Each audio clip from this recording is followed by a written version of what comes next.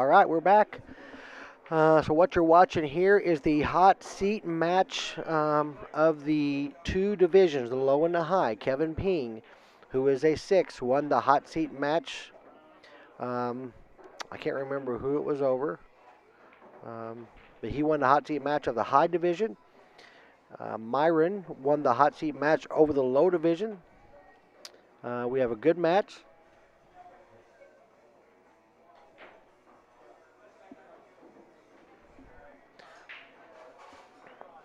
No matter what, whoever wins or loses, both of these players are in. This is not an elimination round for these guys. They're both undefeated. They are guaranteed third place. The winner will be guaranteed second place.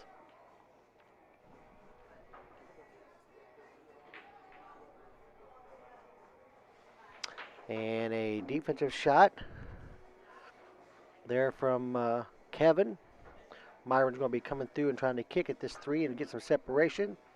And he missed a 3, so, it's tough. He knows where to hit it at, but when you hit it that hard, it's easy to get some spin on the ball that you're not expecting to get.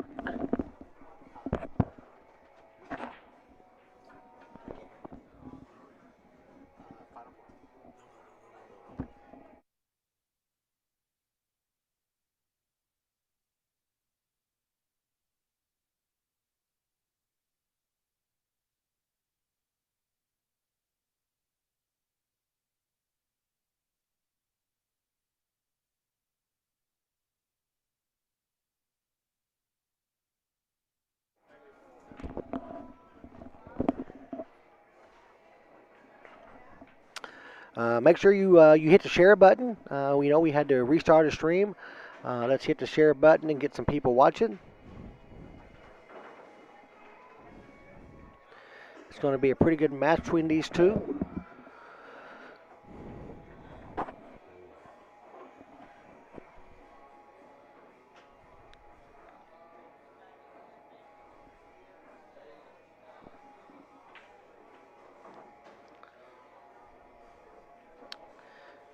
Okay, so pretty good leave there. He'll just bounce down, hit the end rail, and come off about a foot,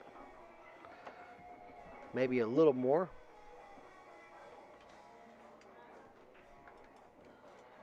Yeah, or a lot more.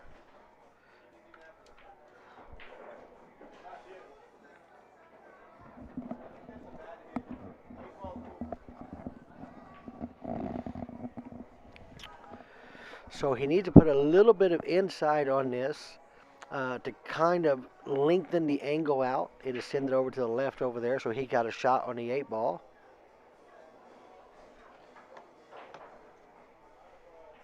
Thank you, Phyllis, for the shares.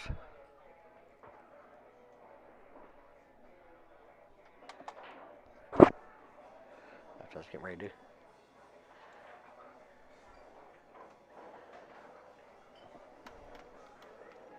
Okay, so he just went down and back, got a shot here. He'll just shoot this and float straight through it with some high spin. He'll bump the 9 ball. It'll shove it towards the pocket you see in the top left. And then the cue ball will just kind of follow the track of the 8 ball.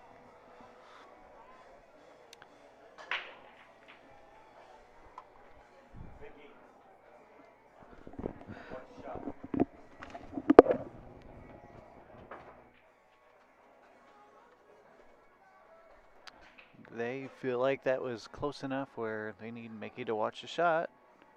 I do too, honestly. Don't really think if he makes the ball, he's going to make a bad hit. Yeah, it was a good hit for sure. Good shot there. Leaves a little bit tough on the 9, but he should make this.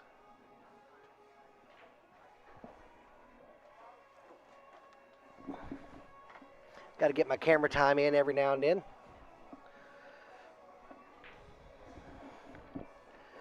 All right, so rack 1 goes to Kevin.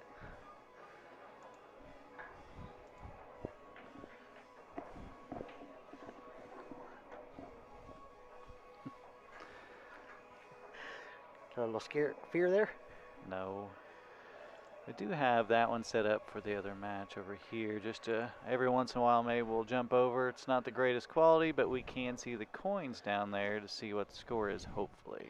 So Yeah, whoever wins that match will be playing Mitch Searcy. Mitch Searcy won the loser side of the low bracket. So whoever wins that will come out to play him. yeah, we'll try to keep an eye on that every once in a while. Just keep everybody updated.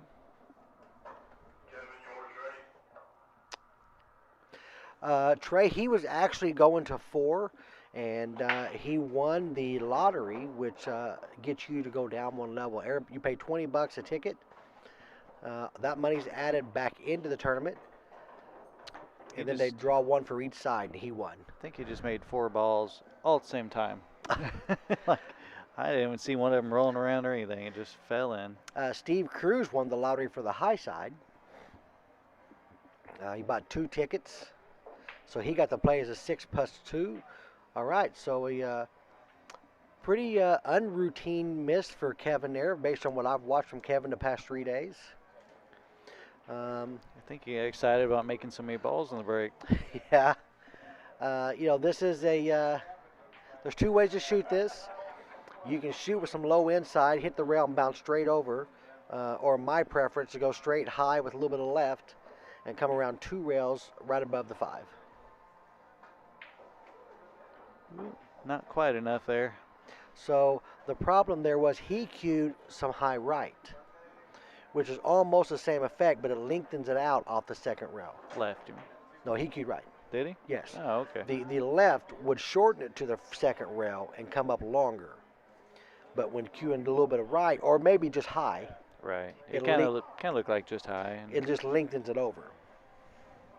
The high left would have got him to the rail and got straight down to the rail, then back up. No, Steve, he had a tough day. He played Lee Yules to start out with. Lee's a tough opponent for anybody. He's playing as a 7 here. He's one of the Nashville favorites.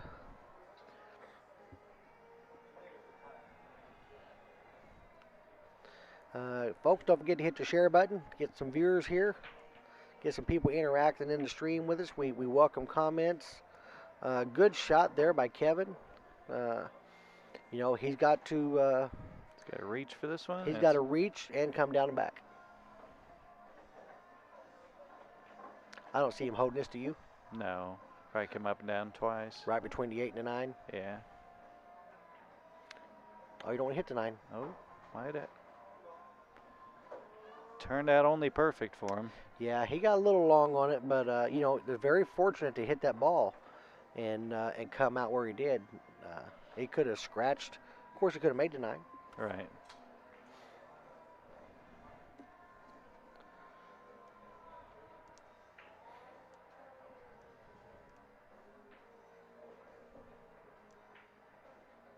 Good shot there. Myron, FYI, went for the highest amount in this at about 26.50 is what he went for. Yeah, he was the second blind bid. I'm surprised he wasn't the first. Who was? You sure he wasn't the first? I'm sure, because I was surprised. It's the same guy that bought both, though, the first 2. Remember who bought first?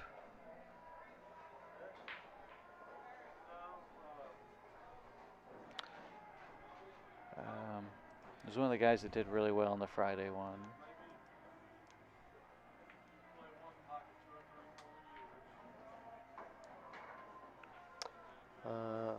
Michael Rourke was one of the blinds. Philip Chrishell was one of the blinds. Yeah, it wasn't those 2. It's towards the top, I believe.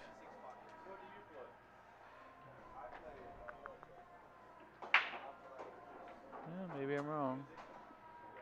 I was sure he was the first blind.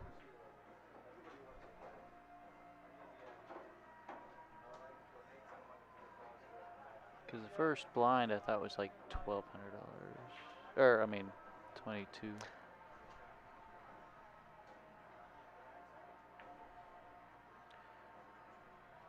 See, my room was 25. There's a 1,200.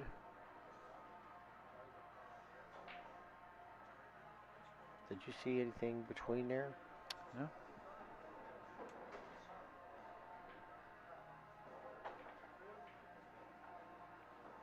Dylan Smith was the second blind at, or third blind. Third blind, yeah. And then we had a fourth one, which was. Yes. So yeah, it was Myron. Oh no, we only had 3 on there. We had 4 on the low. That's right. On my screen.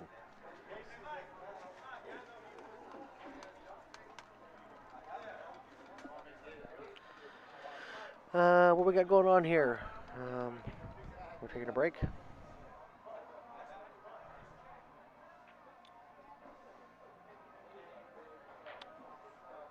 Benji was the first in the high side, yes. Benji. Okay.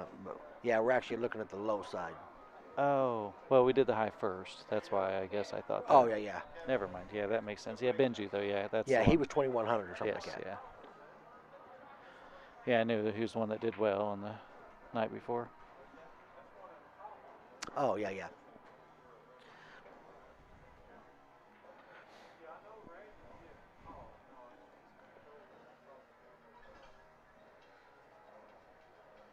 Let's see where his standing position is.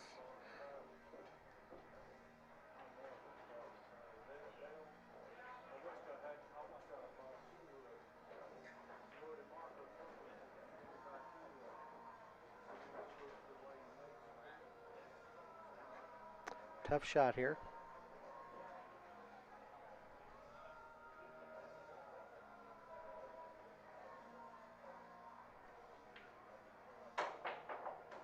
Oh, what a shot. Great shot by Kevin there. Todd, we do have a scene selector, I guess what you're calling a video switcher.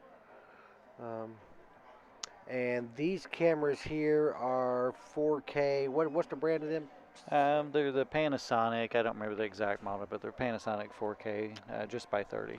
Yeah, so we use those. We use some Canons, and we had a couple Sonys we were using. But yeah, we do have a what's it called? A Stream Deck scene selector that we use to switch streams. Yeah, currently scenes. we're streaming with Streamlabs software, and a lot of it we like, and there's a few things I don't like on it, but we're working it out and making it work for what we do. I think Kevin's Fargo's around the 627. Is that right, Patrick? If I remember right. Was it 627? Yeah, or 617. It was one of the two. I knew like when he played someone else, they were real close. Yeah, I remember that. Yeah, he's just a little between 600 and 625. Maybe a little above 625.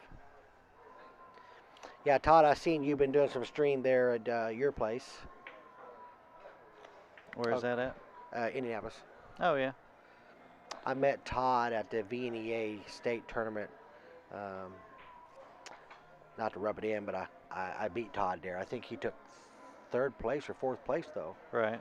Todd plays good. So that's where I was just at the Micro Center. They have no camera setup stuff except for like personal cameras, right? Webcams and things like that. I met some good guys there, Todd and oh, look at this. Oh no. Oh, yeah, Todd and Wayne Smedley. I can't remember the other guy. Wayne got second. I can't remember who the other guys were.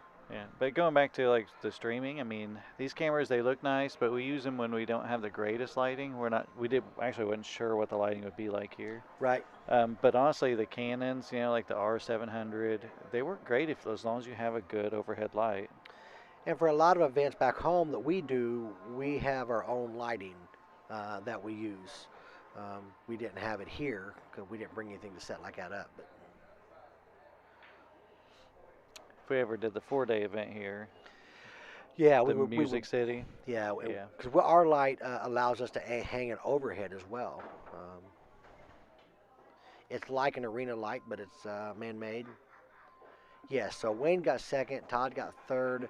I can't remember who that other guy was I met there too. He was a good player too, kind of a muscular guy. But I can't remember his name. Just overhit that, or under. Randy Linton, that's his name. He got fourth. Todd's on top of it. Yep, that was my first time ever playing there, and I was supposed to be able to play in the B division, but I got forced to play in the Open. They tried to make me play in the Master, um, and I kind of argued, and they let me play in the Intermediate, which is between the it's the A division, is what it is. You got the B, the A, and the Master. And only reason I'm never looking for a handicap, but everyone's supposed to start in the B division, and I got singled out and told I had to start in the A. And I knew better players than me started in the B. Yeah. Oh, I don't think he hit it, did he? Well, doesn't matter in the end. What why did they single you out? It was, I think the league operator uh, that I played at told them that I'm a known player. Okay. But you had Josh Lewis, Mike France, Mike Bratcher. Right, and they're very well known to us. Yes, and they're not. All those guys started as B players.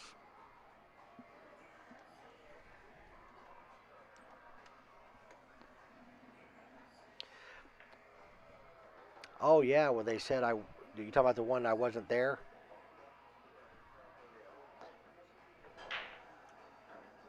Yeah, we didn't hear him say my name or anything. And someone says that they're putting you on the clock. I was like, put them on the clock. They never called for me. Hate it when that happens.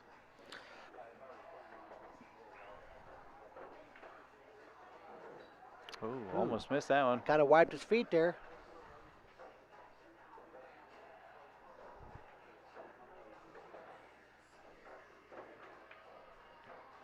All right, so we have a 2-1 score. John, I don't know Myron either. I do know that before the player auction, um, as a 4, when he won the lottery rather, um, some people were really not complaining, but saying, "Oh my gosh, he's tough as a 4." And obviously, lots of people thought so because he was really getting bid on and was the highest bid in out of 192 players. So a lot of people thought he was a favorite in there, and obviously he's here. So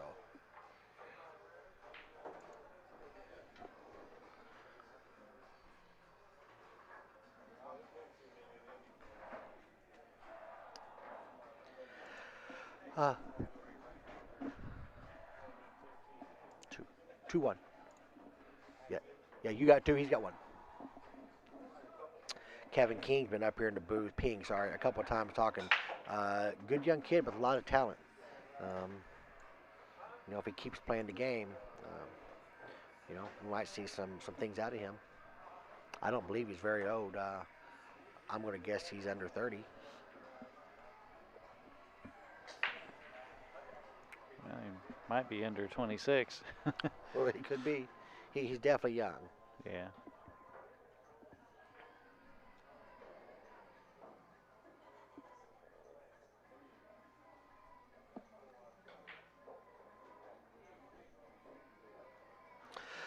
Daryl, I've been coming to JOBs for a long time for the Music City Open.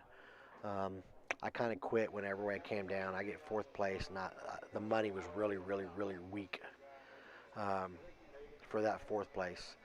But I mean, as far as the pool room goes for leagues, JOBs is fantastic. The tables are forgiving. You want balls going into holes, which means quarters going in there. Um, I think it needs some updating. If we're talking about the decor and whatnot in here, it could definitely use some carpet, some updated TVs and stuff like that.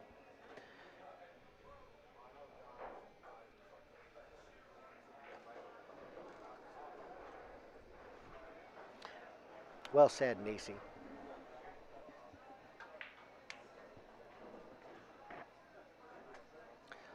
I've seen a little bit of pressure here from both sides, maybe a little bit of nerves.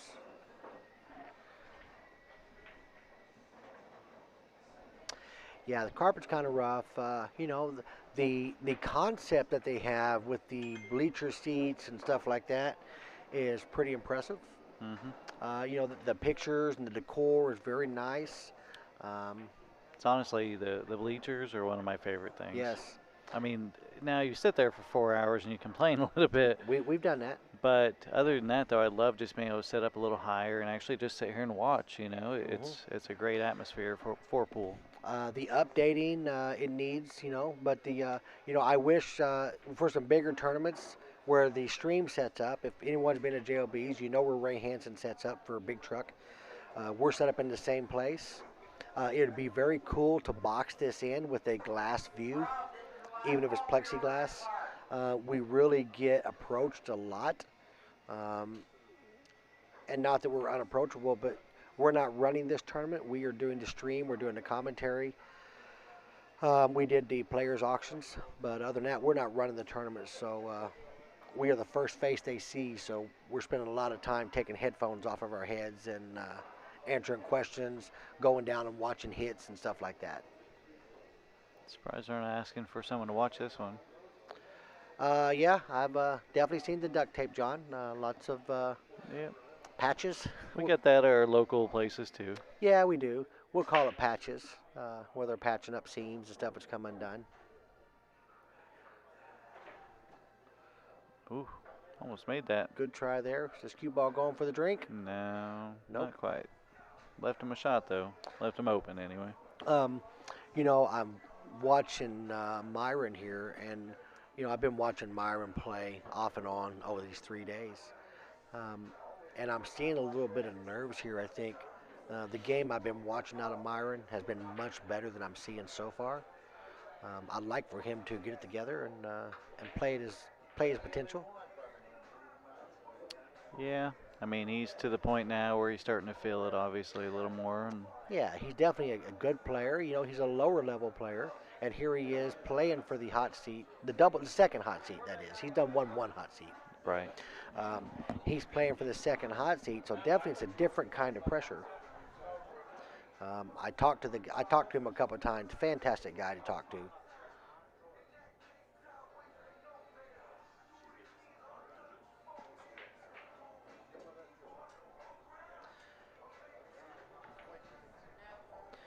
Myron is standing over here in front of the booth right now, just kind of talking to the crowd a little bit.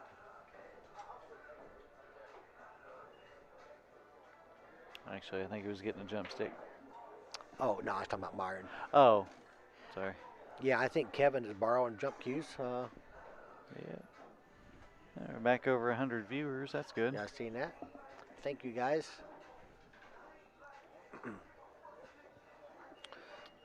Might need to switch angle depending if he's. Nope, that should be fine. Darryl, we appreciate it.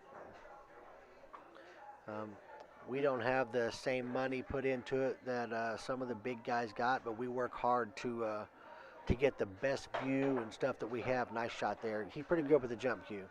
And he drew back a little. He did.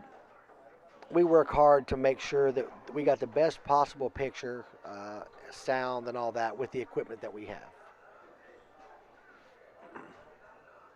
We've seen some of the cameras these guys are using $4,000 and $5,000. I don't feel like that their stream looks any better than ours. I don't. Yeah, I mean, I do like the cameras. They're like security cameras, PTZ cameras. When we run our events where we are fully set up with lighting and everything, I don't know that I have anything to complain about. Oh. Okay, good shot there, but it's a stop, or stop, draw, stop. It's a pretty routine run out here. We'll see Myron shake off some nerves a little bit, and No, that put him right at 2. I put him on the heel. That'd be tough. At that point, it puts a lot of heat on Kevin. When Kevin needs 4 and Myron needs 1, so Yeah. you'll see the pressure twist a little bit if he gets out here. Now keep in mind, these two are both haven't lost, and it's going to stay true to that. So if one of them loses, they get to play again. Yes, this is not an elimination round. Or when one of them loses. Right. I guess one of them has to. Yeah. Yeah, no matter what, this is not elimination round. Both these guys are in.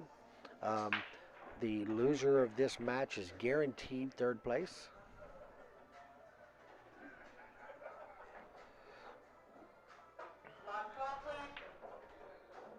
He does not want to be straight, and he's not straight.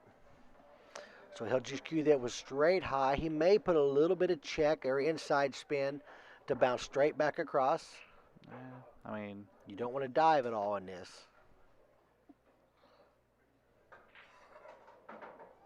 He didn't put no check. He just played what was there. He knew he could make this ball, so he wasn't going to get crazy with that. Yeah, the scratching like that is tough, but yeah, you're definitely going to see. Ooh, it wiped his feet. Yeah, Myron's on the hill. That is a tough So, one. yeah, so we were at hill 4. Myron was playing pretty loose, or not Myron, rather. Kevin was playing pretty loose. So that is the back table back there. That's Brandon Thomas and Eric Cunningham. That's quite a ways from us, but we got a camera that can go back that distance. It's a little bit grainy, but those guys are playing to play against Mitch Searcy, who won the loser side of the low bracket.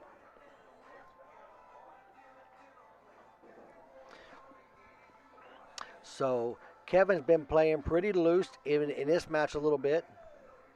I do think he'll tighten up a little bit here because youth does come with some of that for sure because it happens at an older ages too.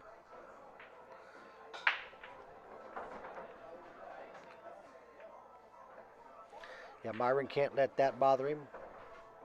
I mean, that scratch straight to the side is your own fault, but it happens. It happens to all of us. The good thing is you can't get frustrated when it's your fault. You just did it. When it gets kicked in, where you can find some frustration, something happened out of your control. Well, 1-2 is, I mean, it's nice to have ball in hand for this because, you got to be kind of straight on the 2. Yeah, does it go by the 3? I think it goes by it. I don't know. Well, it's going to be a lot tougher now. It definitely goes by the 3, but it's tough from here. Does it go on the side? I don't like it inside, but they are forgiving here. I don't think you got no position on the 3 if you shoot it inside, though, do you? Okay. You'd be wrong. He was able to hold. It looked like it was farther away from me, but... Right. Looked like it was a much sharper cut. No, Brandon's playing right now. I don't know what the score is back there. There's nobody keeping track of that score. I know. Should message Jeannie, see if she'll update us. Oh, yeah, I'll text Jeannie. She's sitting right back there. I'll see if she's got the score. Yep, she could update it online, and that'd be the easiest way. I got it right in front of me. I could, too, if I knew it.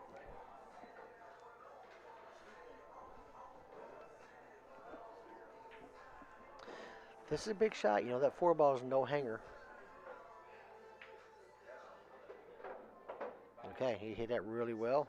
Came right between that 4 and 5, made it nice.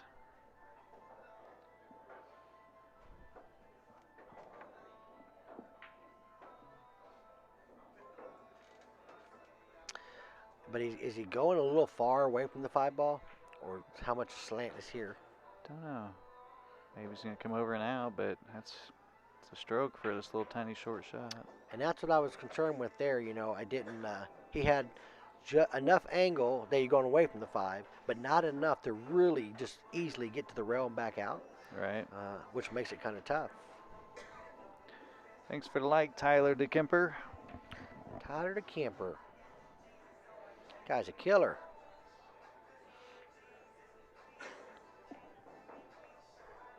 Need to see him get back out and start playing some more. Yep, for sure.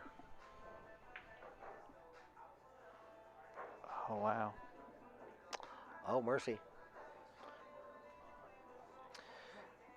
Now, in this position, Myron should have some confidence, but he needs 1. He's at the table with 4 balls. The 5 ball's a hanger. Difference of, $5,000 or so, no big deal. That's true. Big difference in the money. I don't know if it's that much, but yeah, I mean, it's quite a bit. Yeah, for second place Calcutta is 12,500. Yeah.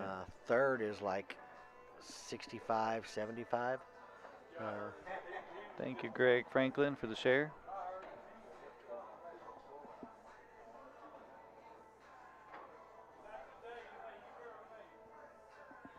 He didn't come out far enough for the 7 like he wanted. Uh-oh. So that made this shot a little tricky. Yep. Uh-oh. Yeah, I seen he was going towards that ball at the wrong speed.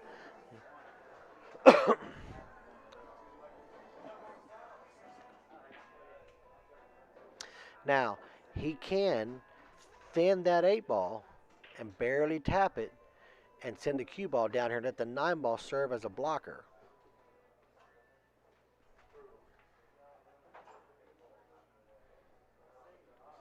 Or we could just go for the carom. Yeah. I don't think it's air, No. but Hit this nice and easy and get the cue ball to the rails. All he needs to do. oh, we Oh, spun it the wrong yep. way. Well, he was trying not to hit the 9, but it was okay to hit the 9 on a thin because it would Right. carry it with it some and stay with it and block it.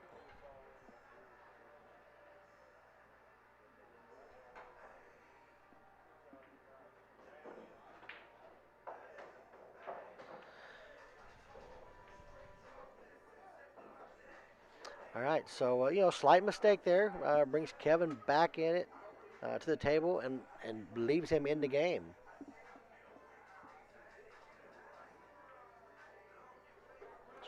Kevin's wiping his brow,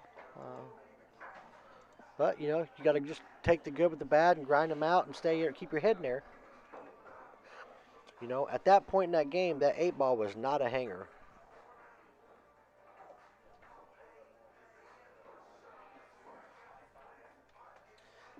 I'm going to run back. Well, they're going to start this match.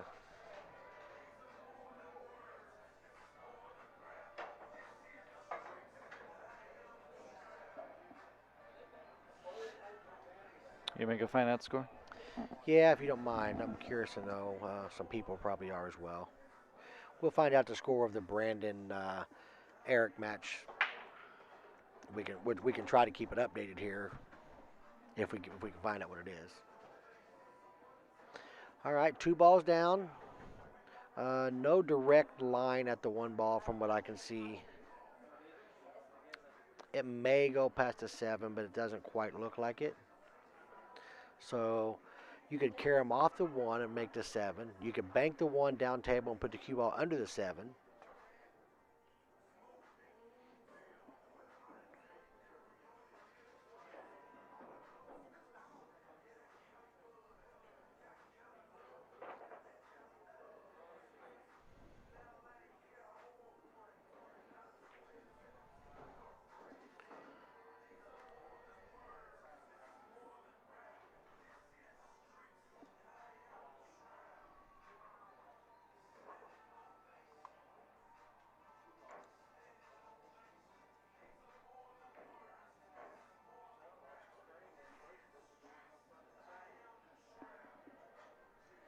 Don Brewer, thank you for the like.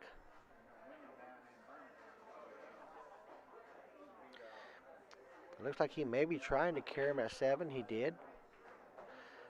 He got a little bit of a roll, I think. It looked like the cue ball was heading for the side pocket, and the cue ball came, or 1 ball came over and intercepted it.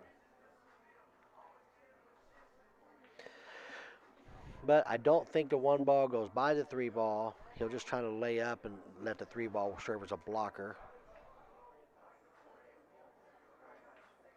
And he hit that pretty good. Uh, Brad, we appreciate the compliment. Okay, so we've got an update on Brandon and Eric. It's 6-2 Brandon. So Brandon needs 3 and Eric needs 4.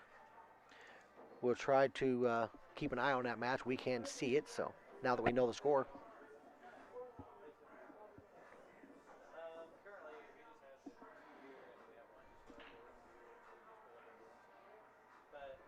All right, nice shot there. He would like to just thin this 1 ball and send the cue ball up table there using the 6 or the 5.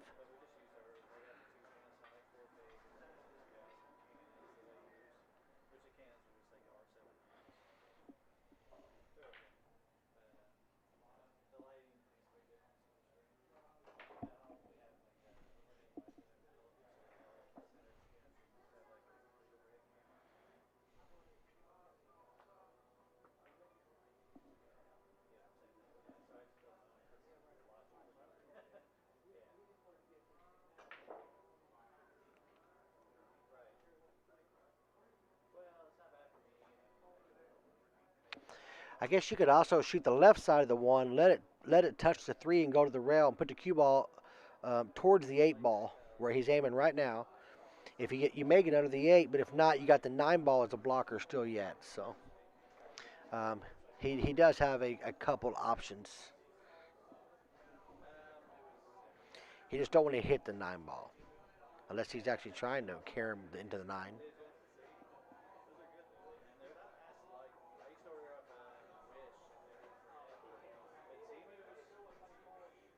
All right, so yeah, just playing the cue ball up air, but I think there's a window there.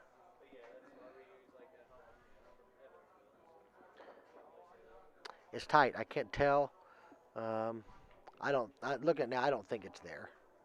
I think he hits that shot pretty good. So Myron will be coming off that short rail, shooting the one and trying to clear it out and keeping the cue ball right there. You don't want to go down and scratch. You want to hit the one ball kind of full. Okay. We didn't scratch. A little harder he might have, but he didn't get the one ball to the rail and back out.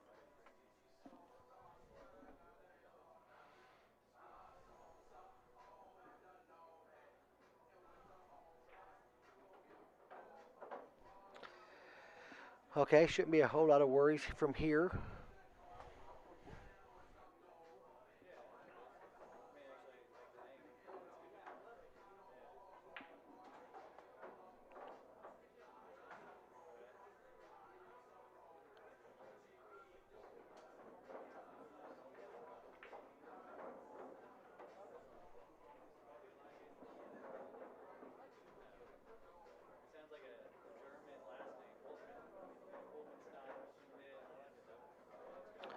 Oh, he needs it to go. Okay, so that just got a little tougher for sure.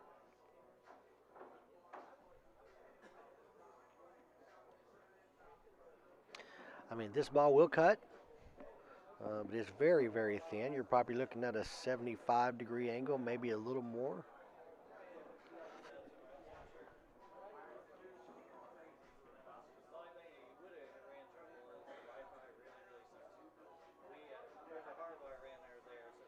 Check back over here and take a look.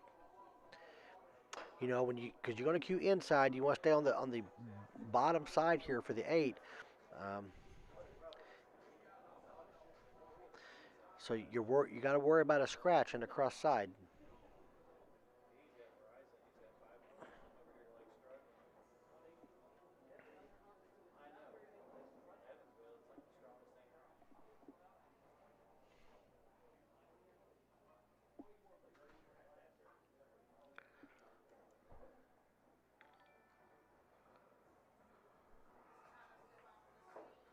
Thank you, John. Fabian, oh, good shot. Oh, I thought he made it. Fabian, thank you for following. Mike Nelson, Bobby Bunch, Don Brewer, all for the likes.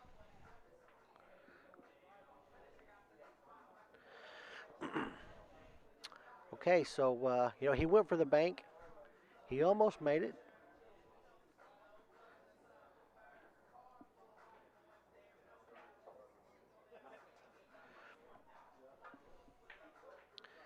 Oh boy, it looks good.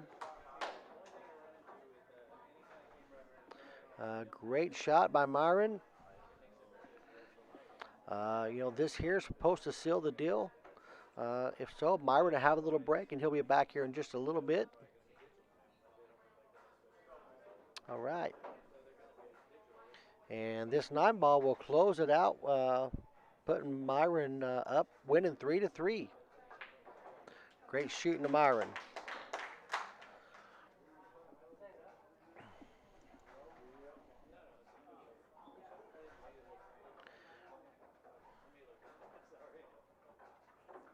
Okay. So next match we have coming up will be the winner of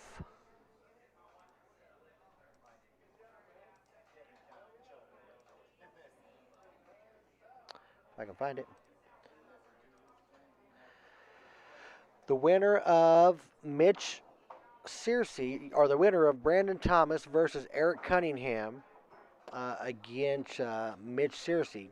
So we got a little bit of break. In the meantime, guys, the next Jersey Girl Split Bracket tournament coming up is going to be in Mansfield, Ohio, October 20th through the 22nd.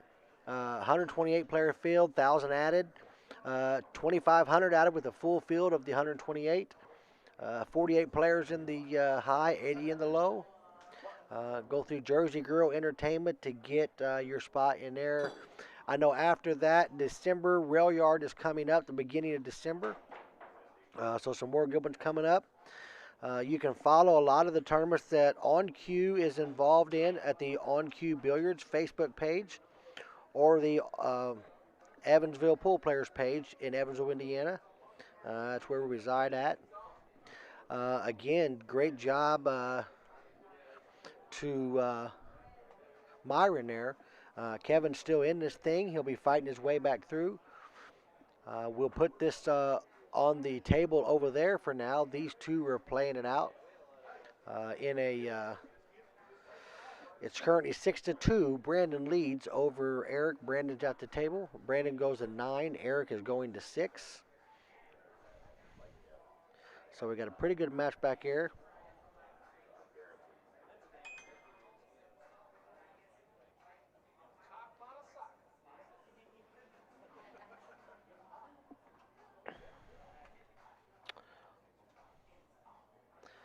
Okay, so updated bracket here.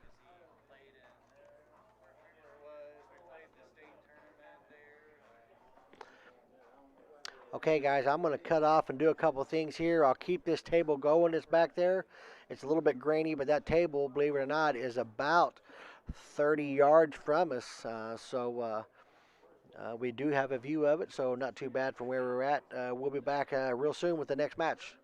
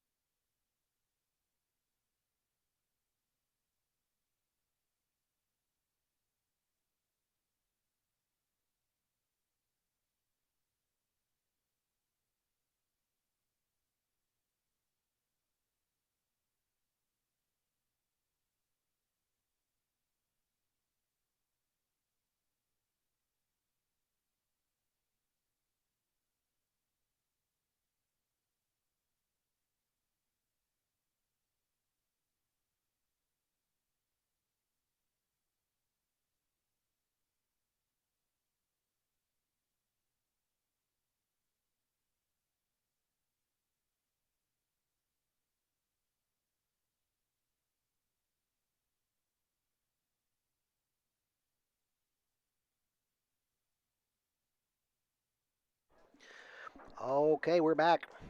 We got right here Brandon Thomas versus Mitch Searcy in a 9-4 race. This match came about from the other brackets. Mitch was from the low side, and he won the one loss side of the low bracket. And Brandon won the one loss side of the high division. So these two are playing each other. The winner of this will play Kevin Ping, who won the hot seat in the high side, but was defeated by um, Myra, Myra, Myron Crochet, who won the hot seat of the low side. So the winner of this will play Kevin. The winner of that will go back up and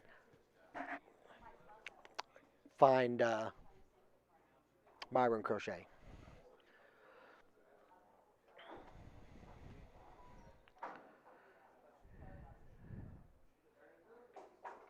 Uh, James, the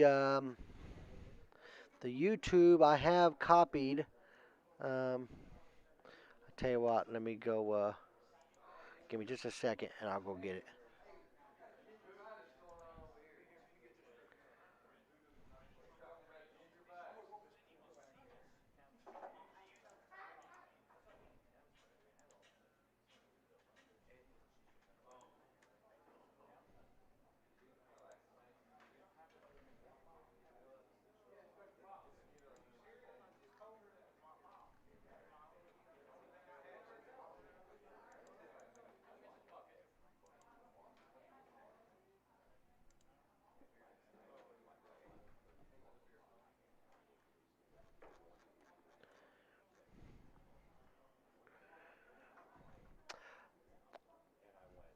Okay, so I just had Patrick. I'm on his page, so I copied it from there.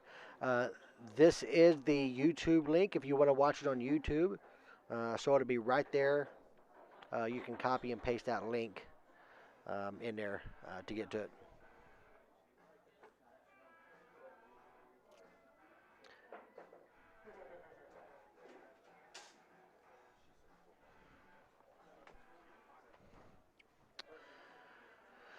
So looks like we are in action here.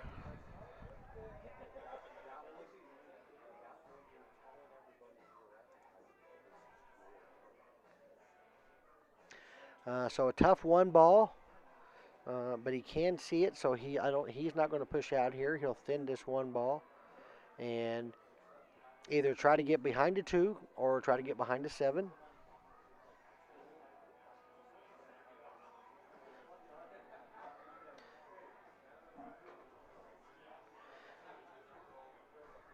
This is a quarterfinal match.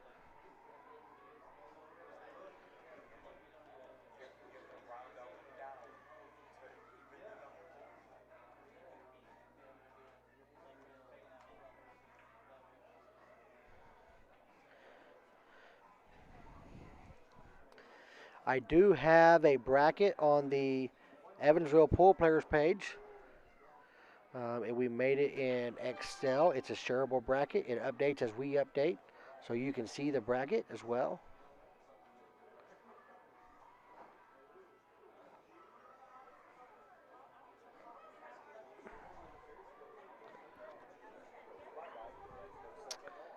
So it looked like he hit that two, but he did get safe. So if you guys are watching, let's see some sharing. Let's get this viewers back over 100. Great shot there by Brandon. Just a nice little jump shot.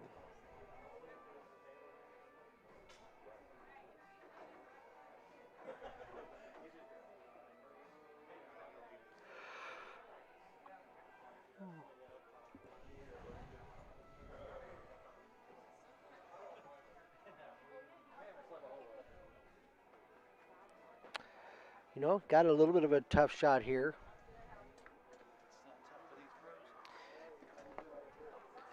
He's looking to shoot this, come two rails, back down. I don't think he likes the three rail as a result of the seven being in the way. So he'll cue high right on this ball. He'll go to the right side rail, the end rail, and it'll kind of straighten back out off the end rail. Okay, so he was aiming down there, but he didn't shoot it that way. He changed what he was doing. Decide to just go for the soft or the harder shot on the Yeah, floor. because I seen him looking at that over there, and then he changed it up. So is he playing the carom or the combo here? Karen. Carom for sure. Yeah, because he could control the four a little bit better. Yep.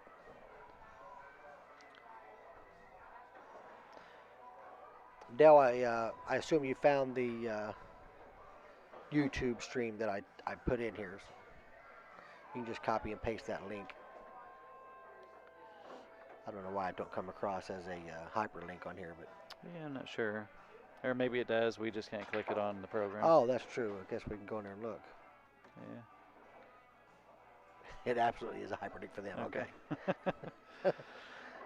Yeah, we're still new to this program. We've used it for smaller things, but not big production too much yet. Yeah, well, we used OB for, or OB Labs, that what it's called?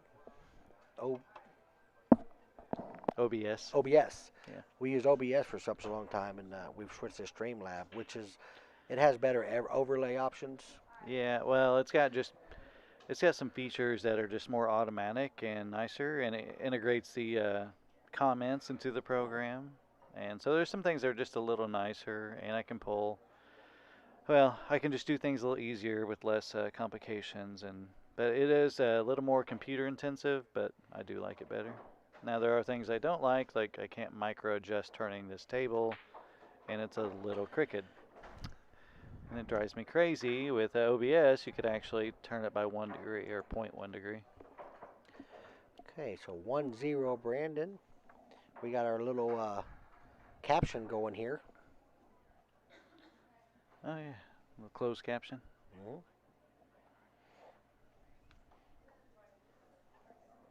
On the YouTube. No, that's on cue, yeah. It says I'm a closed caption. That's nice. I am a closed caption. That's what it says. Yeah. That's a Kugan.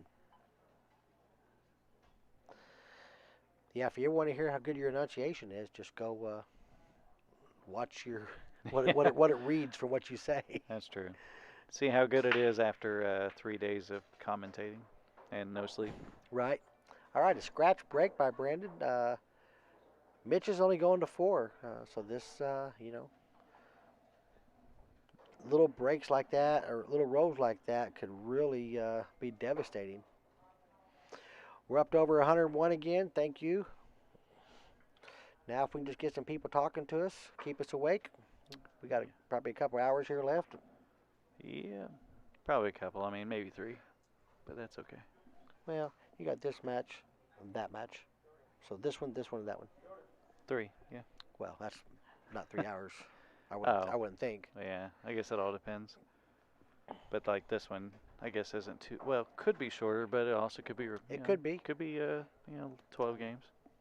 If Mitch happens to win here, he'll be playing Kevin in a 6-4 race. Mm-hmm. Whoever wins will go back up to meet Myron, who has won 2 hot seats now. That was a really good shot. Yeah, I think he's got an angle to come back towards that 4 and just do something with it, move it, something. Yeah, I just like how he cut it up the rail like it was nothing. And it stuck to the rail too, and he used inside just to spin down. It was a pretty shot. This wouldn't be horrible to carry him off the 4 into the 8.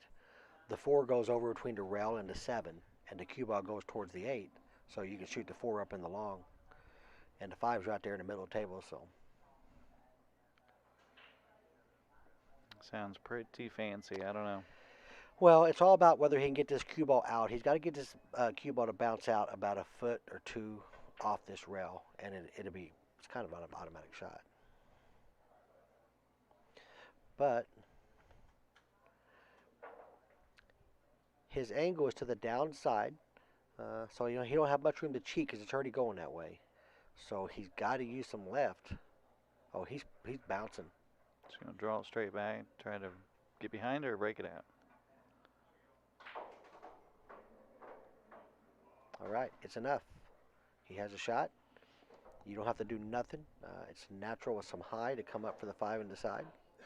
I've seen a lot of people are scared that they're going to scratch in this shot, but honestly, you can use middle or top. But I mean, I don't think it scratches a whole lot. Yeah, it's just a matter of understanding where the tangent line is and how speed affects the tangent line and high and low. And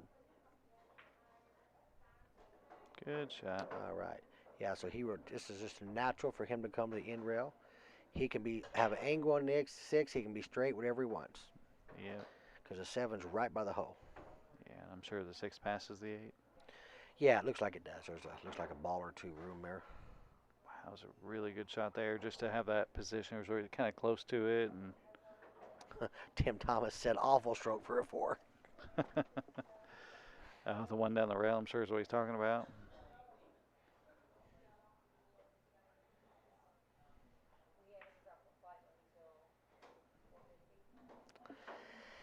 Yeah, at this level, with Mitch being a 4, this is the guy that the other guy said was pretty tough. Ran a couple on him off his dry break. Remember that? Yes.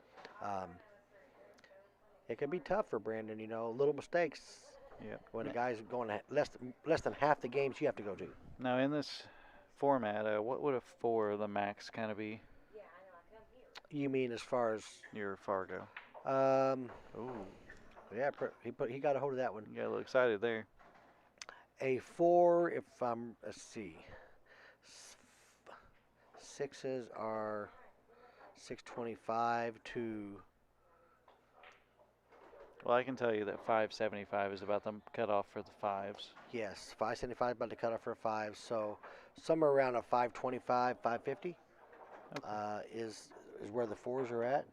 I actually have that chart. I built the original one for Chrissy a couple years ago that she kind of uses. I don't know how much she still uses it today. Jonathan, this is not the finals, so this is the quarterfinals. The winner here will play Kevin Ping for 3rd place. This is for 4th. The winner, the loser. The loser gets 4th. The winner will advance on to play for 3rd against Kevin Ping. The winner of that will go up to play Myron Crochet, who won the overall hot seat for 1st and 2nd. Jonathan said Mitch is stealing.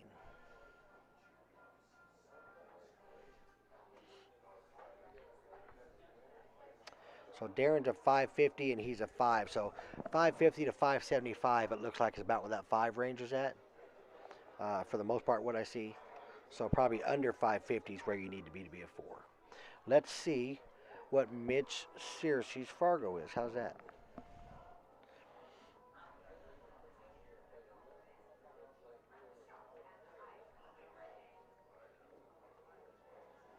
Mitch is a 541, but he only has 59 games. Yeah. He's from the Dayton, Ohio area. He's got a good break. I know that one of the players had said that they broke dry twice against Mitch, and Mitch ran the table twice. That also means they won the games in between, which means he made mistakes. Yes. So, I mean. Absolutely. He actually won the match. Mitch did not win that match. Okay. The other guy won the match, who was a 3. Mitch was going to 4. So and it sounds like when he's on, and when he's not, then he plays just like the rest of us. Brian, I think if I agree that as long as Brandon gets shots at the table, scratches on break or a scratch in the middle of the game or a ball he's not supposed to miss, I think could be detrimental to him because this Mitch guy does have a stroke. He has a break, and I watched him play defense, so he knows how to play defense.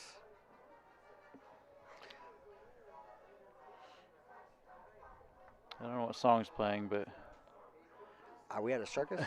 I don't know. So you notice our stream, Patrick. It shows 9 minutes or 9 hours. That's the recording. Oh, okay. The live's on the top. Oh, okay. Because I said, how can that be? Is it carrying over for us? No, yeah, this is the recording, and that's the live up there. Brandon has played real good today. Well, he played good against Jordan. He struggled a little bit in the match, but found it in the end. Um, Oh, I can't remember who that was against. Um, but he played good against Eric Cunningham with a 9-3 win. And 9-3 against Jordan Davis ain't no joke. nope. And who did he just play and beat him 9-3? Eric Cunningham. Okay. Yeah, that was pretty strong too. Yeah, Eric plays good too. And these are the kind of things I was talking about when I was talking to Brian there. Uh, if you get this kind of position or something,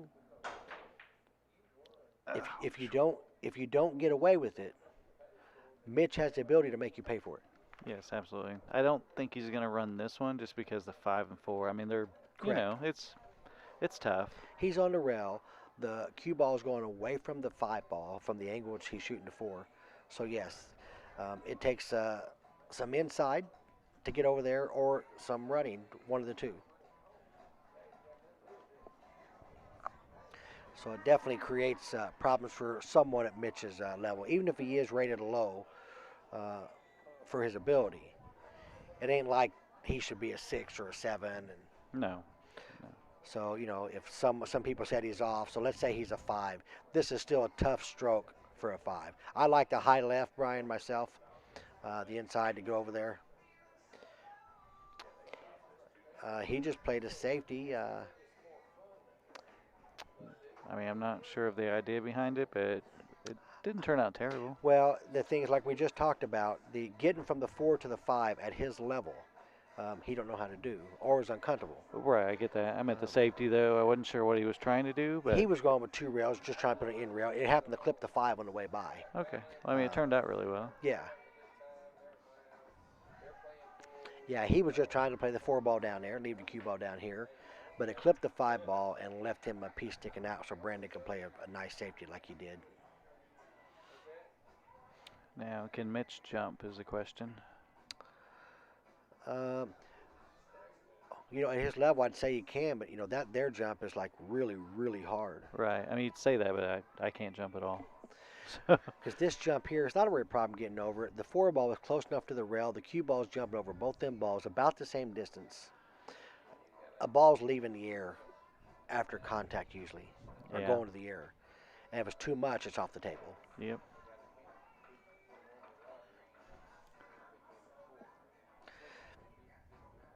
It's 105 people watching and hardly anyone's talking, Yep, everybody just watching. which is perfectly fine. Brian Gregg and are talking a little bit. And, Yeah. Brian's a fantastic player. Haven't seen him on the Pro Tour. He'll play some banks with some of them. Yeah. I've heard that. That's for sure. Need to give him the Derby City. Play some banks. Brian is big in the youth basketball scene, if I remember right. Brian, you can correct me if I'm wrong. Is it eighth? Is it middle school or high school or?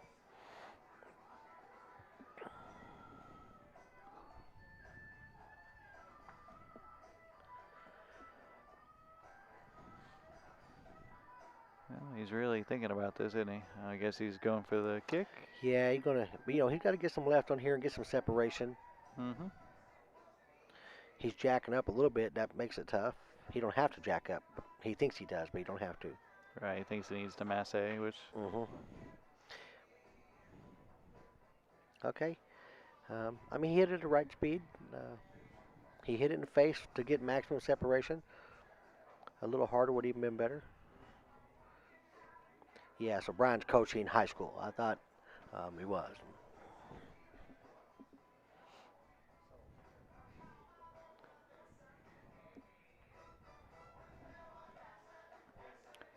Yeah, I was curious if he's going to slide past that 8 or if he might Yeah. run into it, which could have,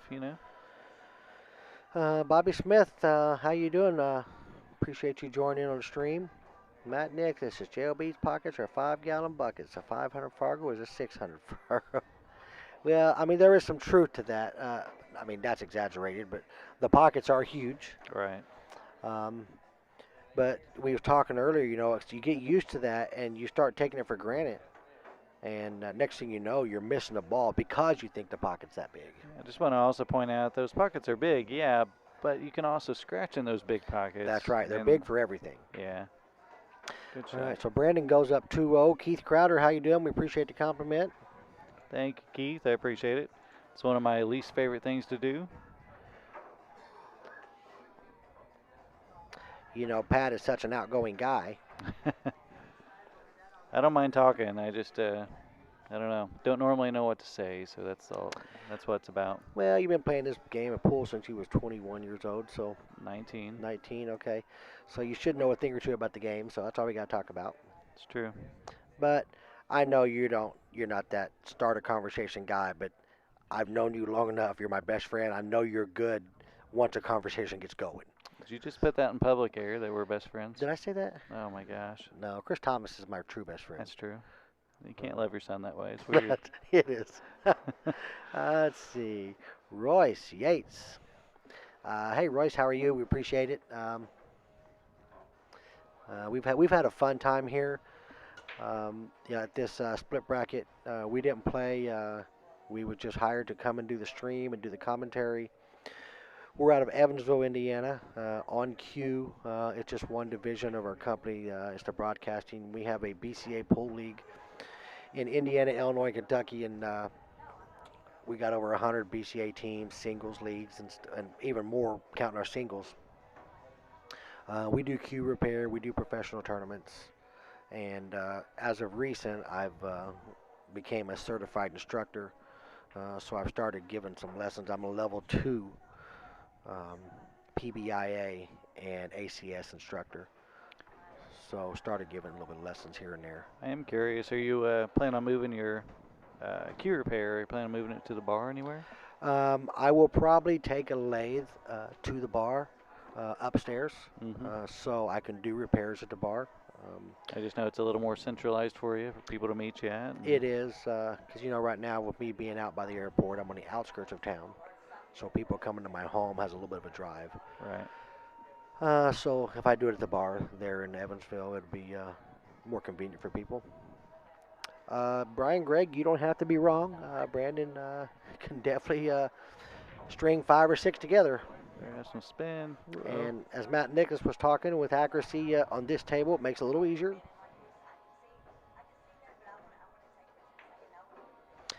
We've become the JLBs for about 15, 20 years for the Music City Open, off and on over the years. We used to come every year. We would meet Sky Woodward down here. It was always over my birthday week, so we'd come down and drink more than we should have.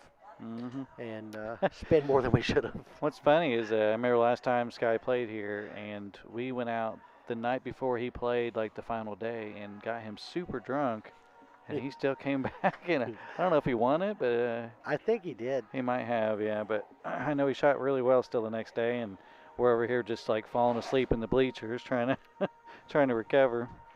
I also remember a time we went out and got really drunk, and we came back to JLB's. The doors were open, for people that was action and whatnot.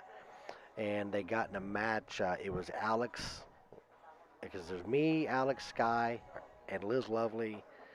I think you may have been with us. I was here.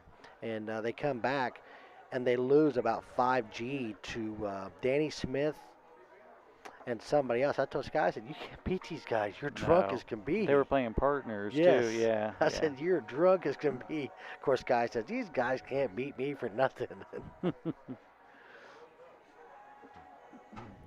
The score is 2-1. Mitch did win. Second game. Second game.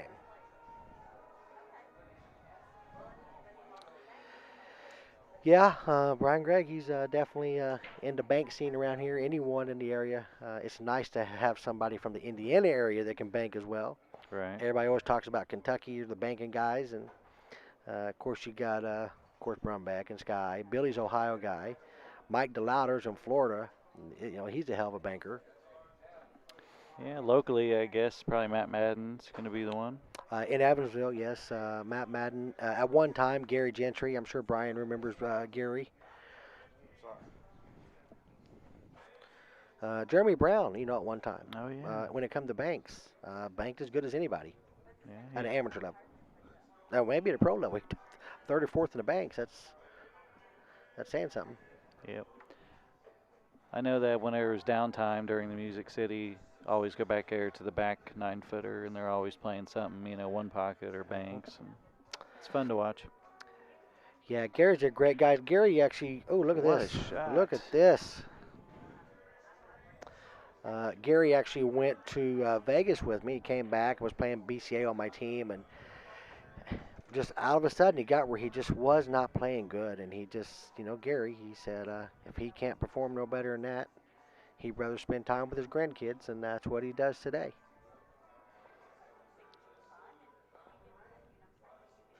Brumbeck is from some portion of Kentucky. Greg or Brian might know where John Brumbeck actually lives.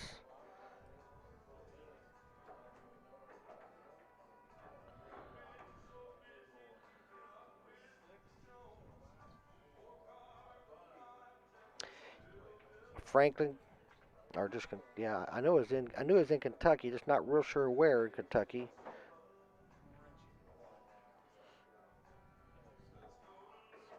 It was a great shot to get that out there. Yeah, it was. I'm assuming he's going to make this 9, but John lives in a town called Owenton, Kentucky.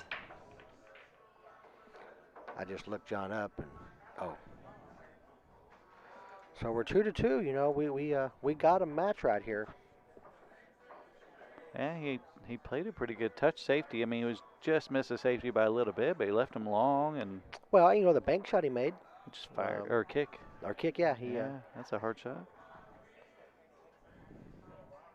JoJo, this is at JOB's Billiards, JOB Billiards in Nashville, actually Madison, Tennessee, which is where actually end up pretty much the heart of Nashville. But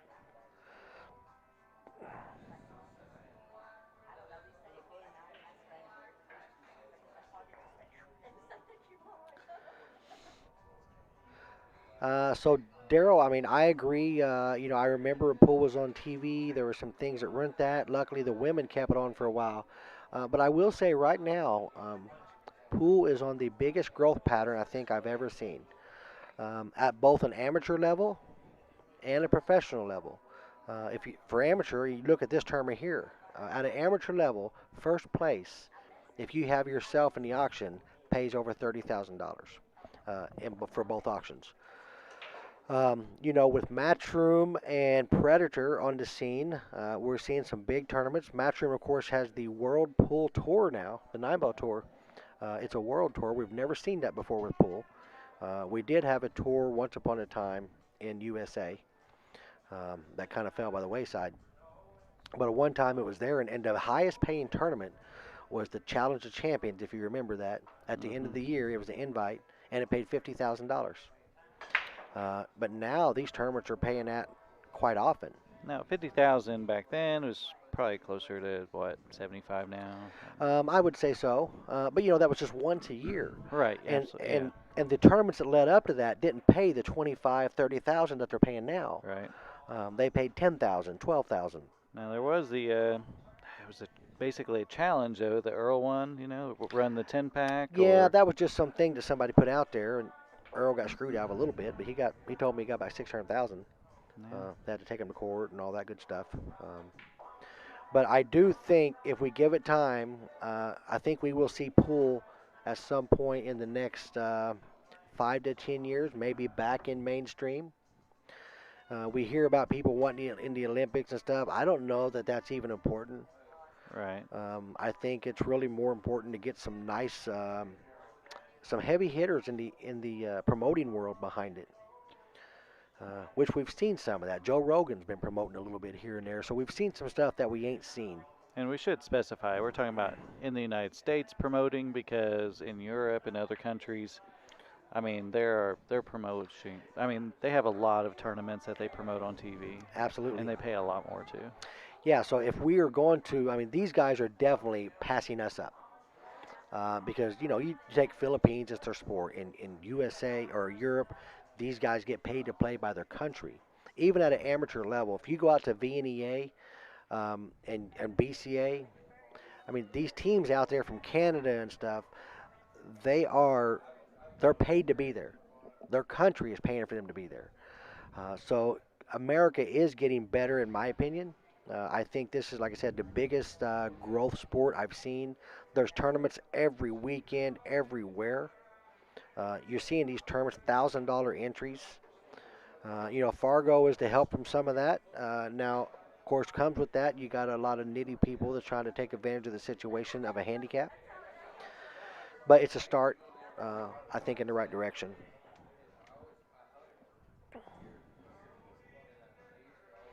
Um,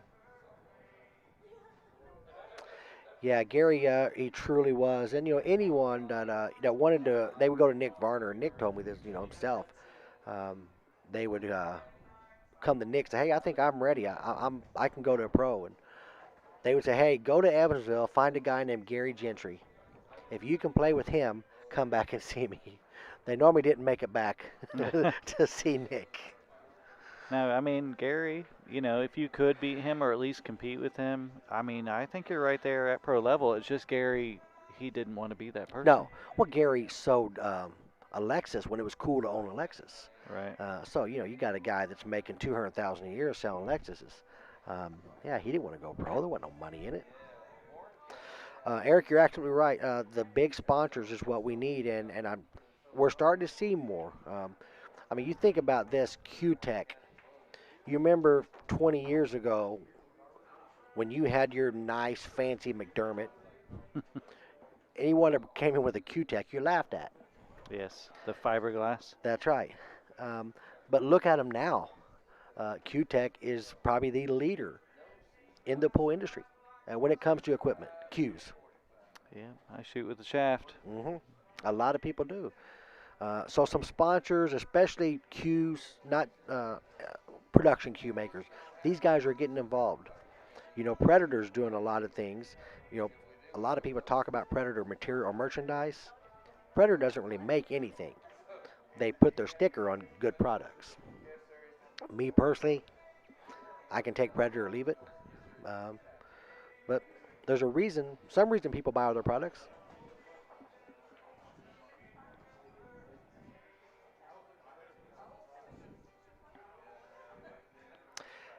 Yeah, I know that's Kerry Martin. They're talking under Andrea Martin. I remember a team out for VNEA that won that with 4 players. Yeah.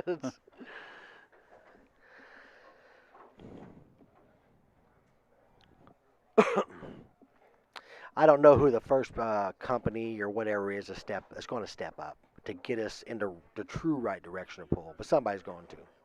And what do you think about this? Mitch Cersei, like I said, he's capable of making you pay for a mistake.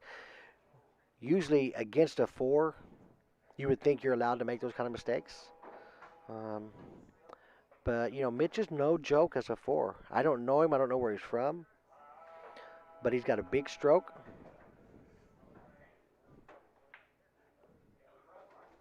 Yeah, I say he's got a big stroke. Then he pulled that one, but he's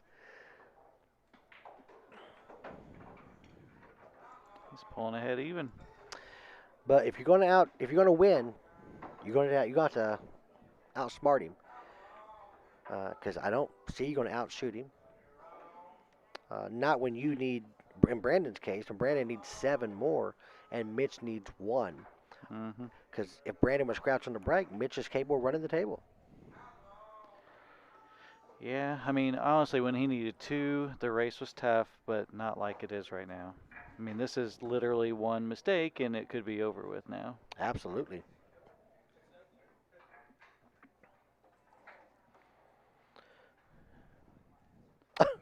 That's a shot. Shots Yeah, fired. yeah, it's a dumb one. Shot fired.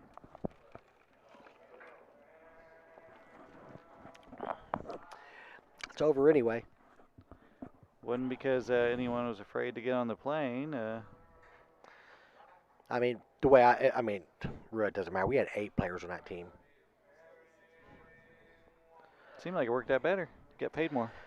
I think we would have won the 5 men, the main event. Oh, okay. So I won't say it worked out better. Well, But a win's a win. We got Charlie's, and that's always important for VNEA. Absolutely.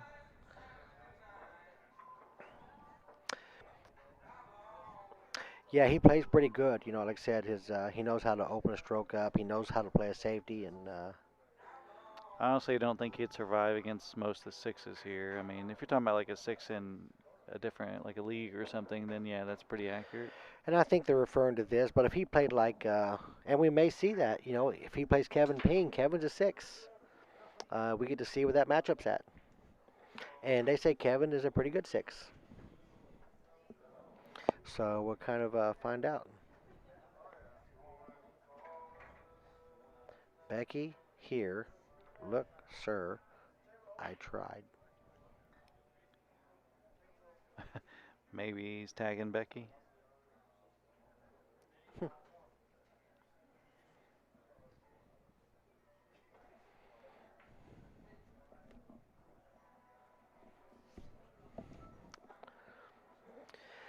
Yeah, in most split brackets, Darren, I mean, I'll say, you are a five. You should be a five. But the problem is not your level. In a lot of them, it's the people you compete against. There's always that four or five of them that you cannot beat as a five, and hell, maybe I can't beat as a five. Um, so if everyone was rated right, Darren should be a five.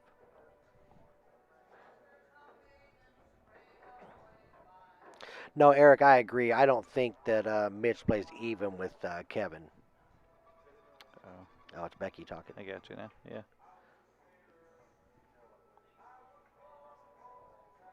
Yeah, I mean, he's only got 59 games under his Fargo rating. But even watching him shoot, I still don't think he's a six like Kevin Ping is a six. Or, well, I mean, I would be a six in this. Eric's a six in this. Right. Either one of us would jump at this to play him, I think. Yeah, I mean, I don't. I I, don't think there'd be anything wrong if he plays a five, but also four seems okay. His robustness, I mean, it could have been off the other way. He could have really sucked. Who knows? oh, Becky was talking. Yeah, we had her. She picked up on the five Right. on Yeah. the player with us. Yeah, that's what she meant. I see. She couldn't play, what, towards the end or something? Well, once we went there, it was a four-man. Oh, okay. But no, yeah, I wasn't dissing this guy's game at all. As far as like me and Eric would jump to play him. I was just saying I don't think he's at a sixth level. Christy.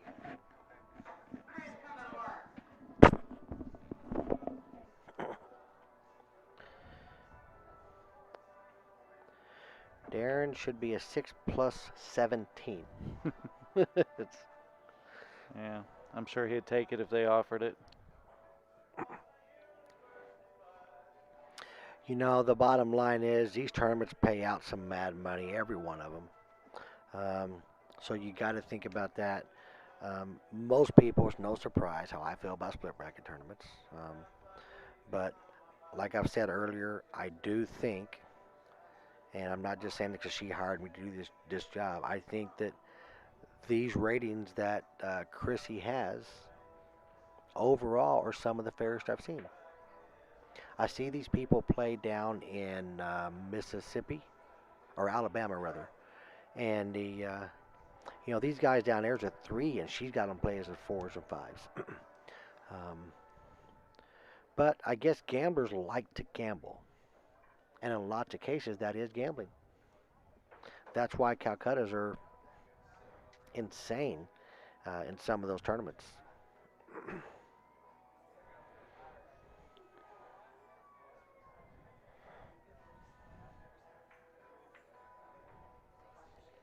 Um, Royce, I guess it is a touchy subject. For myself and Patrick, it's been involved with Fargo for over 8 years now. We built Fargo ratings in Evansville, where we're from, for over a year in a league using a 10-point scoring system before anyone knew they were getting a Fargo rating. So we were eliminating the chance of sandbagging on the initial stages of developing their rating. Now you're absolutely right. We've seen our share of players do it. And even in our league, we've had to call a couple of our really good friends to the carpet, which we vowed to our players that we would do. Unfortunately, it leaves a sour taste in some people's mouth. I think one thing for sure, anybody that uses Fargo in a tournament directing scene. So if you're using Challenge or if you're using Digital Pool or what's the other one, the Bud Tour, any of them you're using that reports to Fargo, I think there should be some type of real relationship with that tournament director and Fargo. Because we spend a lot of time when we run a tournament back home to make sure that when we put someone in that tournament, it's the right person. Because if your name's John Smith, there's probably 100 John Smiths out there with a Fargo rating, and 30 of them is the same John Smith. I do like the idea. I mean, I mentioned it about 5 years ago that I think tournaments that entries are $50 or more, $100 or more, certain ones should weigh more against your Fargo. Now, it doesn't have to be anything crazy, but Pool League, you do play a lot of the same people, like in League, and you kind of get comfortable so you don't always play your top game. And It's it true. doesn't even have to be on purpose. But now, should it be anything crazy? No, but should tournaments weigh 60% compared to 40? Then maybe. Yeah, and really maybe you can go even farther and say if the entry fee is not at least this much, you can't report it to Fargo. Yes. You can't do a weekly $10 tournament to Fargo because most people ain't got a problem going and dumping $10 a week to get a Fargo to their advantage. Well, that would work sort of, except for not reporting him doesn't help against with the league play. You still Right. get the league every week. So, I mean, I think it's important to have the league play because it gets a lot of games in there, and a lot of Oh, for people, sure. a lot of people compete their hearts out, and that's the only time they play. Well, and that's something else too. A lot of league operators need to be like we are, and and I do pat ourselves on the back for this. That we work real hard to make sure our players are right and they're not trying to cheat anything. We'll kick them out. I don't. We're not in it for the money. We send, like I said, we sent 20 teams out of 100 last year to Vegas. Show me a league across the nation that does that. I don't think you're going to find them, and that's also a bunch of singles that we sent as well. But a lot of these guys are getting a position as a league operator in BCA, and they're paying out cash, but they're keeping money themselves, and they're not really caring about the players' rating. We've ran across them in Vegas, Hmm. so we know where they're at. So I think a lot of that has to come from the BCA side, corporate as well, to make sure that they are putting their foot down. I think Mike Page, who's a very smart guy, I've worked with Mike Page a lot, back and forth with different Fargo stuff. Um, although this Fargo system is the best system I've ever seen, I think Mike needs a little bit of humility at times. Well, he also gets overwhelmed, I'm sure. He does, but I think sometimes he has to understand that, hey, maybe this ain't right. When something's brought to his attention, instead of arguing the point to defend the Fargo rate system, because it ain't the Fargo rate system that's flawed, really. It's a tournament director or a league operator or a pool player that is playing the system. See, that's a strong safety that was Yes, it was. displayed. So I think it comes down to a few things there, Royce, with your question. Fargo has to be involved. The BCA, of course, the BCA, USAPL, who are big supporters of Fargo, and the tournament directors. I think they need to put more time in. Even with this bracket here, where we looked at 192 players, me and Patrick was looking at the brackets. We were coming across people that were incorrect. Right. It was the wrong name. Um, and you just have to make sure that when you select that player, you selected the right person. Yeah. I mean, some of it, it was the same name. It was even close to the same city on some of them. Hmm. It's just, there are people with the same names out there, and it makes it difficult. So I think it can be, and it's got to be looked at right now. And because if you don't fix it or stop it from getting out of hand, Fargo will become another APA rating system. Right. We can't have three Danfields in three different That's right. divisions. APA at one time was probably a beautiful system. Yeah. Uh, but people started getting there, manipulating it, and it just continued to spread and spread and spread and spread. And now it's out of control, and not to the point where it's just a bunch of underrated people. I see just as many overrated people as well. Truth is, though, whenever that started happening, I it was probably the biggest money league there was. So Oh, look at this. how did that even happen? Look at this. I have to take a look at that one. Did he? We need to hear more from you, Bethany.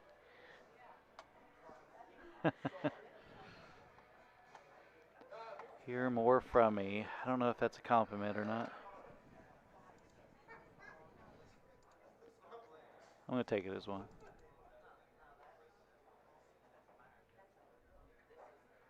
Yeah, it went 3 rails.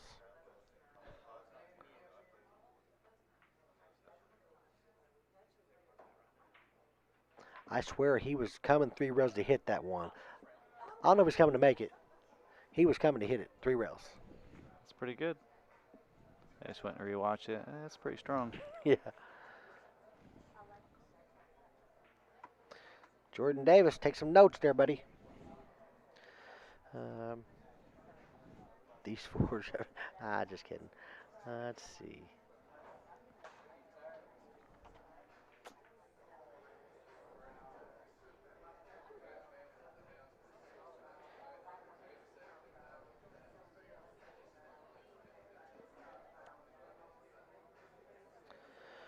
But Royce, back at you. I mean, I'm a big advocator of Fargo.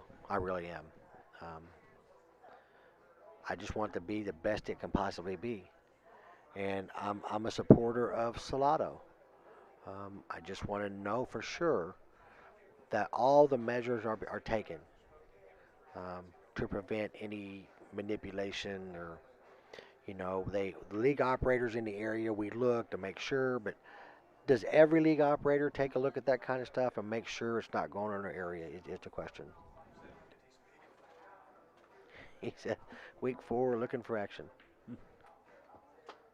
Yeah, no kidding.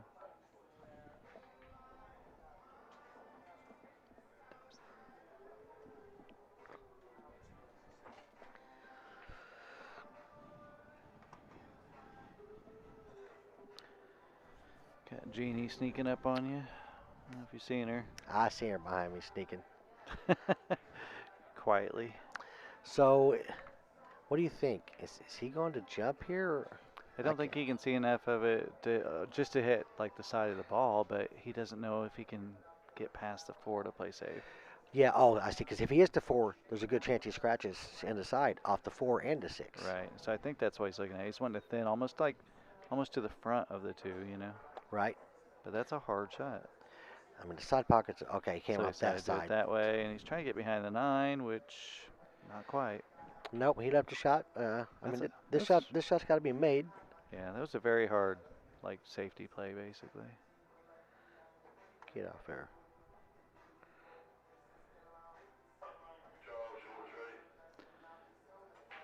Eddie. Eddie, I'd have been straight in on that 2 ball. I ain't gonna make no 3-rail kick and be hooked on the 2.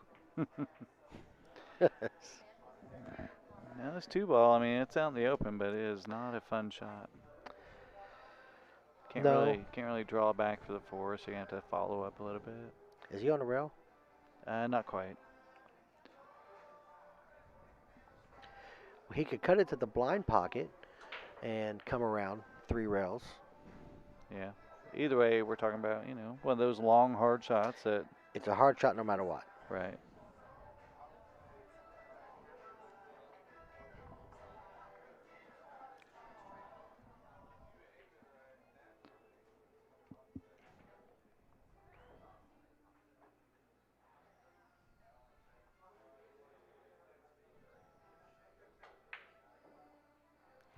And so he was smart enough to know that was the pocket for position. I think I cut this and kind of go for the 9, let it set for the 4 just in case. Yeah, you'll shove the 9 right towards the pocket, and you got a shot on the 4 right there. So That's Yeah. a no-brainer. Just kind of a nice, soft shot.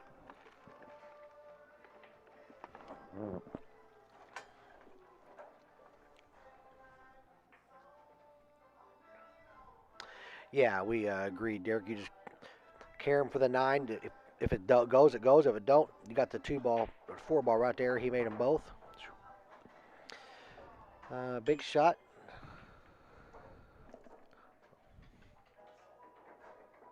Oh, you recorded it. Trying to, but I'm trying to put a score probably in. probably didn't catch it though. Trying to put a score in, and the mouse is moving. I'm like, pass got the other mouse. Capturing that last shot. Trying to. Let's see if I even got it. No, did not. Thank you, Mickey. Well, you got a mouth. So, hey, I'm going to capture this.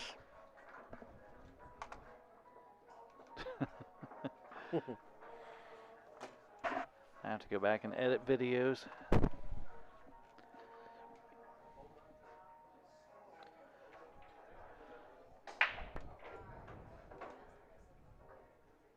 Uh-oh. Uh-oh. Man, I don't know if he can sit or not, but Yeah. no breaks if he can't.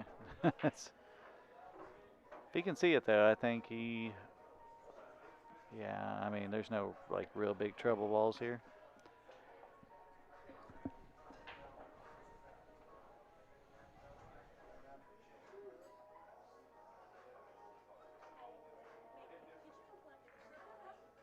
What'd you say?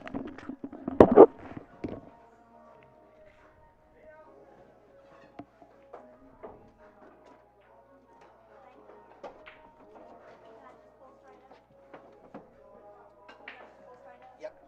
I'll get it once he gets up here. No, you're fine.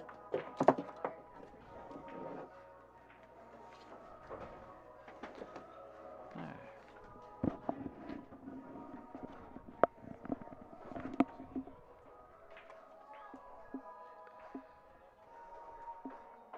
Just making short work of this rack after the 1 ball. Yeah.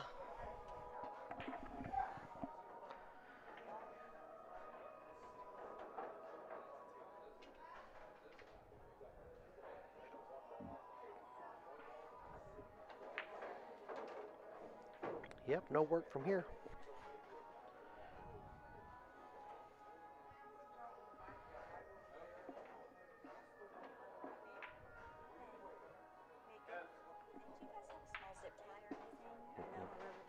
Oh.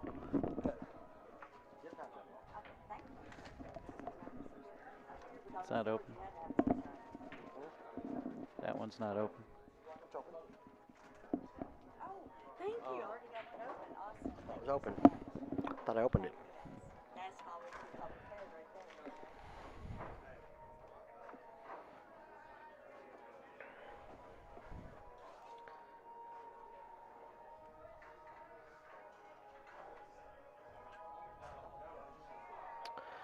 there. Okay, so Brandon's fighting.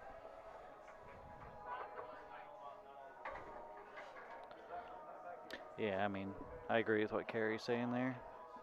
He is a grinder for sure. Right now he's in a big hole.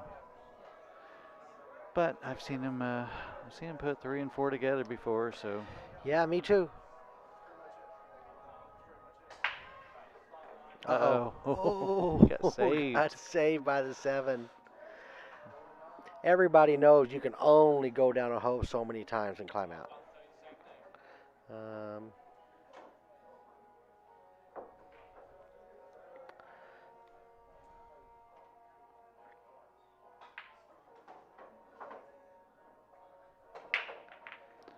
Just notice when he bridges high, his ring finger moves around and then he locks it right before he shoots. It's crazy. I don't know. Mine does too. I don't know why, but my fingers do.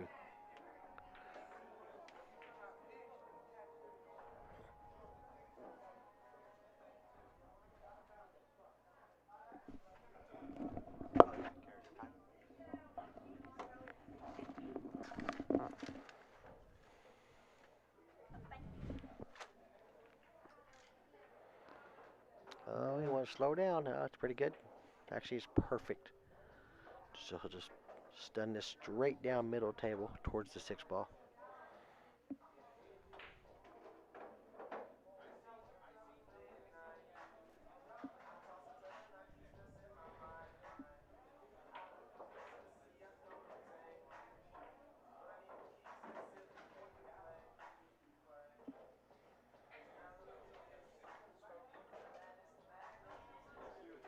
Yeah, Greg, you're right. There was a scratch break, and there was a shot where he hooked himself uh, behind a ball. That ball wiped his feet.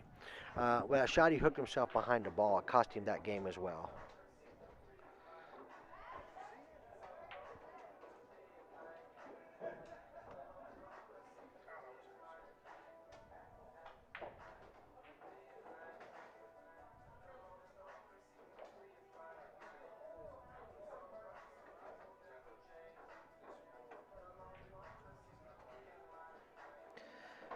There's two. Making it look easy. He is.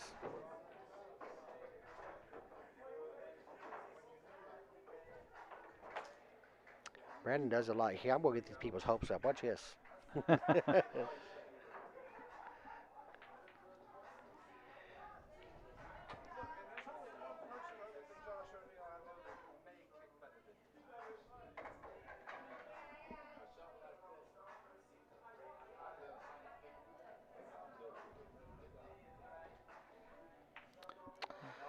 Yeah, they do. I mean, the TV table plays just like a diamond does, except for the pockets are bigger. I mean, And that's what it is. Just but pockets. valleys, I mean, the side pockets are kind of small, to be honest. Oh, they're extremely They're small. very like square compared to, they're not open mouth like the diamonds. Yeah, side pockets are extremely small. But yeah, these the pockets just play bigger.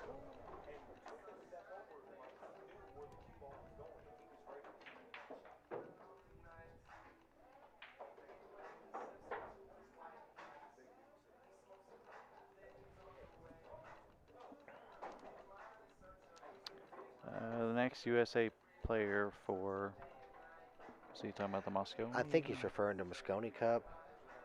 I don't think he'll be the next. You know, there's some players out there. Um, oh, No.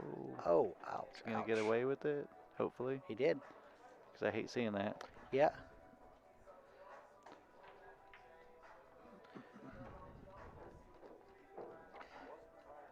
I tell you, who's been really kind of making some waves at the BJ Ussery.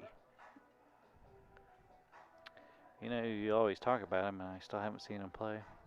Who's that? Oh, BJ. Yeah. He's from the South Carolina area. The I think also, I mean, I don't know like Brandon's game on a 9 foot table. I'm sure it's still really good. It's just, you know, like Sky Forever on a 7 foot was just like a champion, but his 9 foot just wasn't there until he started stepping it up and getting some more play in. Sky's my buddy, but I still don't know how his 9 foot game is so good with that little jerky stroke he's got. It doesn't look like it's designed for a 9 foot table, but man, he sure makes it look easy.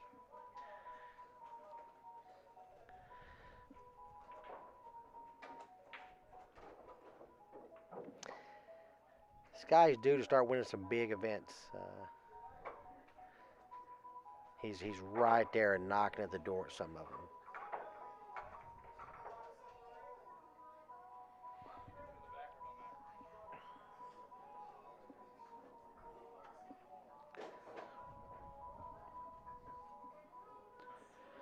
Yeah, you could tell Brandon was not just upset about the miscue, but he knows that, you know, he had that run there and he was on a two Yeah. pack, and it makes a big difference keeping your opponent in the chair. It's a momentum changer. No matter what happens right here, you know, he could get a hit here and hook Brandon by accident.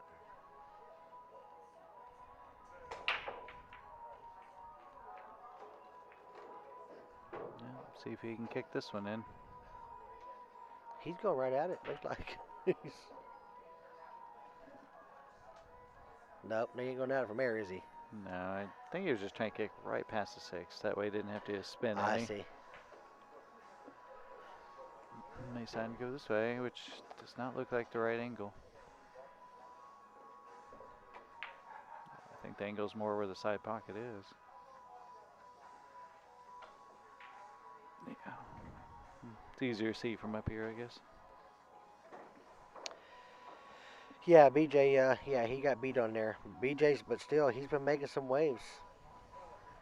I mean, it's also Albin Ocean, who right now, you know. He can Yeah, play it, a it little. is. It is Alvin Olsen. Yeah, he plays a little bit. You know, Brian Gross is a phenomenal player, but I wouldn't say that, I don't know about the best in Indiana. Dennis Hatch lives in Indiana. Um, I'm sure that Dennis would play Brian some, Yeah, maybe a little bit. and I'm not taking that from Brian. Brian's a great player. Dennis definitely has some experience behind him. Yeah.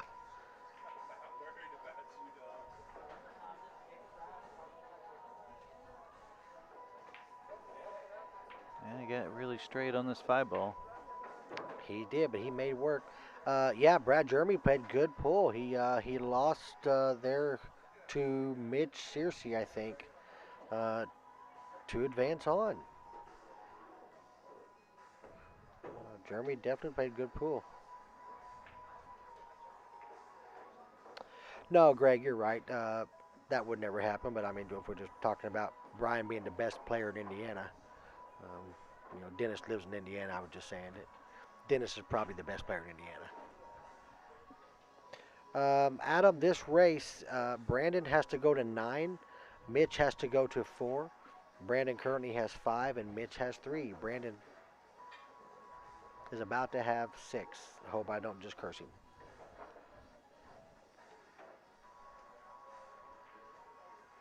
Nope. So right now it's a 3-1 race in Mitch's favor.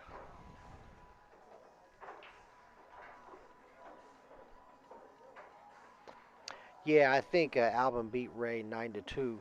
We're talking about Alvin Ocean. I mean, Right, yeah. this guy's world champion, runner-up the next year.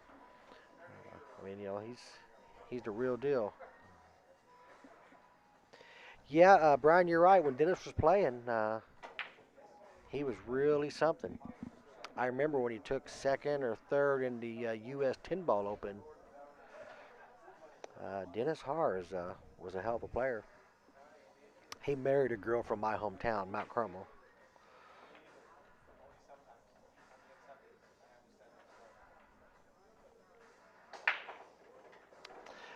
Yeah, Brandon does have the best with the momentum. He was pretty fortunate that miscue and where it turned out, where Yeah. the 2 ball or whatever the ball was, 4 ball, I think, was just totally hidden. Yeah, it could have cost him the game and the Mhm. match in Yes. this case, yeah. I mean, I do like Brandon when he's shooting fast. He seems a little bit, I don't know, his decisions seem to just be accurate, Yeah. right? But when he takes his time and jumps up too many times, I don't think he performs as well. Right.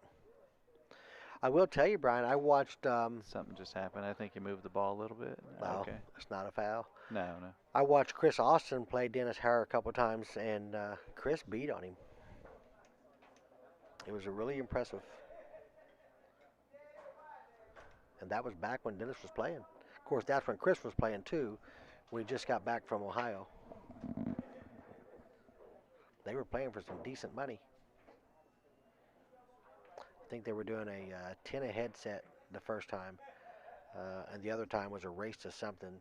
The third time they played, they were doing an 8 a headset, and it was like 7 or 8 hours, and it was dead even, and had to quit.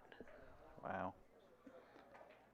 That's a lot. I mean, imagine being that close to someone as far as skill, or at least on that day, Yeah. you know? Yeah, when Chris first came back from Ohio, and he always talks about, oh man, when I came back from Ohio, and I tell him, well, you're not in Ohio no more, Dorothy, so it doesn't matter.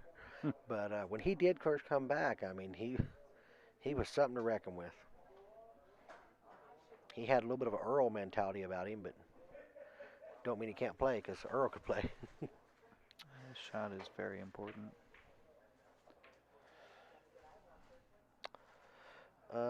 Derek, who is Waldo? Notice I didn't say where is Waldo. Waldo Faldo. Remember Waldo Faldo, Pat? No, Off of Steve Urkel show.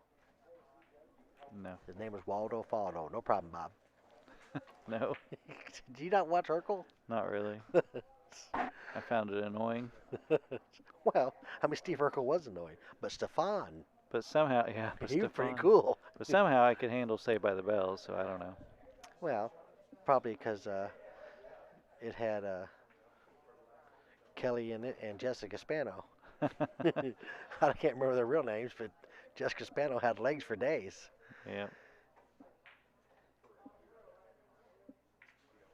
A great undercover player from Indy.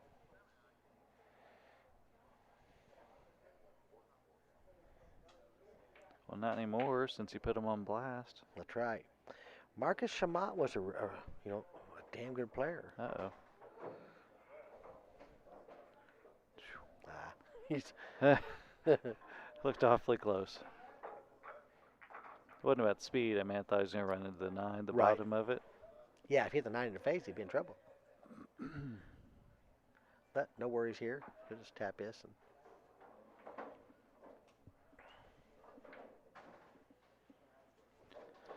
So he's going 2 rails for the 5 in the corner or 3 rails for the 5 in the side. Well, Oh, he's drawing. I seen him shoot that same shot a little while ago. It looked like he hit it 100 mile an hour, but it's perfect speed. it's just the way he likes to draw. Somebody knows Waldo.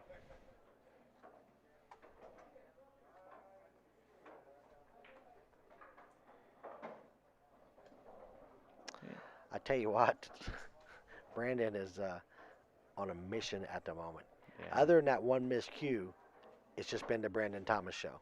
Yeah, I really do like his angles. I mean, he just does them so naturally. Mm-hmm.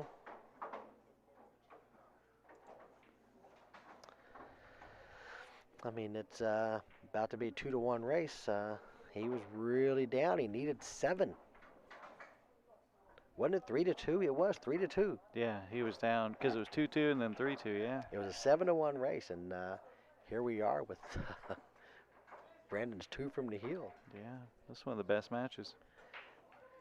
Jackson, we appreciate you watching and tuning in, and what's it called, participating. Yeah. The reason I like these kind of matches is just because you're always like one shot away, you know. And he's not giving up, that's for sure. These are good stories.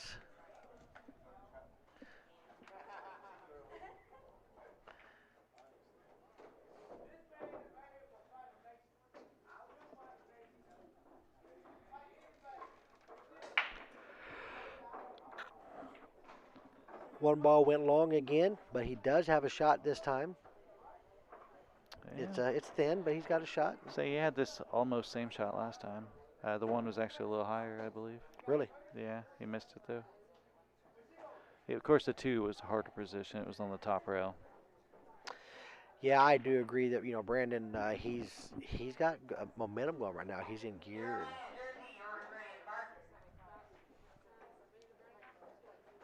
This is the shot though. It's always the one, it seems like. Oh. Oh boy, oh boy. Jackson, thank you for the like. Well, let's see if Mitch has been sitting too long or not. Well, I don't think he can make the 1 ball, do you? I don't know. I don't know on that one. I mean, Well, if he can't make it, then hitting it's going to be silly hard because he can scratch easily. he can see the right side. For us, the left side of the ball. For him, the right side of the ball.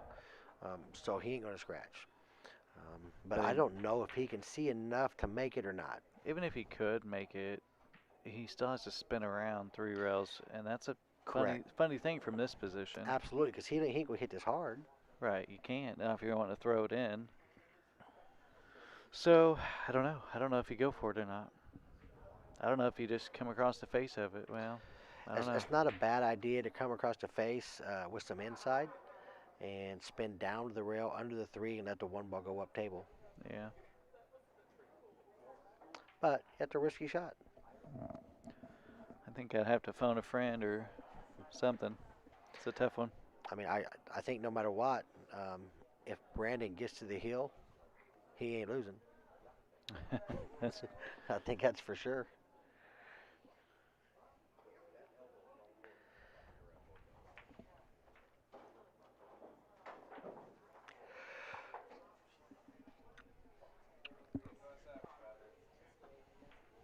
If you'd have told me that we'd be right here in this match 35 minutes ago um, with this score, Right, when he was down 3-2. yeah,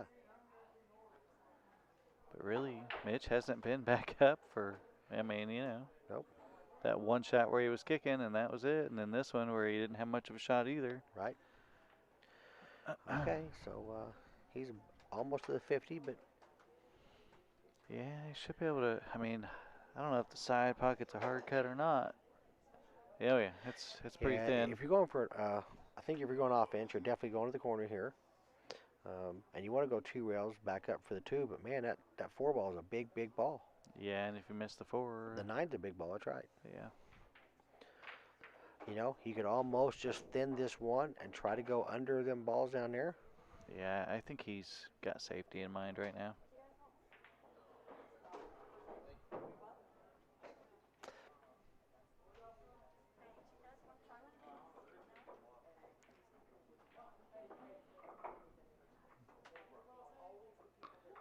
I don't know if he's going to go for it.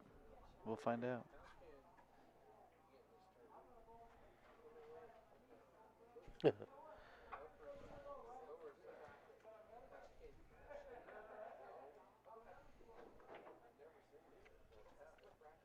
I mean, I think he's looking to play safe.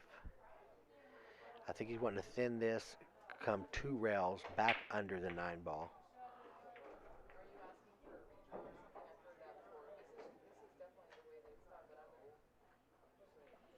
Oh, he's kind of cueing like he's wanting to make it. He is cueing like it's an offensive shot, but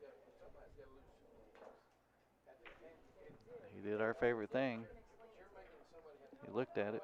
he did just look at it. I mean, the shot itself ain't really hard. It's position. Yeah, not being able to let the cue really go. Oh, off of it. Wow, I don't know if he did that on purpose. I don't either, but he did find that window to go right between the 3 and 9 to where he wanted to be, and that gets him out.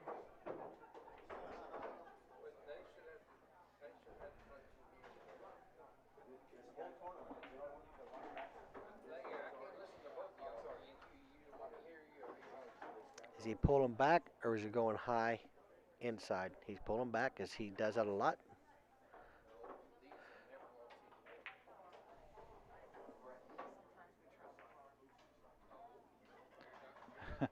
Got the same guy still talking about the brackets. Uh-oh. Came up a little strong on the 6, but he should be fine. Yeah, he probably won't even put any left on this. He'll just come back over. Well, he might put a little left to avoid scratch. But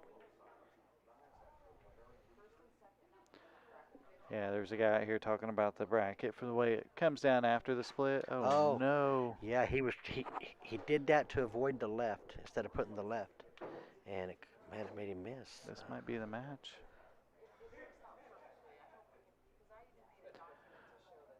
Look, Kerry Martin gave him a jinx. How dare you, Kerry Martin? So anyway, this guy talking about the bracket, I showed him the bracket and how he was just incorrect. Actually, the bracket is the way that he thinks it should be. But he And don't when I understand it. showed him, yeah, he's drunk, and when I showed him, he goes, "I don't care about that bracket." And I said, "This is the bracket that we're using," and he did not understand. Yeah, he's had one too many. Yeah, yeah. So I just started joking around with him, and he's a good guy. He's laughing. He's Oh not. yeah. So he got a little short here. Yeah, that's a little bit of the nerves because I don't think he does earlier in this match. No, but the good thing is, if you make it center pocket, you're not scratching with high spin.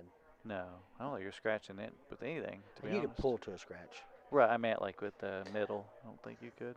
I'm just going to cue high. It's going to hit the diamond, between the diamond and the side pocket, and then just over to this other diamond, this other rail. Yeah, we need a pen, don't we? Yeah. Just draw to here or here. Down. I'll work on that for next time. because we don't have enough to set up. Right. Yeah, that'd be interesting, Derek. Big shot, and he hit it. Uh, That is the match for that one. He does his famous high kick. Get the high kick.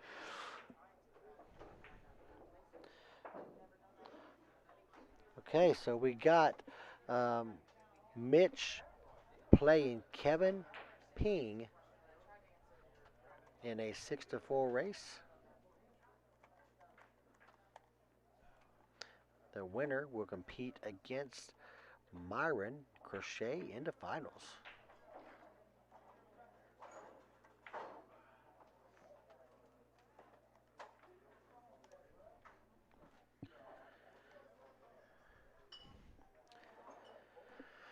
All right, here we are.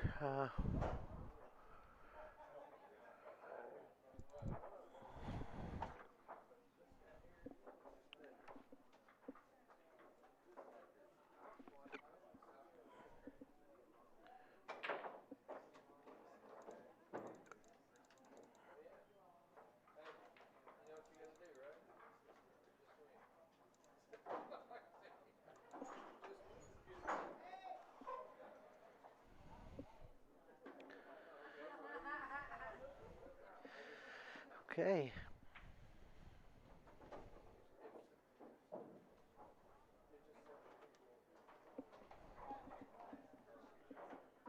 Okay, we're right back with you in a second.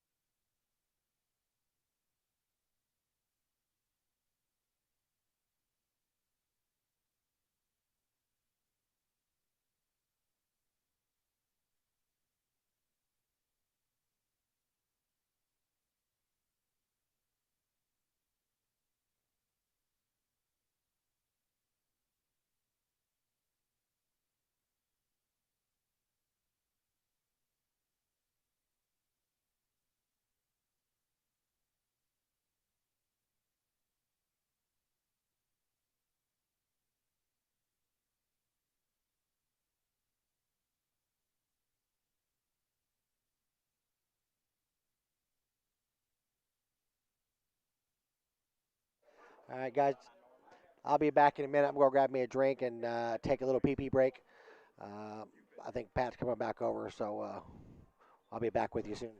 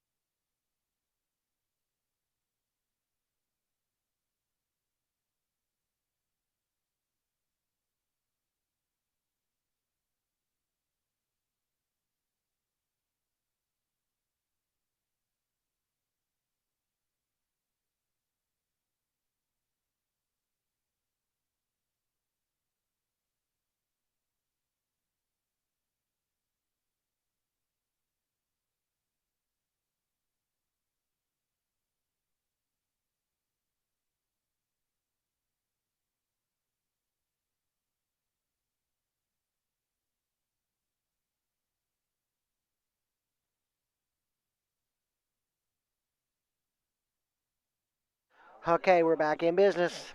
Had to go visit the restroom. Jody Bevan, this is the semifinals. Winner of this will play. I can't remember his name. Myron Crochet in the finals. Myron's a 3.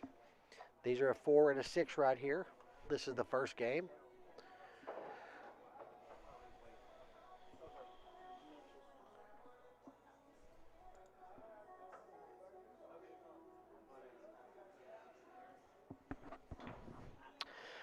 This shooting here is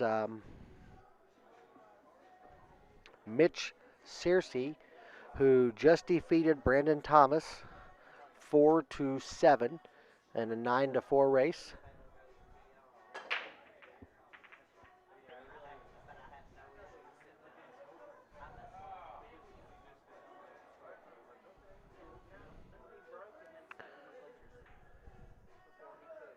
Oh wow! Oh, and even to kick it off more, the cue ball finds the side pocket.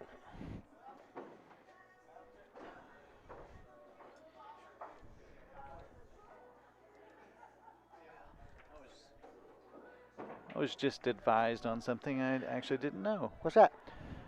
Um, apparently Mitch he didn't go on a smoke break or anything like that. He actually just went up in the bleachers and sit and stared at the table. You mean during the match? Just, yeah, When he just left for a minute? yeah. What was that about? I don't know. He broke and then went up there and just started to sit. And Jeannie seemed to think maybe it was because he was just trying to slow play him, or I'm not sure, but I just thought he went out to smoke or something like that because he just finished his match, but apparently not. So I didn't know where he was at. Yeah. I just didn't know what was going on. yeah, so apparently, I mean, if this happens again, well, obviously we'll have to take care of that. I mean, we could. I don't know that it's our job, but Well, because we're on stream, it makes more sense that we need to keep it going. Chip by Kevin. Did Chip by Kevin, probably. Who's Chip? Ginther. Oh, Chip Ginther. Let me look. I have everything here. What is Kevin Ping we talking about? I thought that Bottoms had part of him, and I think whoever bought him, he said, "Hey, here's my friend. He's going to be, taking his part." yeah, it was Charles and Michael Bottoms Yeah. that bought him. Because I don't think Kevin has anything of himself in the side. Really? Yeah, I don't think he did. Well, he went for $9.50. So Right. It's understandable, yeah. I'm sure, I'm sure knowing who has him, I'm sure they'll tip him out or something, but right. it seems fair enough anyway.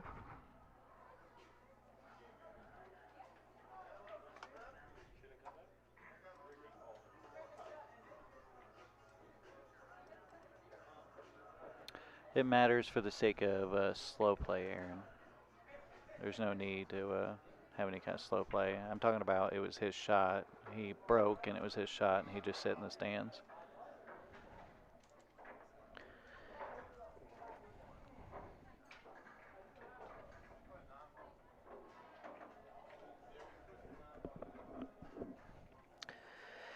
Yeah, you can't have a guy when it's his turn just go off somewhere and take a break. Yeah, I mean it was like more than 5 minutes, I believe. Yeah, nobody even knew. I sure didn't. I just seen that there was nobody at the table. I thought they just started. So I thought, well, maybe they both Right, that's exactly what I thought. They just both went. And bathroom breaks or.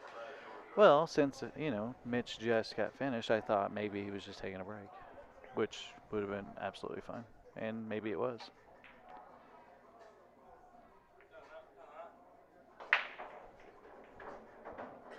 Uh-oh. Okay, didn't go in there.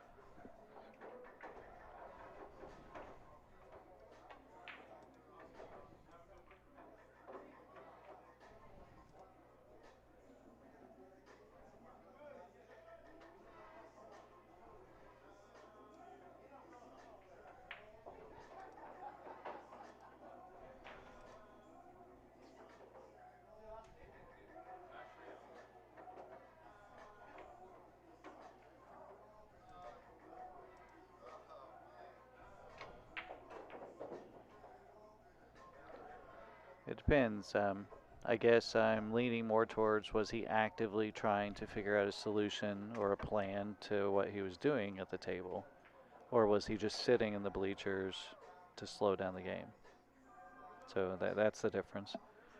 But either way, I mean, we we wouldn't stop it during the middle of a game, but in between games, if we have to say, hey guys, you got to keep the game moving, or have a shot clock or something like that, then we'd have to address it then. But I don't think it's going to be an issue.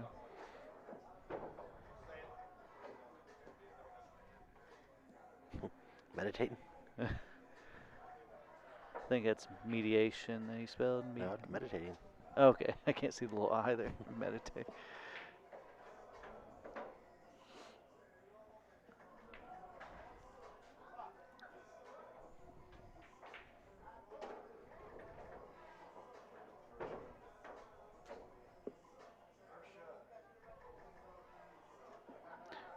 And I wasn't really in the room for that because I thought he went outside. So, I mean, there's a chance that he said, hey, I'm just going to take a couple-minute break, and they both agreed upon it. I have no idea. Yeah, we don't know. We don't have no clue what happened.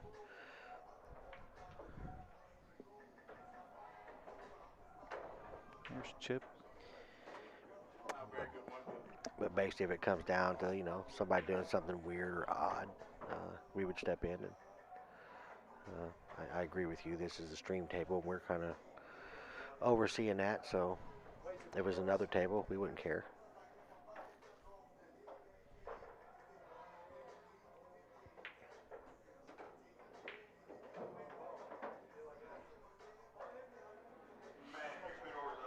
There's Chip sitting there, right?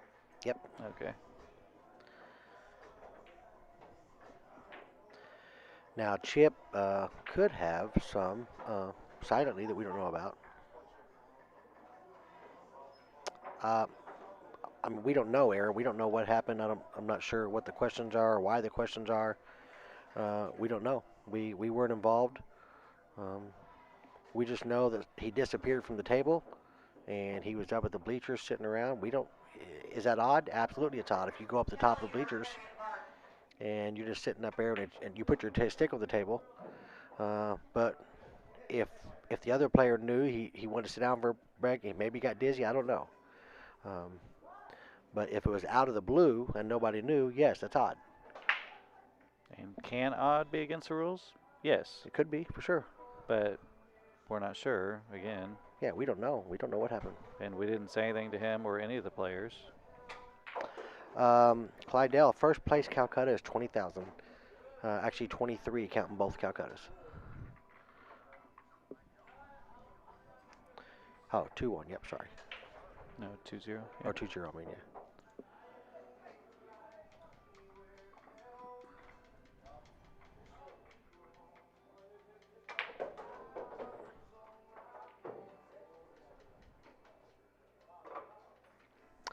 Yeah, if you got yourself in the tournament and the Calcutta, first place is right around 30,000. Pretty good payday for an amateur tournament.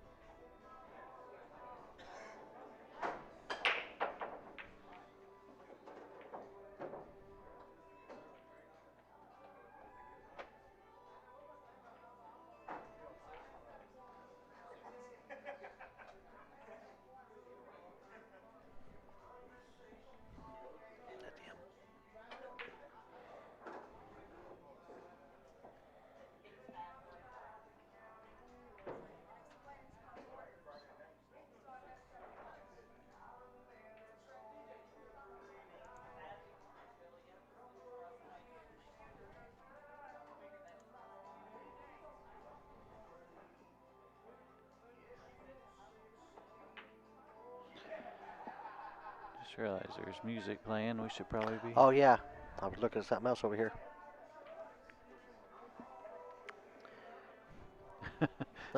Thanks, Jeremy. Now, hopefully we didn't let that go too long.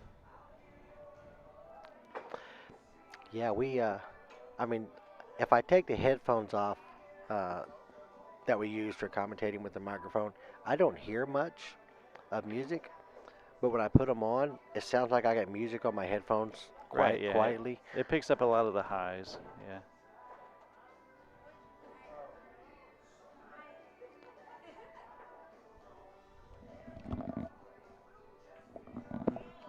The song actually is playing kind of loud. Is it? Yeah. Oh, yep. I guess it's later in the night. You get some of that.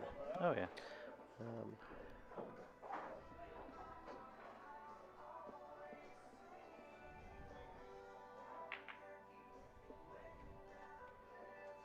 Thank you, Junebug, for watching. okay, a little short on the one ball bank there. A little bit. Not really much on the 2 anyway. See, it's one of those funny shots. I'm not sure what I would do. I guess I would just try getting where I could see the 2 and then play safe, maybe. Well, I think you can spin 2 rails around and come under it. Don't think it goes by the 6, but That's maybe what it I mean. does. Just come in. Oh, under it. Yeah, like come that. into right here. Yes. Oh, that was a great shot then.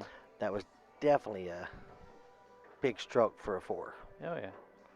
Well, it's out of the pocket. I do think those are a little easier. Well, just to know that, I mean. Oh, okay. Mental stroke then. Yes, that was pretty impressive.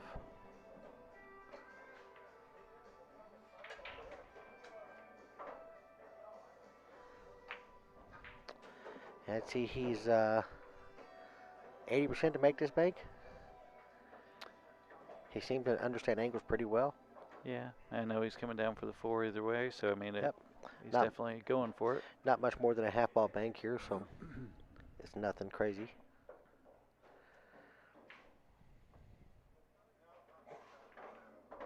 Oh. Yeah, he's all right. Oh, easy for sure. Yeah, I think he's fine on this one. Ooh. It sure did get a little sweaty there, funny. Yeah, it could have bounced. I mean, it bounced a little, almost in the way, but I think it's all right. Gotta watch that side pocket scratch here. Okay, he came past it, so he's smart enough to know that. Did he break this rack? No. No, he couldn't have if the score is 2-0. No, yeah, because it was Kevin. He went for I don't know. Oh, tried to bank the 1. Yeah, bank the 1 and.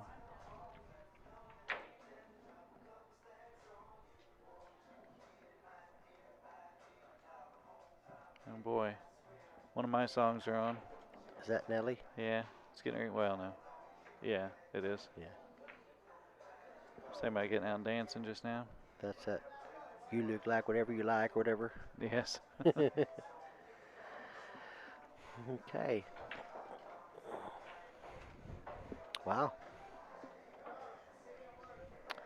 So this is a pretty big shot. I mean, he's got a couple holes. I'm assuming he'll shoot the bottom right. Float the cue ball up. Got to be careful not to go into the side pocket. Yeah. I mean, he could go either way, but I think bottom right's going to be the easier shot, and you can't really get away from the 7 too much there, so it's safe.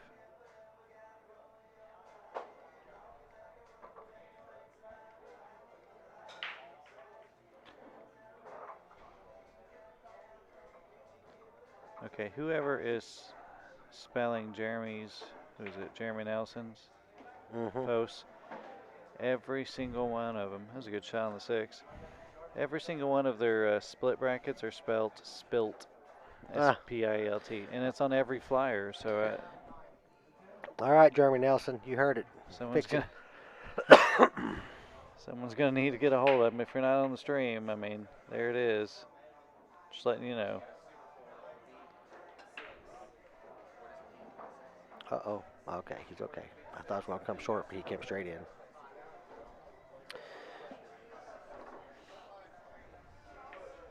Pretty sporty out there. 2-1. All right.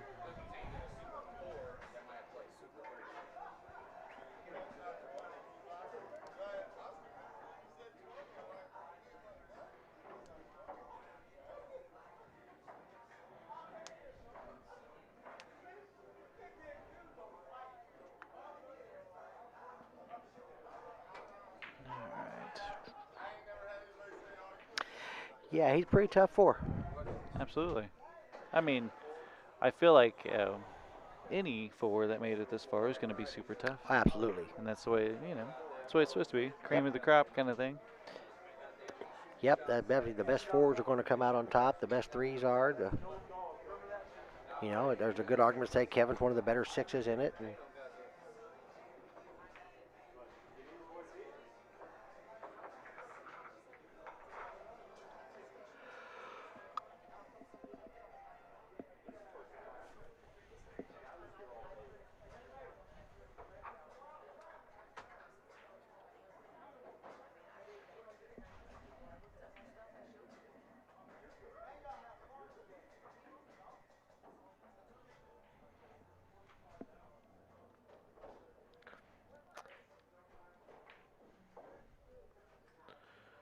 Okay, 2-1. So it's a 4-3 race.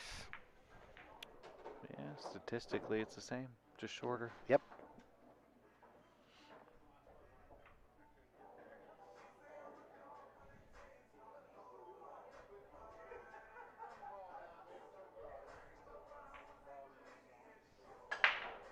Yeah. Well, he breaks them Oh. hard. He does, and one ball in the side, wing ball in the corner. Shot on the two. Yeah. I mean, he plants that cue ball, or he did on this Oh, break. no Yeah. shot on the two. He might be able to thin it, but he can't. I don't think he can make it from there. Right, yeah, I think he maybe can touch it. But yeah, I do like the way. I mean, he power breaks it, and he planted that ball. That cue ball didn't move. Oh yeah, he hit it good.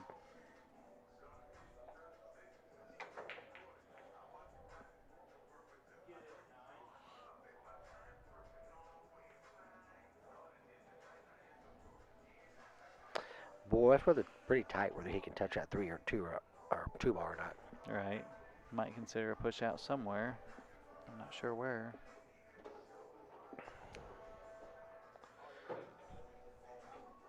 I mean, if you push, you're just pushing straight across table there, where that tape is on the floor. That direction, so you can see a piece of it. But if you can see a piece here, you shoot it now. Let's say if you can see it, more likely you can make it, but it's tough. Yeah, I don't think he can come close to making it. Oh, yeah, he could. The way he was acting, he didn't think he could either. Yeah, he used a little bit of left English on there to hold it, which Yeah. shot it good. Yeah, I sure didn't see him cutting it in the side, but he could see enough of it. Obviously, he did it.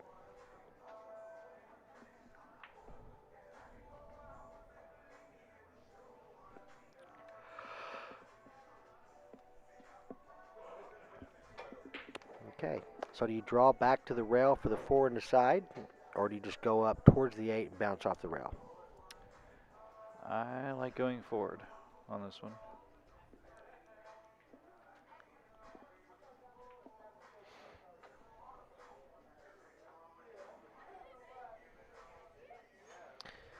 Kind of looks like what he's doing, just about center ball, barely above.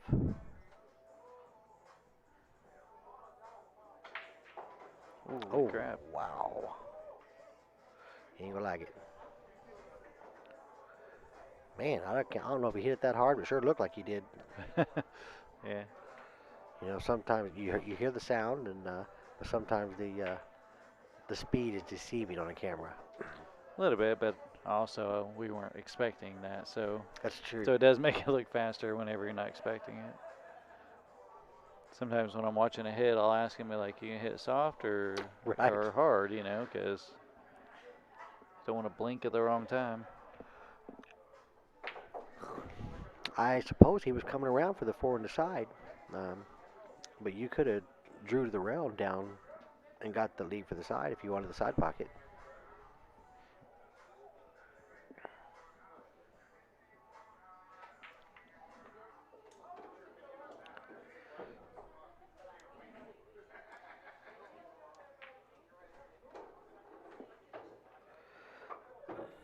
Xavier, who's he playing? Chase? Yeah. Oh, he kicked that ball in.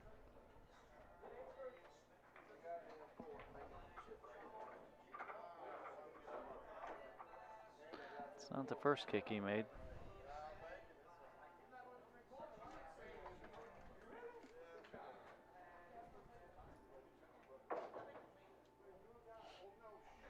Shooting good.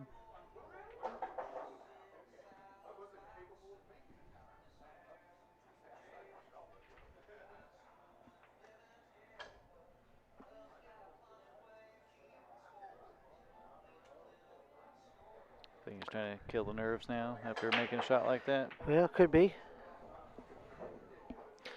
I mean, he didn't get real good on the 6. It goes in the corner, which is your best shot to get position on 7.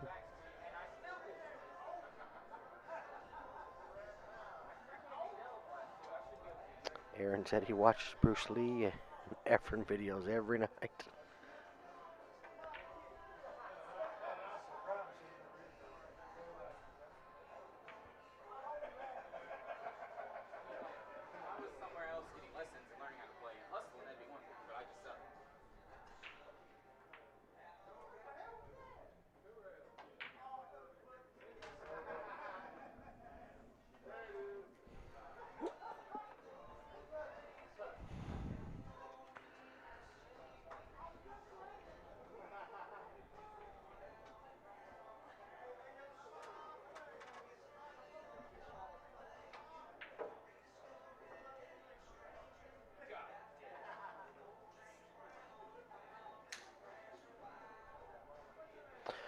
So he's getting his music working in his phone.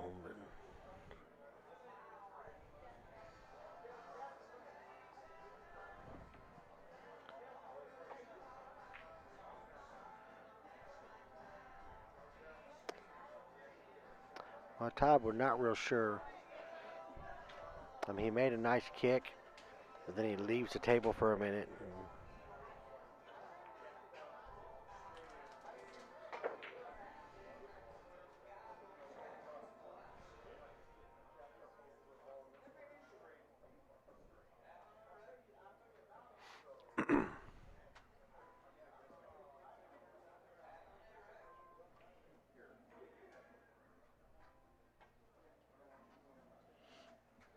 Yeah, I was thinking saying the same thing, Aaron.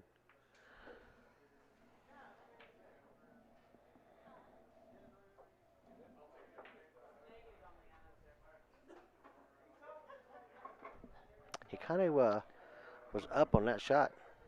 Yeah, it was a tough shot though. Yeah, I don't think you need to hit that hard, but he jumped up on it. Right.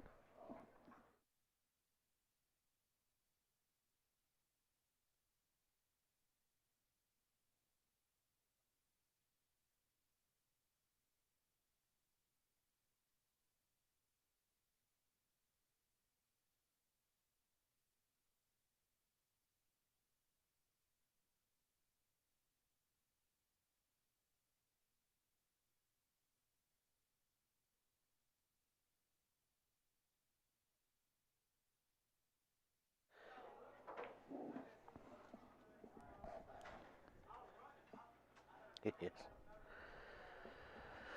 Well, it was, yeah, he jumped up on that last shot pretty bad. Talking about Mitch. Yes. Yeah.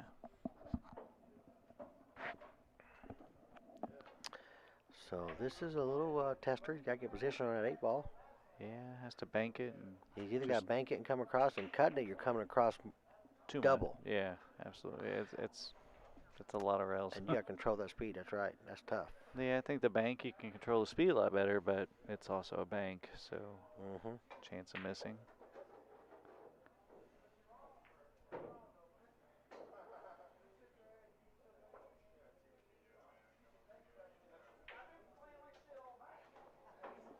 Good shot. Yep, you hit it good.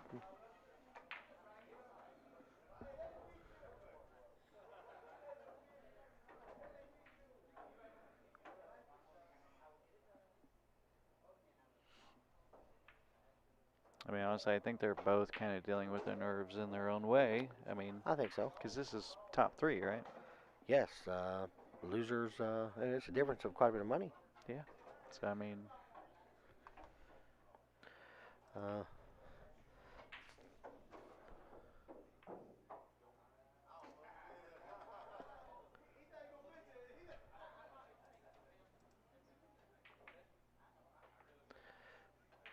I mean, third place Calcutta is 6,000. Second's 12,450. Or no, it's 8,000.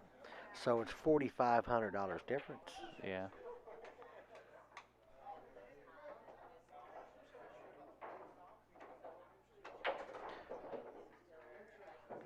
So yeah, definitely a lot.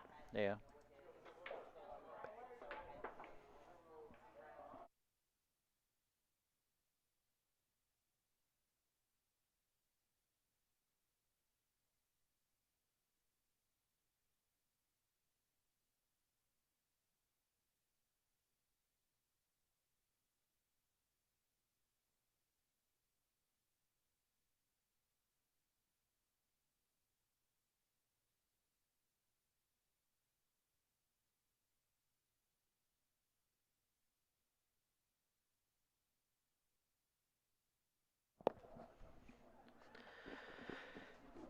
All right.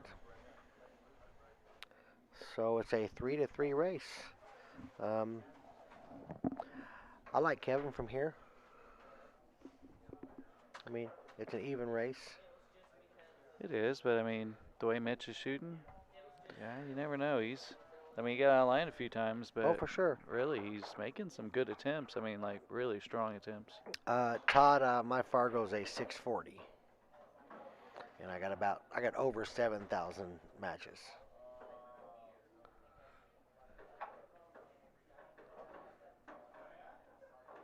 It's all right. Don't have to ask about mine. It's fine. I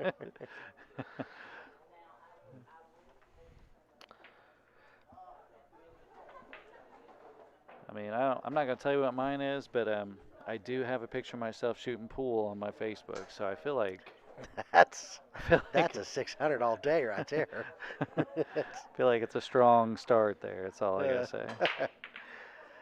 so he's a little short in his two ball, ain't he? Yeah, you can see the outside of it, but that's about it. I think that was off the break, though, wasn't it? I thought he just shot a one ball. Did he? I missed it. I looked over. I could be wrong, Coop. I thought he did.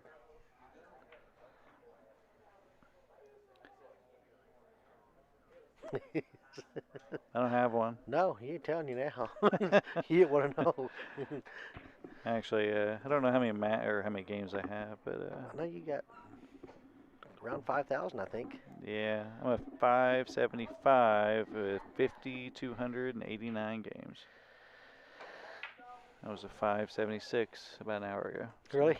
So yeah, got adjusted. You said you're at 575, but she's like a 600, which really, there's some truth to that. Pat's been paying closer to a 600 speed lately. Um, the last year his game has just kind of climbed, and his Fargo hasn't completely caught up with it, but he's starting to climb. He was in the 560s, and he's up to a 575 now. So Yeah, I've been as high as this was like 3 years ago. I was a 578, and that was the highest I've been. But I feel like I'm playing better now than I did then. It's just back then I played a lot more. right. Todd, we got to meet your roommate a little while ago.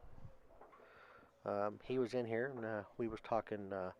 Well, him and Patrick were talking camera jive, and I just happened to walk up and catch the conversation. But he introduced himself to me. Actually, yeah, me first, and then Yeah. I said, well, Mickey knows, Mickey knows Todd. Yeah, he told me he mentioned the Wolf's Den, and I said, "Well, I know Todd." I said I've been watching some of that. I said I met Todd in India a few years back. Yeah, I do like that name. The Wolf's Den. Yeah, I mean for the kind of streams that they're wanting or are doing, I'm not sure, but But it doesn't Shane Wolford's family have a room called the Wolf's Den? oh, well that would be unfortunate. Let me go look.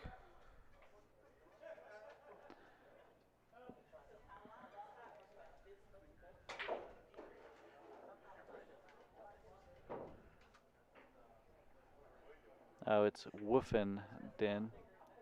They're Because, just called the Wolfen Den? yeah, because, Okay. you know, they're woofing at opponents. Yeah, Yeah. that makes sense. So clever.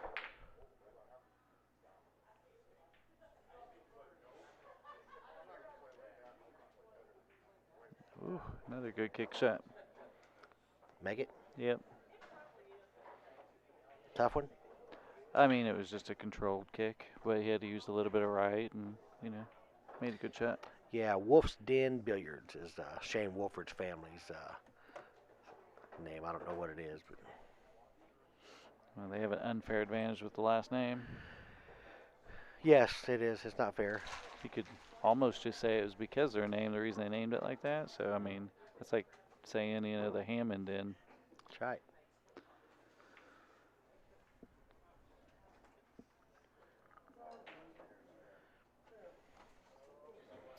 So it's a pretty big shot. You know, this is a stroke shot. You got to come over and back. You don't want to be back cutting this 5 ball.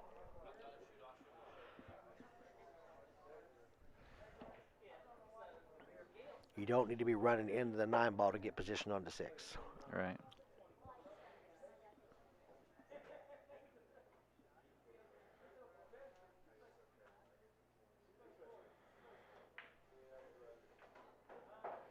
And he's going to be. Just that's a stroke you really got to get back across table.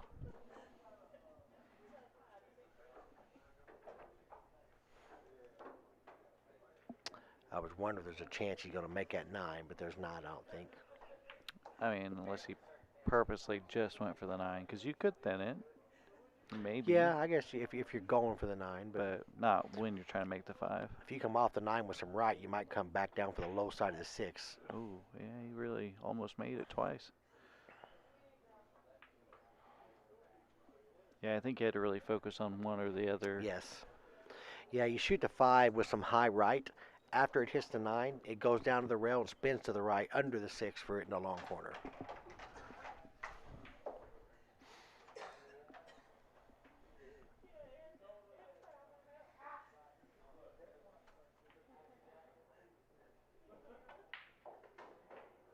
Ooh. Got a little fortunate to not get behind that 9. Yeah, but made it tougher now because he's straight on the 6, and the 9 ball came off the rail. So the position for the 9 ball is not as easy now. He's got to go high and back down table. Yeah, I've seen him shoot this shot a couple times. I think he likes to go up to, you know, up the rail and down. Ooh. See, that's the problem because you're trying to create more angle to get more angle out of the cue ball. Yeah. So your mind tells you to cut to 6 more than it should be cutted. Yeah. Or cutted. But Okay. he hit it pretty good. Yeah, it wiped its feet a little bit. It went in. I think on a regular pocket table, probably don't go in. I see a lot of people do that. I teach them. I say, look, getting the cue ball over there means nothing if you're not making that ball.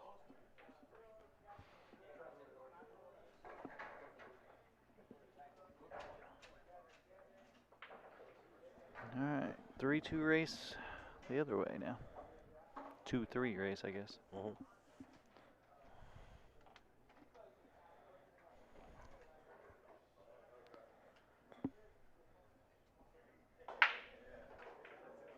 Uh-oh. Uh-oh. Yep. Went in the drink. Well, do you play the 1 and play into the 3, or do you run out because you got to play a 5-6? I guess I didn't see the 5 yet. I mean, you don't have to play a 5-6 if you're on the other side of the 3. You can roll under the 5. Yeah, I mean, you could also bump the 5 out right now. Shoot the 1 and bump the 5 out, but I don't know. I don't like that either. My wife telling me she's going to sleep. Wish I was. It's only 10:30. I know, right? What's the big deal? I thought you would come and drive us home. Yeah. No, she's got to work tomorrow. Anthony, do you live in Indiana?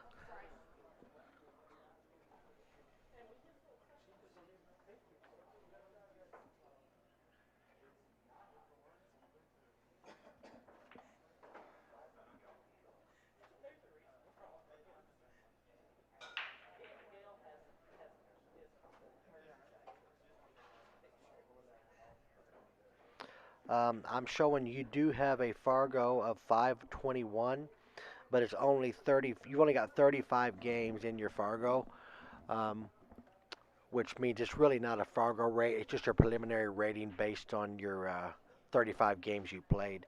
You Fargo says you got to have 200 games played within 2 years for your Fargo to be established.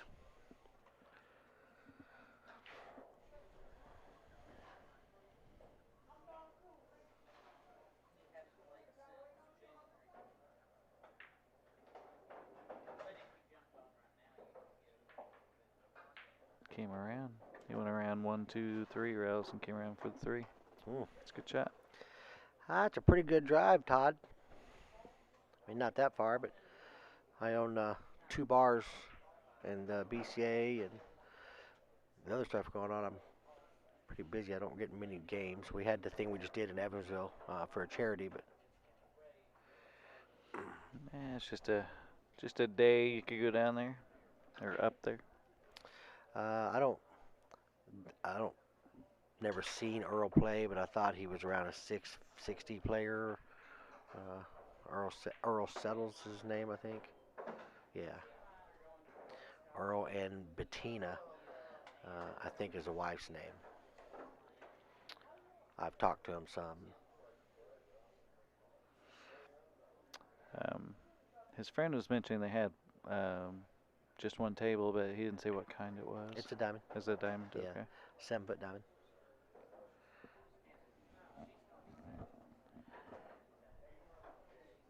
Yeah, it was a fun event, kind of Moscone style.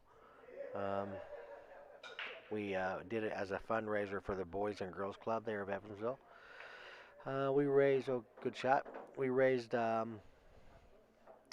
86, almost $9,000 for the charity, about 350 shy of 9,000 for the Boys and Girls Club. Yeah. And we had a lot of fun playing. You know, those were our friends that we played. It was actually really fun because we had a lot of volunteers to help us with the outside things, which I loved. I mean, Yeah, once we got to the day of, we didn't have to do much in the way of work. Uh-oh. Oh, we got to point, and send it down table.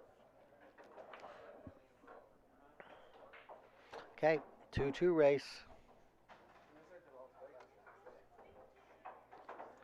but yeah, like with Trey and some other people helping on the stream, it was neat to have like different commentators and Yeah, we said it ahead of time, had commentators, had somebody doing MCing, you know, and announce us in. I don't know what you could hear or see, but we had songs we came out to, like the Moscone's Cup and someone announces us. It was a good time.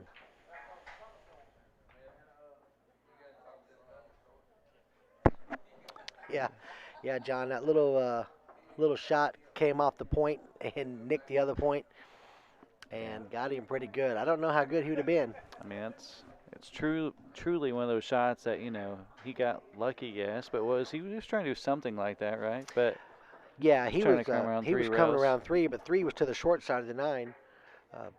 He Yeah. really hit it hard. Yeah, that could be a big game there. We'll see. Yeah. Yeah, he looks pretty stout. And I only got 2 tattoos, so I'm not near as tough, but he's got a couple sleeves. And that one's a picture of somebody. That's like real tattoo stuff there. I say a picture, a portrait.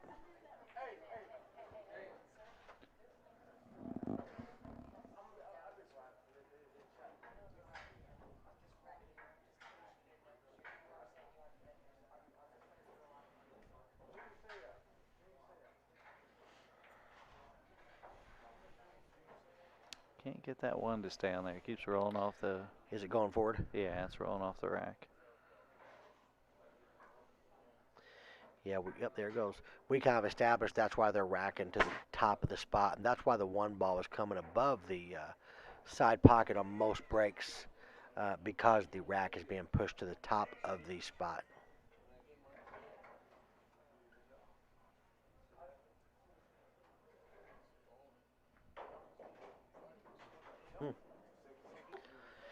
Okay, 4-2, so it's a 2-2 race.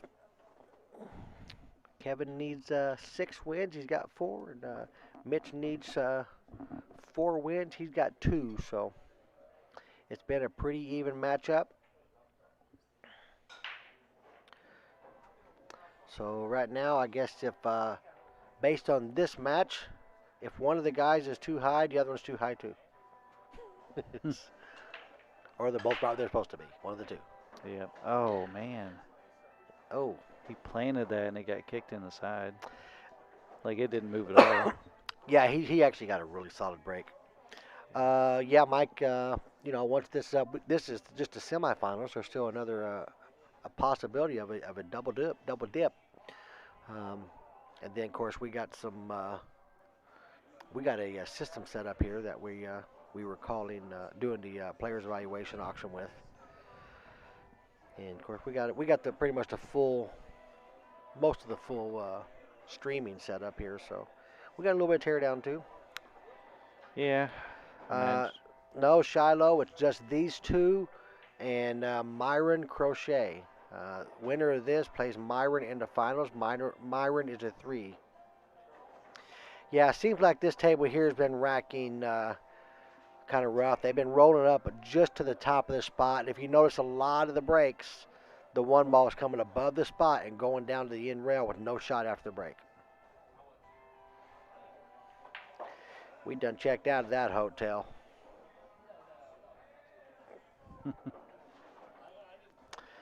Place had cigarette burns all over the beds. Yeah, but I'd sleep there again for free if I had the choice. Yeah. I mean, right now. Yep. Yeah, get a couple hours sleep and then head back out. Cause you gotta be there at 11, don't you? Yeah, I gotta be at the bar at 11 for get the internet and everything set up at the bar in Evansville. We were pretty consistent with over 100 viewers. We were up to like 141 at one time. Mm-hmm.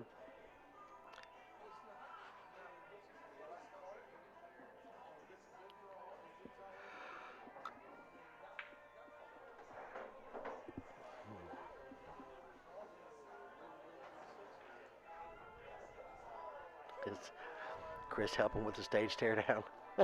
Yeah, I wish. Chris done had it back. He was talking with me back and forth. We had a dinner bet on the Rams versus the Colts. Of course, he's a Colts guy. I'm a Rams guy. Once the Rams beat him, he disappeared. I ain't heard from him since. He's mad at me. Yeah, in overtime. Right. I would say this: every shot I think I've seen Kevin jump, he made so far. Oh, No, there was a combo he missed. So you're gonna jinx him.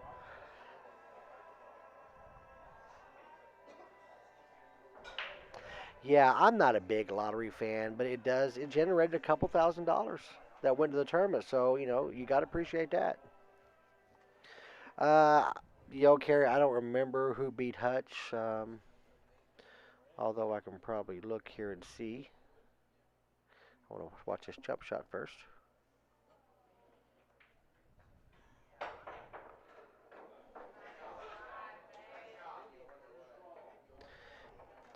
Yeah, he's been hitting these jump shots pretty good.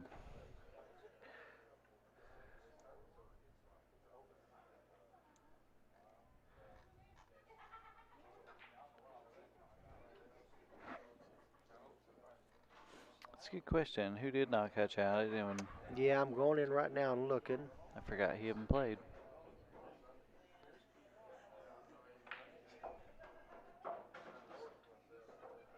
That's a good shot there.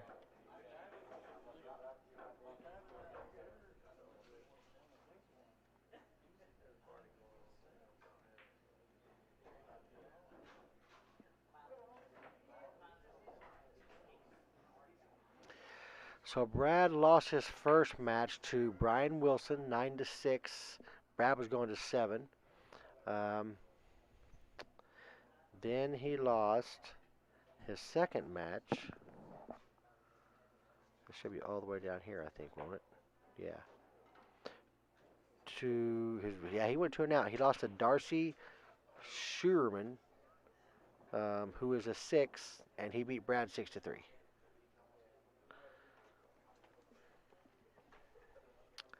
I didn't see either of those matches. Okay, we're missing an opponent. Where'd he go? He's disappeared again. Oh, there he is. He had to go get his bandana. Yeah, I don't know who Darcy is.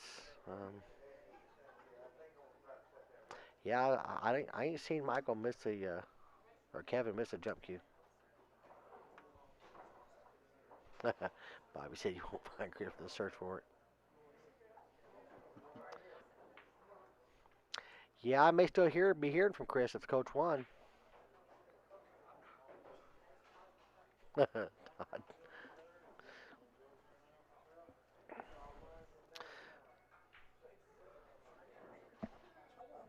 That's right. He's got that. Well, where's he at? He's going to shoot.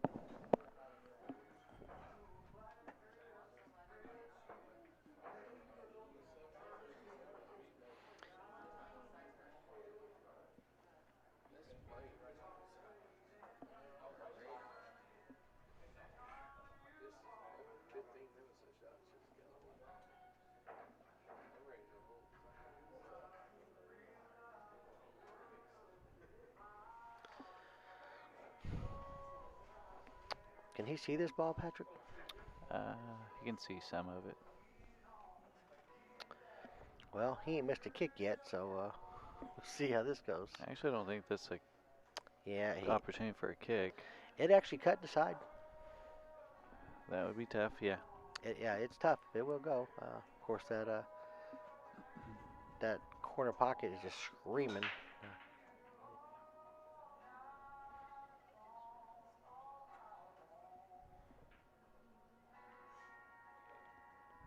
This is a big game. First person to get to the hill. Mm-hmm.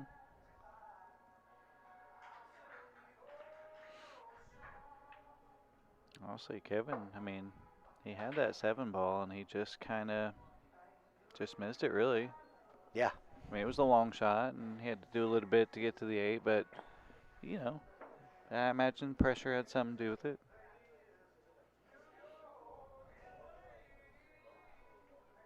He does.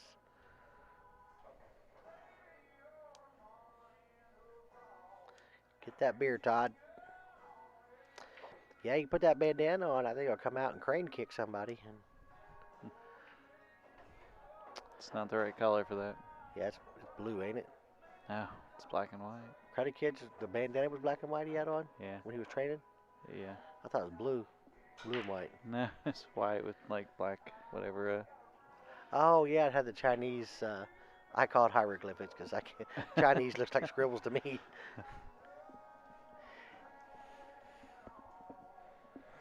He came a little short on the 8 ball.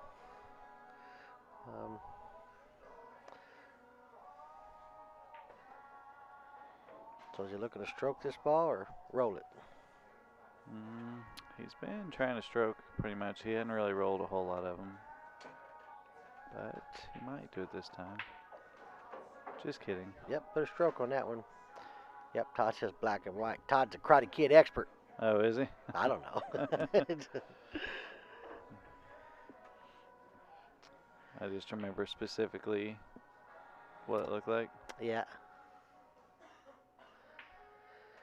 Okay, we have someone on the hill. I think that was a pretty big game for that. Yeah, I mean, the pressure goes one way or the other right there. Oh, absolutely.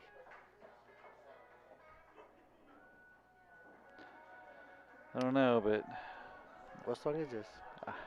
all night long, I would say.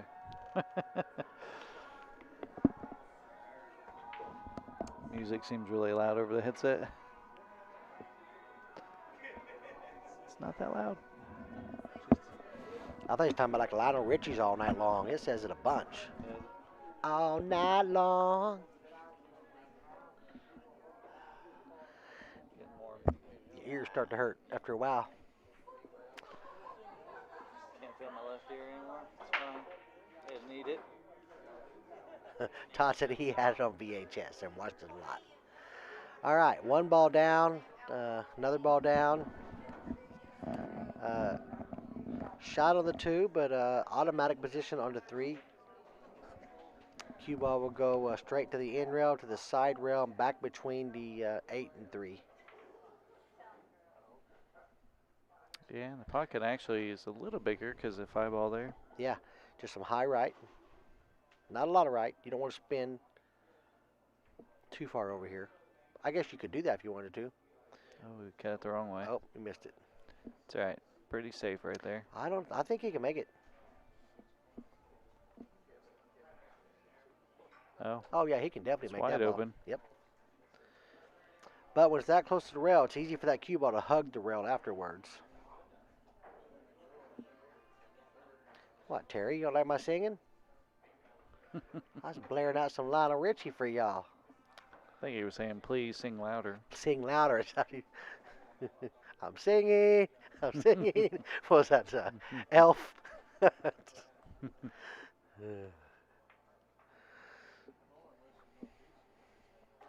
Took that bandana off. That's right. It was nothing but a interference. Travis Parvin, thanks for the like. Oh, that was a Hit that thin, yeah. Yeah. I don't know. There's a chance that he can see the edge of that 3.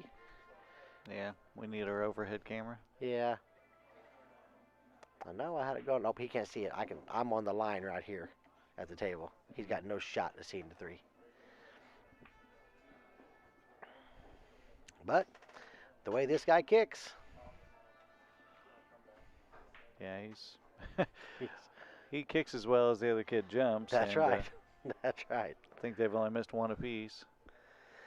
Yeah, Kevin had that long jump with a combo earlier that he missed.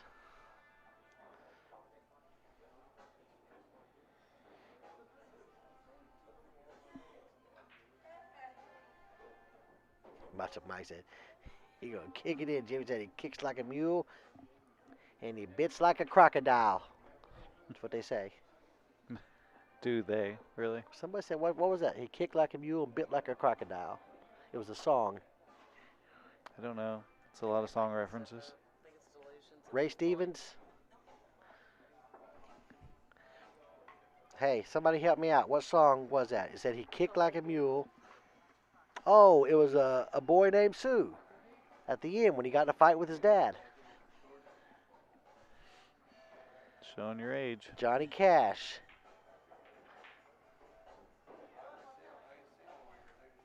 He kicked like a mule. Not a mile, a mule. Yeah, someone else said Johnny Cash. Yeah, it's the end of a boy named Sue. He kicked like a mule. He says, I remember I fought tougher men, but I really can't remember when. He kicked like a mule and he bit like a crocodile.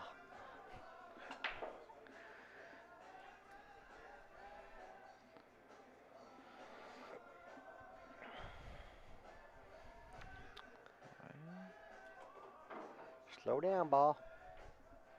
It's good speed. Not that I'm rooting for anybody, but I'm just. Yeah, rooting for the cue ball. I just want somebody to win. I'm rooting for whichever path gets me out of your festival. Exactly. It's true. See, Aaron May knew what I was talking about. You guys don't know nothing. He probably Googled it. Probably. I mean, We know I didn't. that's what old people do. I said it before.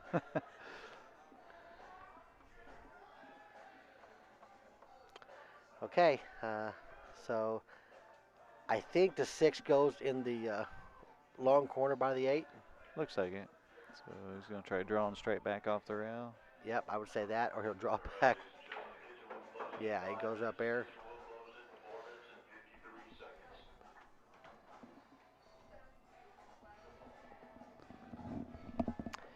Yeah, I'm 49, so what happened? Food's closing. You getting food? You hungry? Always. When's it closing? Now. 5 minutes. You got 5 minutes to order. I'll get you some. I'll be there in a minute. This match is almost over. Yeah, I DJ'd for 14 years, so I know music. And I grew up with a young dad who went through different phases of music, so I knew music. My dad was only 15 years older than me. 13 years. I got a brother 2 years older than me, so my dad was an emancipated adult when he was 13 years old. So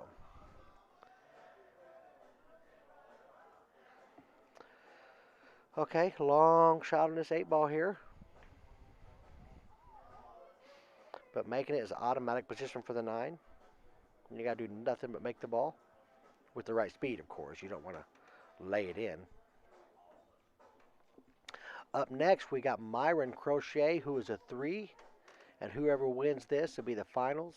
Myron has to be beat twice. It is a true double elimination tournament.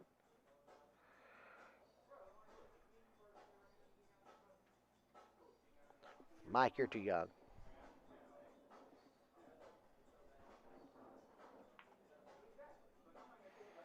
But you're on my pool team because you're cool. I put the cool people on my team.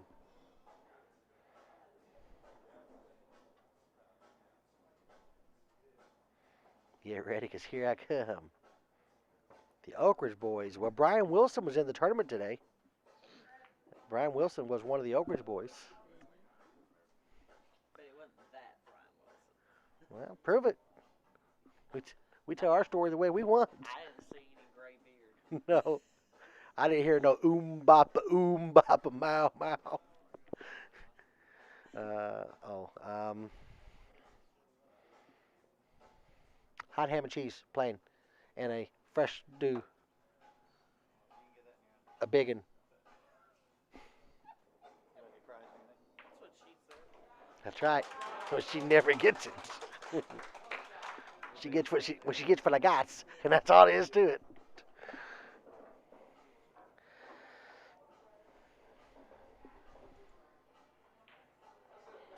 All right, good job to Kevin Ping, advancing back to the finals. Got third Um, place. we got a third place for Mitch Searcy. Great shooting to Mitch Searcy.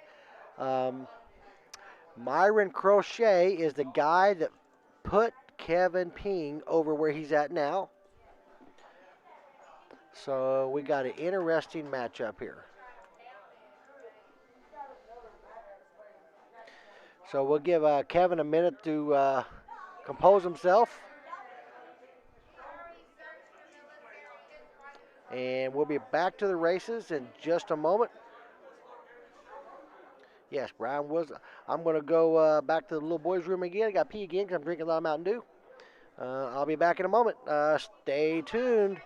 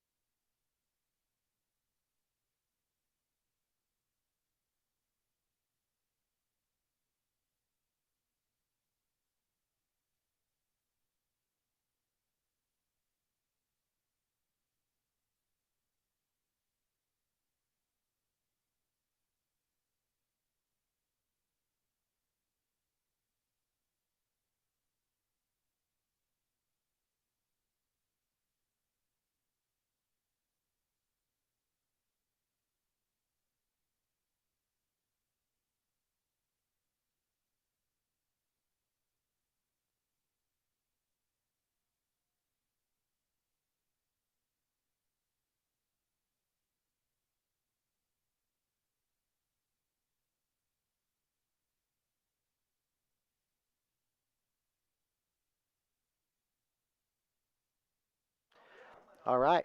So we're back. They were talking about a split, but they decided to play it out. So we're playing. Um, Myron does have to be beat twice, as this is a true double elimination tournament. Yeah. I'm not sure Myron made the decision, but that's all right. Right. But Myron does got to be beat 2 times. Absolutely.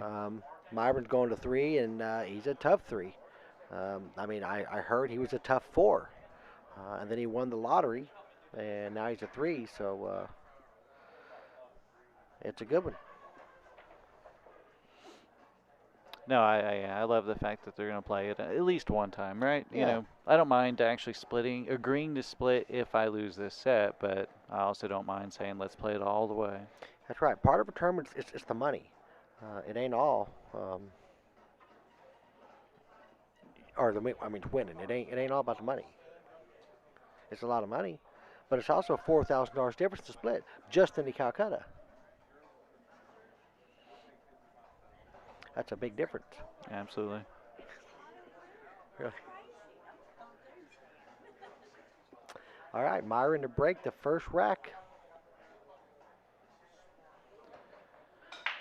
Now let's keep in mind that he is, was a 4 to start in this, right? Yes, he won the lottery to get to a 3.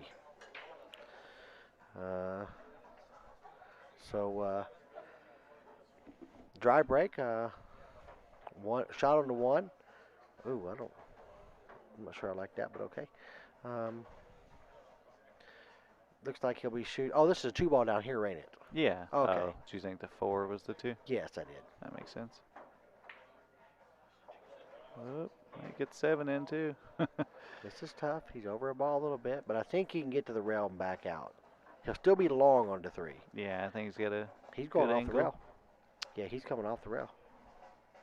Yeah, is he? Well, he was just not aiming off the rail. Let's look at the other angle just to see. Yeah, he's a little straight on it. Yeah, I see. Yeah, he looked like he was coming off the rail. No, he ain't. I don't think. Well, maybe he is. I can't tell. Let's just let him shoot That's and find right. out. Yeah. We'll see here.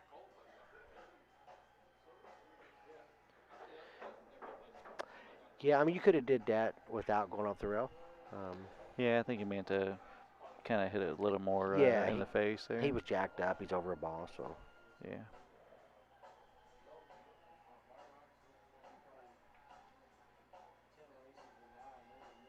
Damn, Chris Arnold. I know. Been dodging Titcher all damn last 2 days. We've been talking about him. Ooh. Hey, look at that. Look at that. Look at this guy. Oh. Oh my goodness, are you kidding How me? deep is that? What? I can't even see that 7 ball. That ball's in there. I don't think he can carry him this 3 to the 7 without scratching. Oh, Myron for Denny's. Chris is calling out Biv here. Well, not calling out Biv, but just calling out his money. Man. I gotta drive to the Eagles after this. You do? Oh no, unless how you getting home? Oh, you're on the way, aren't you? Yeah, I'm kind of on the way home. Whatever. Well, not really. Well, no. Well, No. that's all right though. I mean, it's close. I mean, you're taking me. I mean, no, it doesn't matter. Whatever. I'm calling your wife. You don't get to drop me off somewhere. You can sleep at the Eagles. Set it up. Hey, Derek, when we get back, I might need an Uber for Mickey. That's all I'm That's saying. right.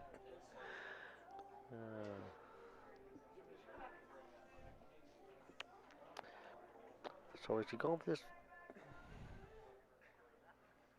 God, I can't believe that 7 ball's inside the Yeah. and not in the hole. It's inside the points. Yeah. Mhm. This reminds me how deep the shelves are reminds me of the tables in Owensboro that Darren used to run tournaments on. Oh, over at Golden's. Yeah, those tables had some deep shelves. It took me like a while to get used to it. Deep shelf with a narrow pocket is tough. Yeah.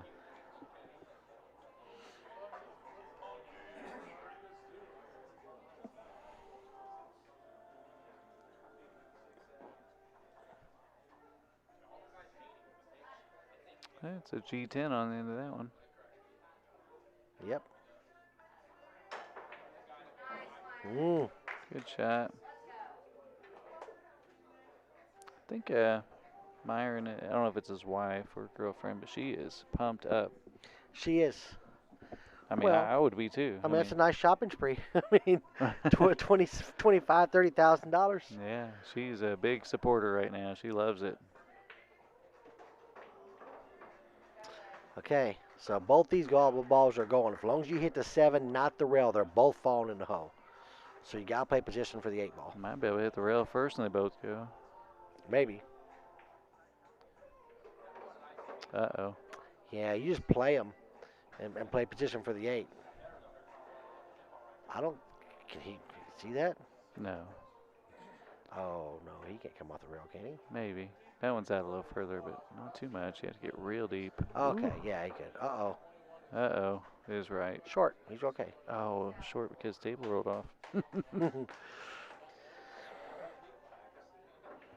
I don't know if she's going to make it through the match. She's pretty she's pretty excited over there. That's all right, though. Good for the game to have supporters.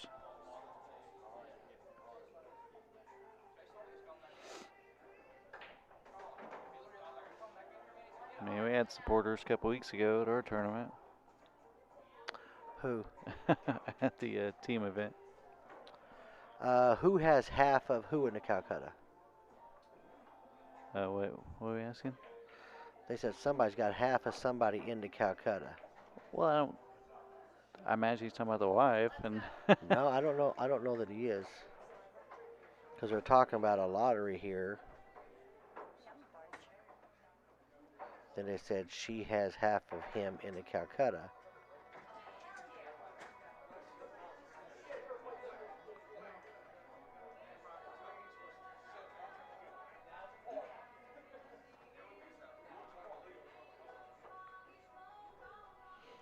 yeah, I'm not sure. Oh, maybe that's no like girlfriend or anything in relation to him. Maybe she just has half in the Calcutta, Well, that could be. or maybe both.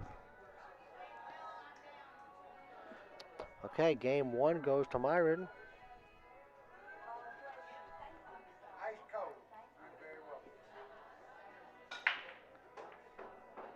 Wow, it's a good break, and a little bump on the 2 to get out for it. Go pick that up. Better keep talking through this song. Yep.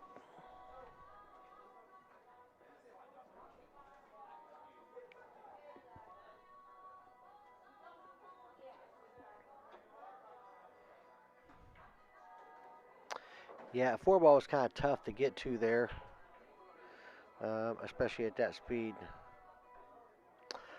Cody, if you have yourself, you're knocking on the door of 30,000.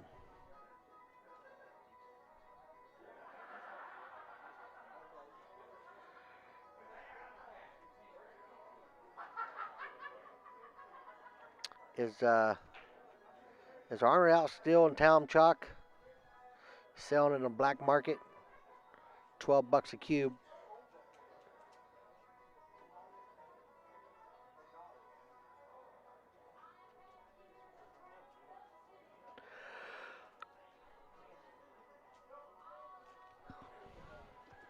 So is he?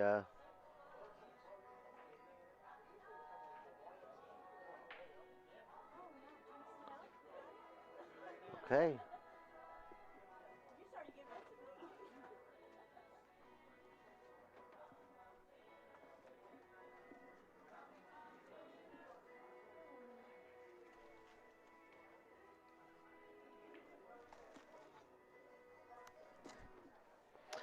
Okay, me and Pat's got our food here. We'll be here in and out eating, so we're still with you. We're just playing with the volume.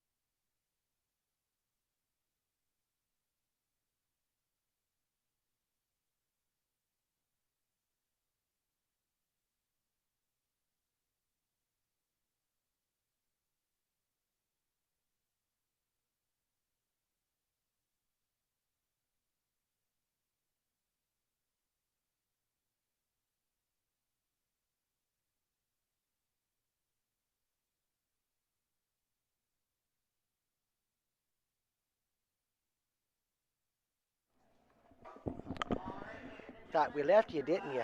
We're back. We had to eat for the 7th time today. Yeah, it was in like 16 hours, so it's all right. That's true. So we got a match, 3-1. It's a 3-2 race right now, but Myron has to be beat twice.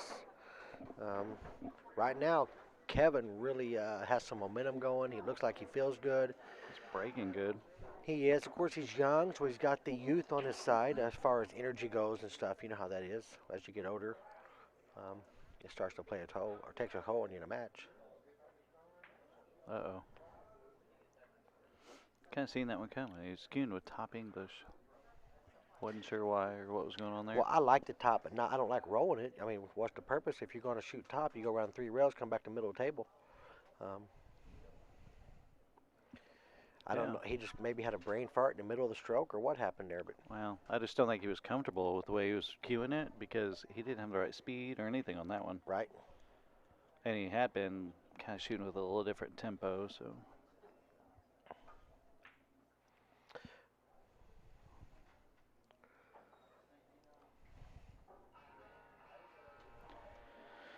Cue the music.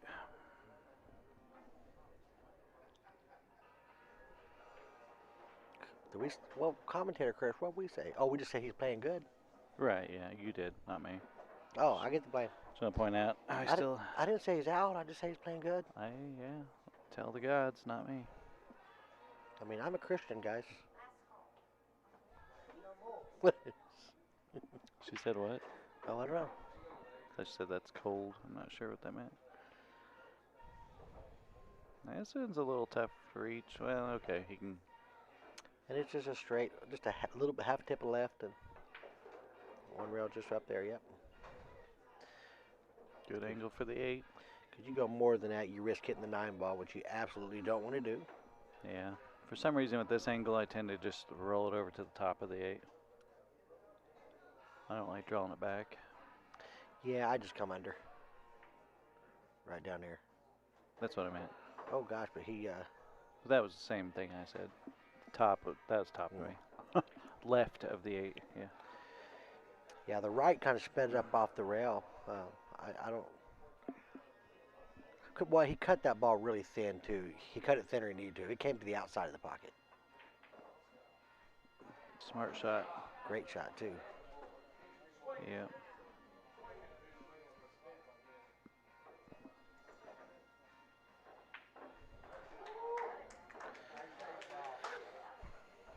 Kevin's he's got something working his way right now. It's a good recovery shot, and he's got that momentum going. Yep. Not just the bank, but the fact that he knew how to spin it to come up and be perfect on the 9. Absolutely, yeah.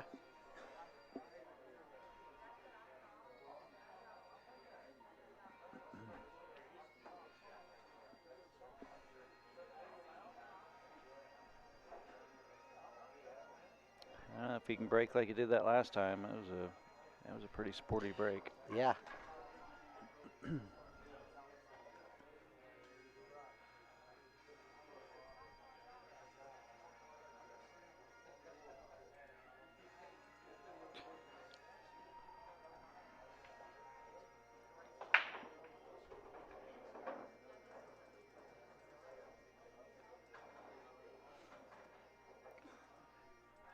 Even if Kevin wins this one, I don't blame Myron. I mean, he hasn't lost all night. He knows he's a favorite because of the handicap. Yeah. The way it worked out for him at the lottery. Hey, I never blame a guy for not wanting to split. I don't like to split. I will. You, my brother. I'll split with people, and I'll split with other people. Right. But as a norm, I'd rather not split. Yeah, I like it. I do think Myron felt very confident, because you haven't lost all day. Yep. Or all yesterday and today. And really, for Kevin, that's real rough. Kevin doesn't have any part of himself in the auction, from what I understand. Now, I'm sure these guys would tip him out pretty well. He's a nice kid. Yeah. He's gonna have somebody watch it.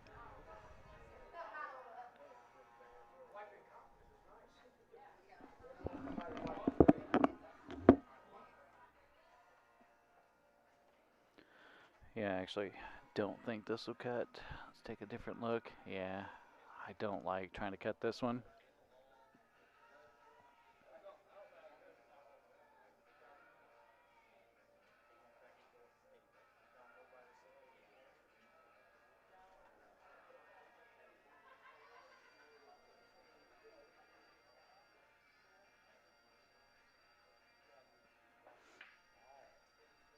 Yeah, it looked like a good hit, but I really don't think he can make it. Not with making a good hit anyway.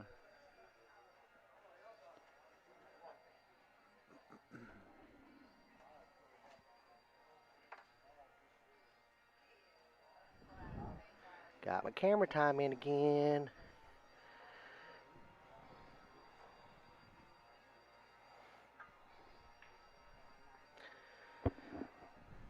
Uh-oh. Okay. So it's not in the drink. He can make this 4-ball, but he's taking a tough 7.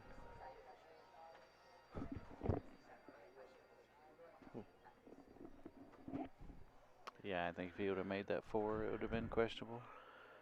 He wasn't trying to make it. He wasn't. Okay, trying to bank it maybe. Or, Yeah, he couldn't make it. Yeah. He knew that. I mean, I looked at it and knew you couldn't make it. Oh, wow. What a stroke. What a stroke. Uh-oh. No reward. That woke everybody up, didn't I don't it? think it's bad as you think. Maybe. I guess it is. But remember the shot we talked about a while back? Yeah, I don't know if that's going to work this close. If they're touching, it will. You got to ride the cue ball a little longer. But if they're touching, but I don't know if they're touching. I don't know, and don't think you can shoot towards a 9 to actually slide it like that. Why not? I mean, what's it called? Physics of it doesn't change. Just depends how far it's off from it. I know if they're touching, he ain't cutting this ball.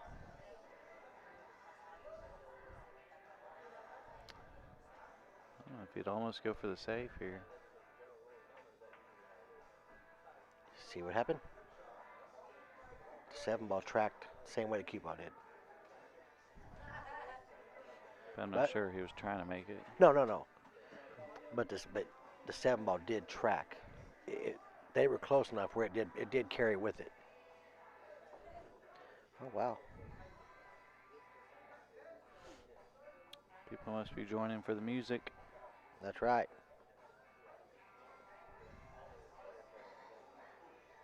Oh baby. He's done that twice now. Okay, yeah. So he got a little rub, almost scratched, didn't quite get there. He got saved twice actually from a rub. 3 rails in the side. It was calling it 7, 3 rails in the side. What are you guys thinking? No wonder Chad's a 530.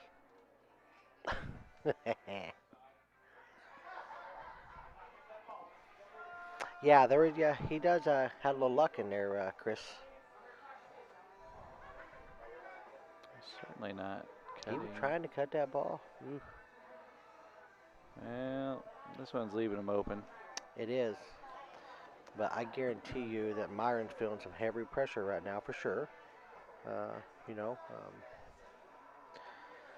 But you got to shake it off and just make this ball.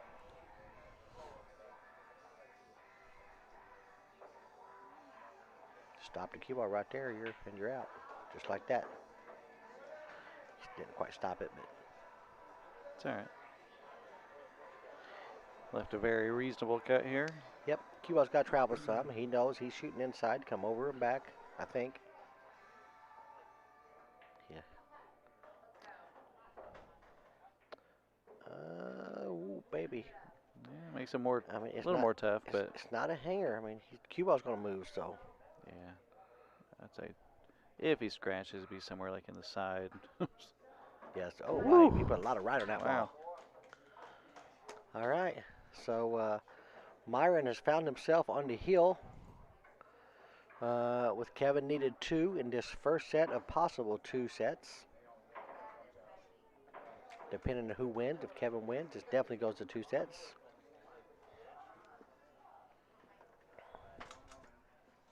Forgot about that. Yeah.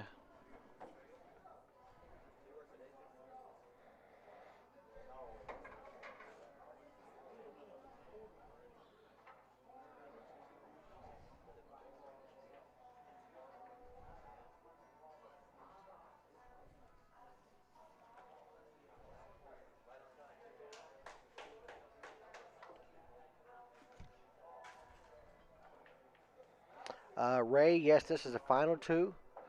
Myron breaking right now is a 3 because he won the lottery, so he went from a 4 to a 3.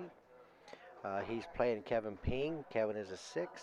Myron's in the hot seat, so Kevin has to beat him twice. Myron's currently on the hill. Kevin needs 2, so we have a match.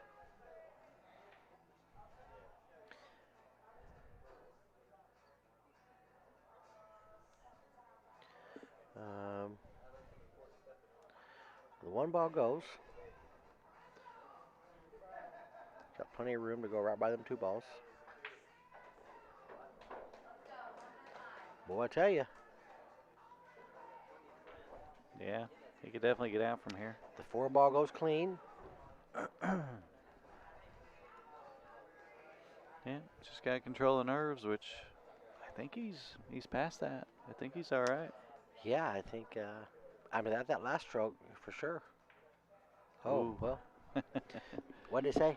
Commentary curse? Yeah. I knew it was coming. So, it's on the rail. So he's going to be long on the 4. I mean, I guess long is somewhat long, other end of the table. You don't want to be on the rail. You got to be able to get to the 5 ball. Yeah. Should be able to just roll it in. Yeah, as long as he's not on the rail. All his table rolls true.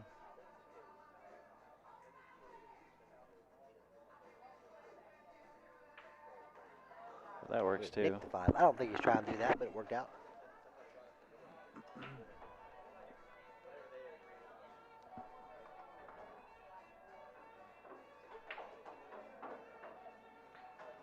So there's really some nerves right here.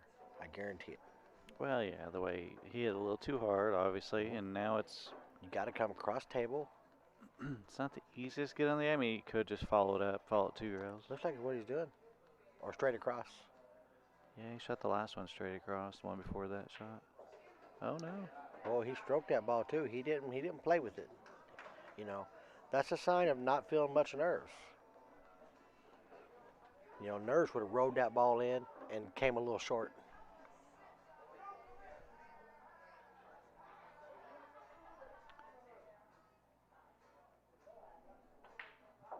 I was gonna say something, but I don't want to jinx it. Absolutely.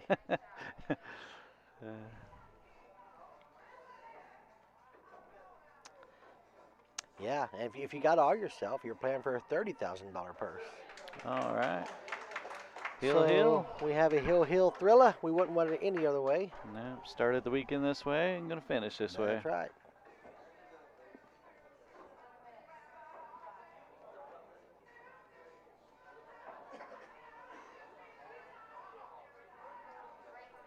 Well, you gotta win the lottery, and then you also gotta play good too. True. Yeah. Steve Cruz won the lottery. It's true. And you got to hope you don't draw one of those players that's absolutely capable of outrunning it, like Lee Yules.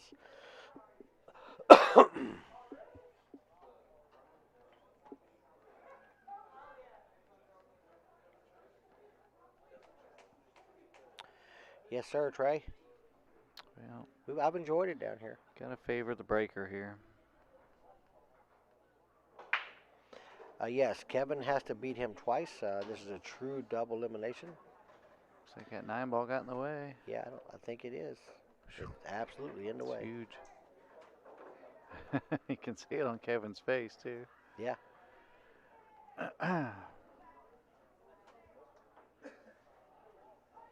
I know, smart money says push out, but it's not a real bad kick off the end rail and kick the 1 ball towards the 4 ball in that direction. Mm-hmm. You kind of want to hit the rail and go behind the 5 and the 2. But Yeah, because you could possibly play safe. But if you kick it wrong, you're gonna kick it right into the 2 and 5, and Right. John, all I heard was when they talked about it in the beginning for a minute about splitting, and the words I heard were, "We're going to play." yeah, I think he was trying to talk him into splitting beforehand, and if not, he was just gonna play it all the way out, I believe. Okay. So a push out by Kevin. Looks like he, Wanting to push to a stronger kicking point, or easier kicking point. well, I think he can see it. As good as Kevin jumps, it might not have been a bad idea to push down to a jump under the 3 or yeah, I don't know though. That's tough because you got to make that jump.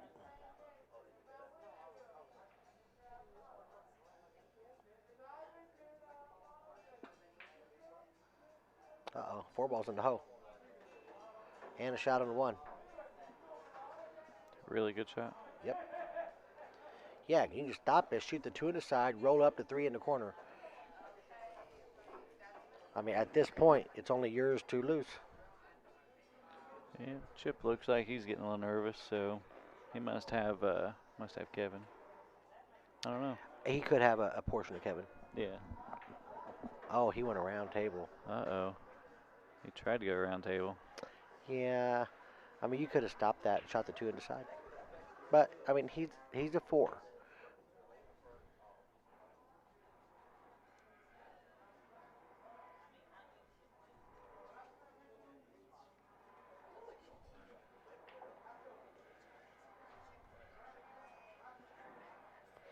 No, just Myron won the lottery, Jim.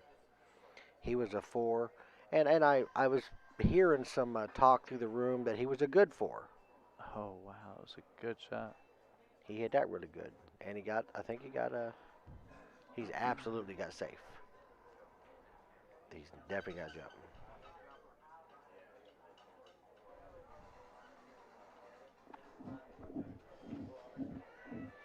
Yeah, when he shot the 1 and tried to come around table, he should have just stopped right there and shot the 2 in the side.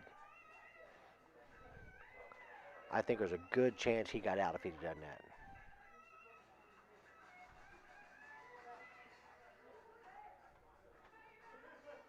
I was there already.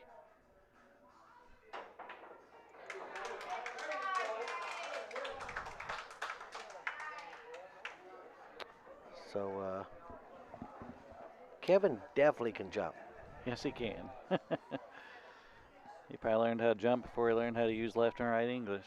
I mean, he's like 6 for 7 jump shots. He missed that jump combo. Mm-hmm. Just got to control this now. Want to go? You want to go? Okay.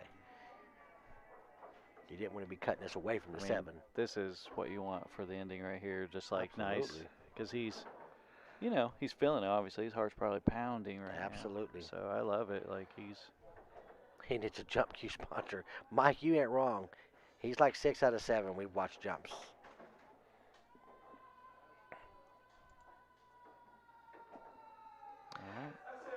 So the Teal Hill, we are going to a second set. Great shooting by Kevin.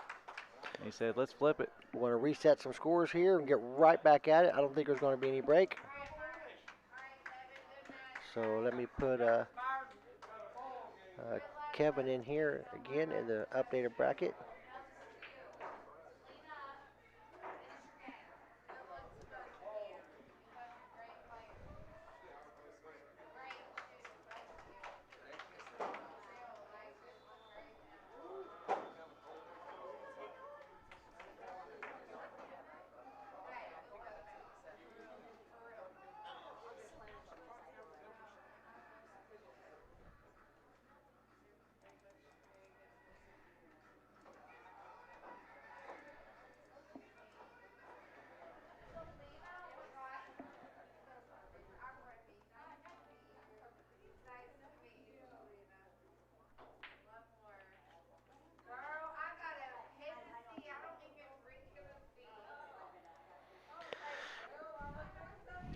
Okay, we'll be right back. These guys are taking just a little break. We'll be right back with you for the last match of the night.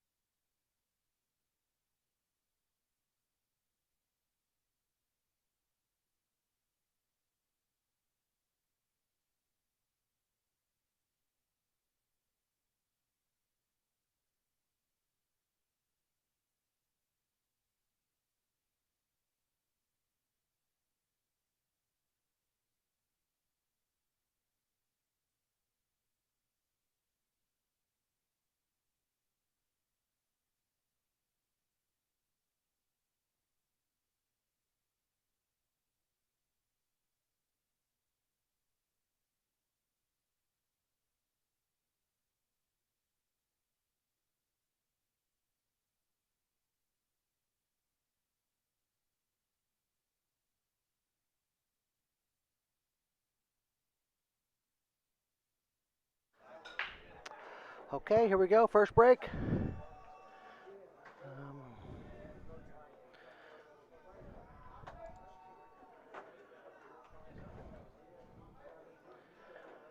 This is the last set for sure.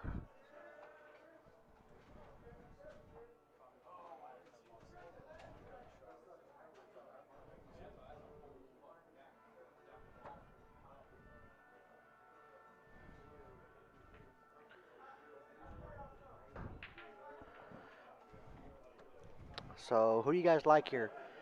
You've seen the first match, it was hill to hill. What's everybody like?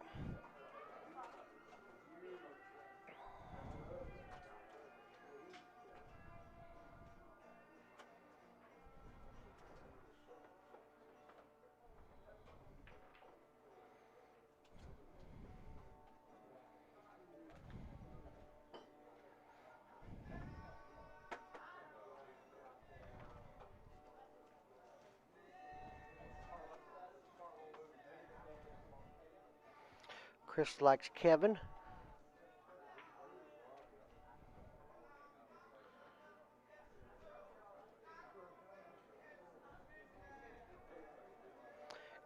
Kevin, Myron.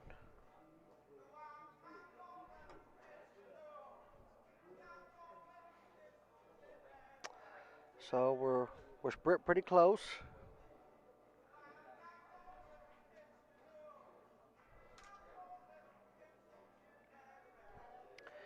Let's see, we have a ping, ping, ping, ping, ping.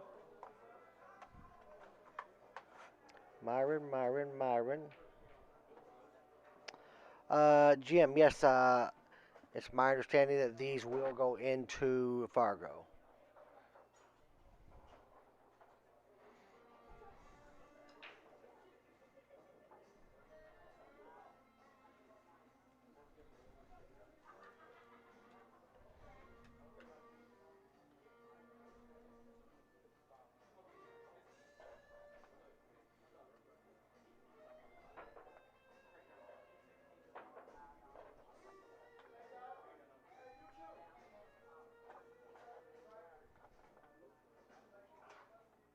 That's a good answer, Mike.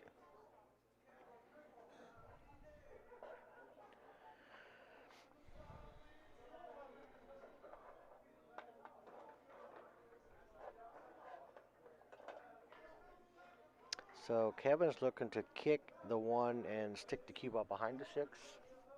We'll see how this works out for him.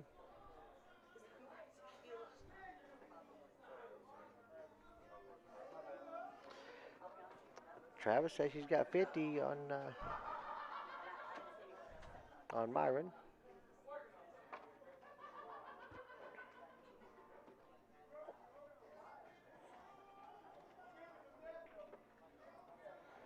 Okay, he decided to go ahead and cut it, looks like.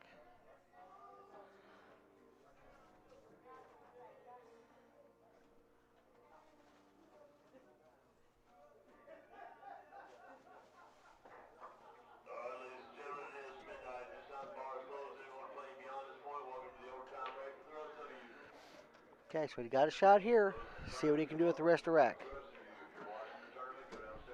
The first game would be a really big game if Myron can get that game.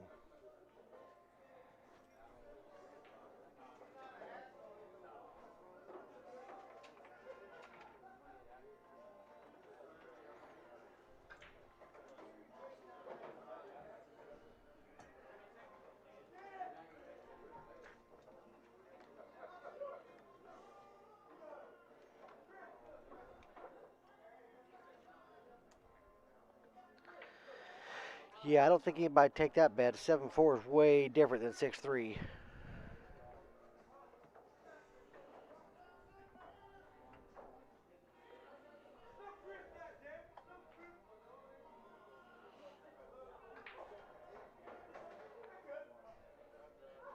We got into that 6 a little bit.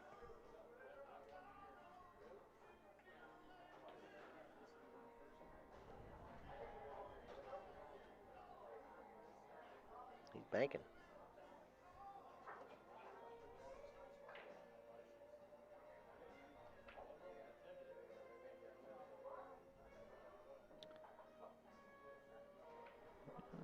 risky shot, and Yeah.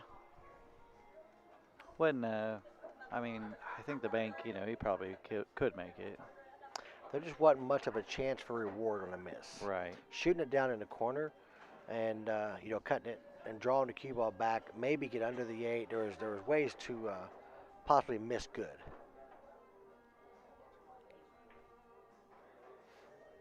Yeah, and Kevin, he's kind of looking a little settled in, so that's a scary Kevin there. You know, it happens a lot. The guy that comes out of the loser side with the momentum is the guy. That's why, double dips happen so often.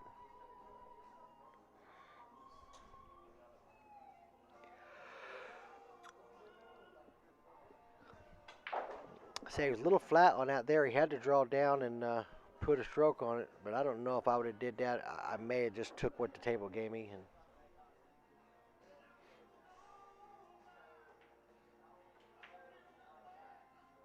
twice. Yep. It happens way more than people realize. Yeah, especially when you're shooting it like he did. Yeah, the back cut there,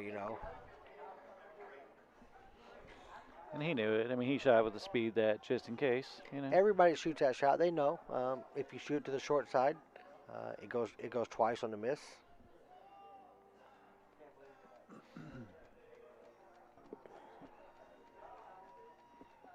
I mean, the biggest thing is I mean, he had the balls to shoot it. He could have just rode up on top of that 9. A lot of people would have.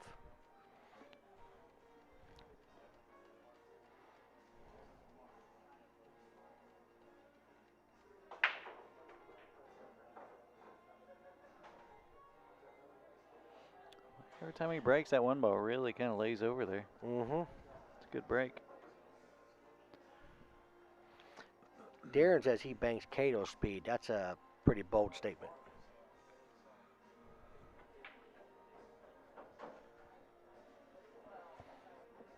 I mean, no doubt that, he banks well, but I mean, Cato, that's when Cato's playing, he's a champion banker. I do like how he says fun fact, and I'm like, you mean fun opinion, Darren? Ping banks like TD Ameritrade.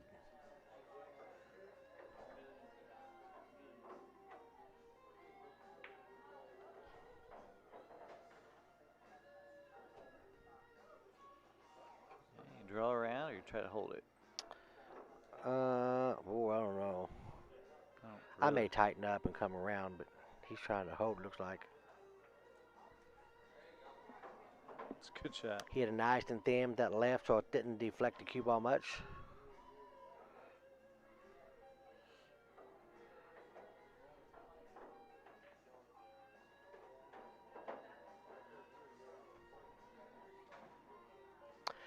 Yeah, Kerry, you're right. Kevin is playing with a certain level of confidence, and we've kind of seen that in the last set as well. Came up a little far on this one. Not sure if you go around on this one or just kind of pull it back like he's thinking about. Darren, has he done anything in the banks?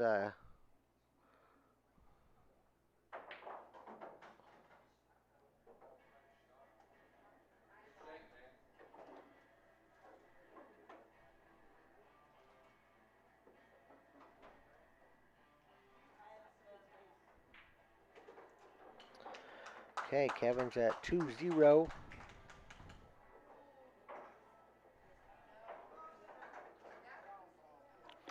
This is the kind of match you want to see in the finals.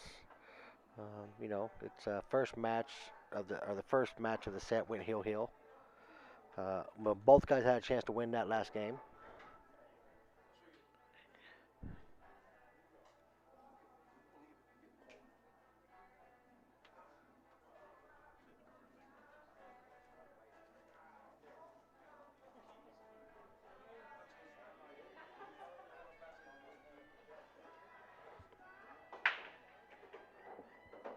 Wing ball down.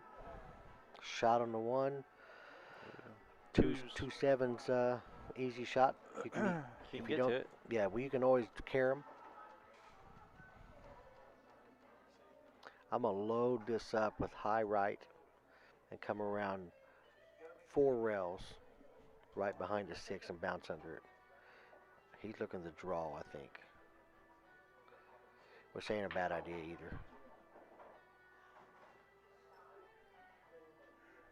It's a pretty big window. I liked it.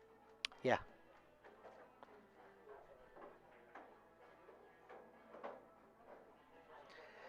Yeah, Kevin playing with some confidence, you know.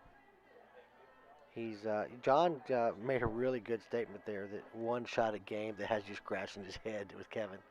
Because I've seen that a couple times. Oh. Did that just change it enough? Yeah, he's going for a carom now.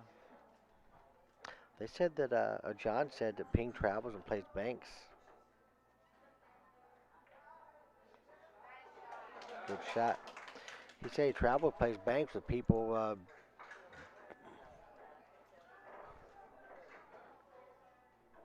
You just flip the scores. Oh, no, I just flipped the players. Don't matter there. Scores stayed the same. Then I didn't mean to do it, but it's good now. But he says that this kid will play anyone under Brumbeck and Thorpe speed.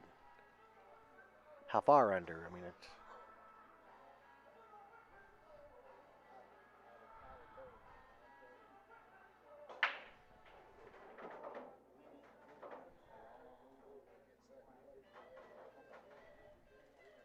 How old is he? I mean, does he go to the Derby?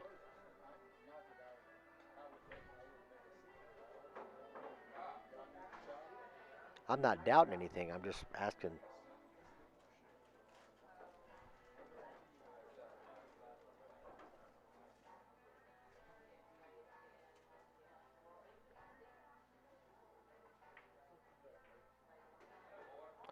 Yeah, he's really in stroke right now for sure.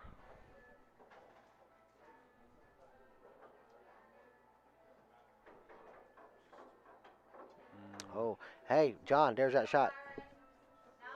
That one you said it makes you scratch your head, one shot a game.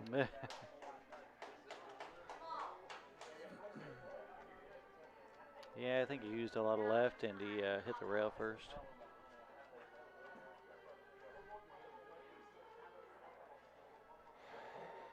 We just talked about him being a dead stroke. You know, Myron's kind of been sitting down most of this match here. We'll see how he maintains, and he's not.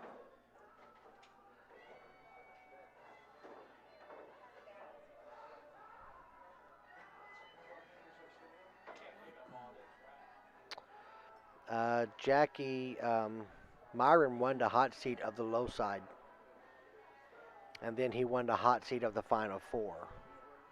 He beat Kevin, and now Kevin came back through and has won the first set. Kevin's had Myron in his chair most of the time in this particular set here. Yeah, there was a first game, like it was kind of back and forth, wasn't it? A little bit. But then Kevin, he broke and ran the second, broke and ran the third. I know he broke and ran the Maybe. one of them. Maybe. Not sure. You know that last shot where Myron scratched there on the side. I guess a lot of people say, "Oh wow, that was unlucky," but it wasn't. The cue ball should have never been over there. No, it shouldn't have went that way. No. Like, should have been up and down almost. Yep. It was just mental error. Yeah, there's a lot to be said about sitting in your chair and just watching a guy, put a couple racks on you and Breaking good.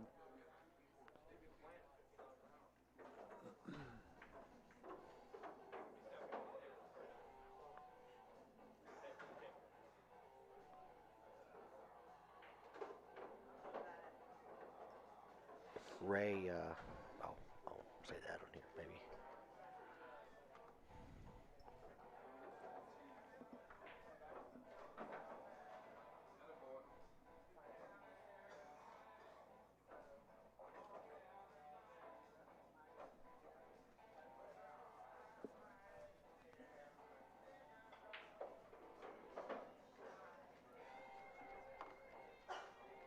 Pretty impressive.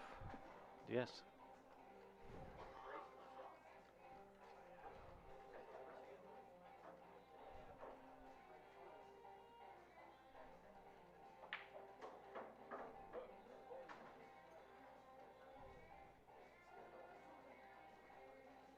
I mean, don't the Derby pay what it always has, pretty much? It Yeah, it pays, did. but They bitched because there was more players, but it paid the same amount. But it's still paying the same money. yeah, I think it's more about the gambling on the side. Maybe is what he's talking about. Mm. Because the green room is just not quite like it used to be. Well, see, that's not true. I was up here last year. I mean, I watched Carl Baum shoot one shot for 100 grand. I watched Mikey playing for 50,000 in one pocket with Scooter. So how much money actually changed hands? Well, Carl won $100,000 on one shot. I can tell you that. Yeah, but that's just one person winning one amount. Yeah, you had to be there. There was action all over that room. I mean, all over the room. I just don't know how they get away with it at a casino. I thought they were kind of against that. But it's upstairs in the action room. I mean, hell, they got the Louis Roberts Award is at the Derby. It's for who's in the most action. No, Jim, this 3 was a 4. And he went because a 3 plus 1 is lower than a 3. He was a 4 and won the lottery and went down to a 3. Yeah, the +1 in this case means your opponent has to go one more.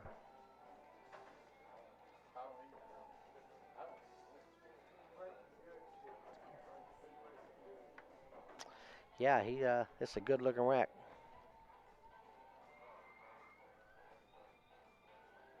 Bobby Bunch, you could be right.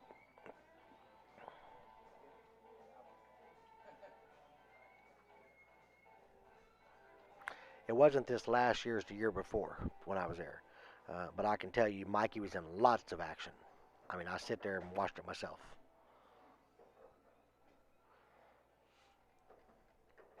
I think he was trying to actually roll a little further. Yeah, it wasn't this last year I was talking about. I made a mistake with the year before. I was gambling at, I remember that Deadpool guy on the 9-footer, $100 a rack, doing 8 ball in one pocket, 8 ball in one pocket. Did you win all the 8 ball and lose all the one pocket? Yes, I did. Good shot.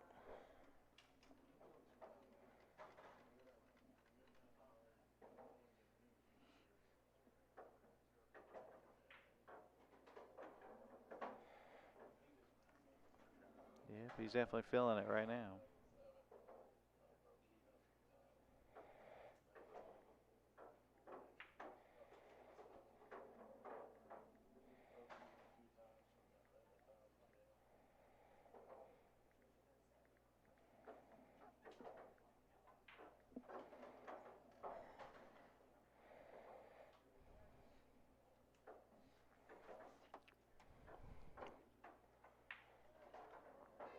Uh-oh. Could get funny. Did. He's straight on almost a 50.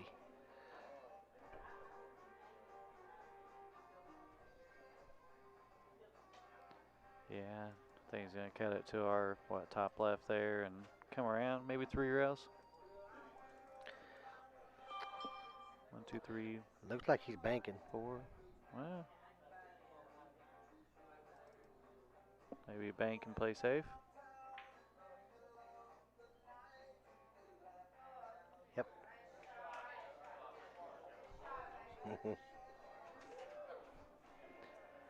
Very good shot.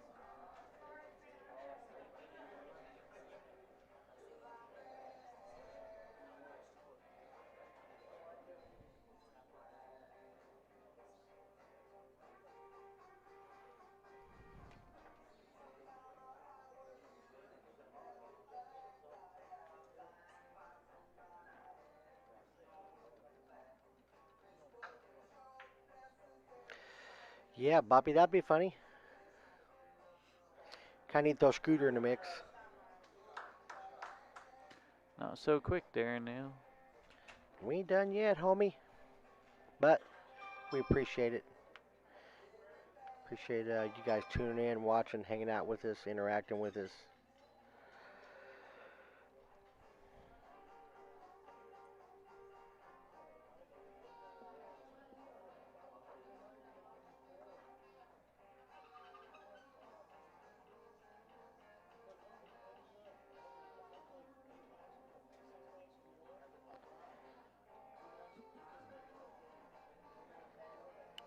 Well, this one's a little more than a jump. Jump bank. Jump, cut, jump, bank. Either way, it's a hard shot without the jump added to it. Oh, for sure.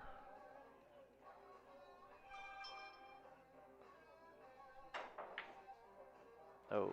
All right. We got a bit of a game. I wasn't rooting against him. I'm just. Just didn't want it zipped.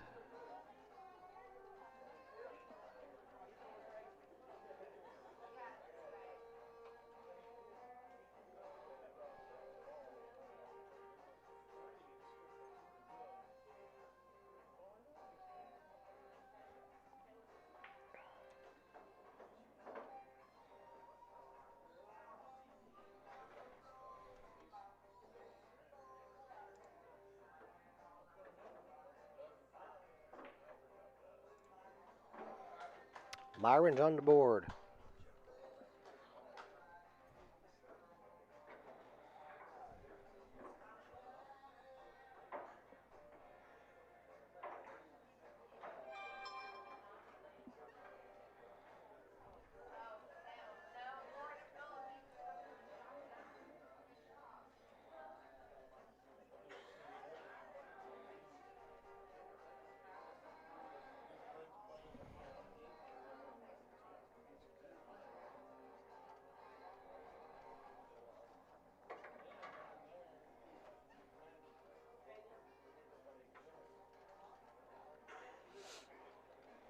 All right.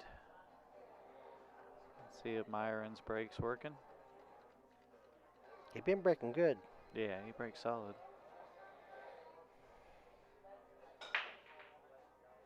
One in the side.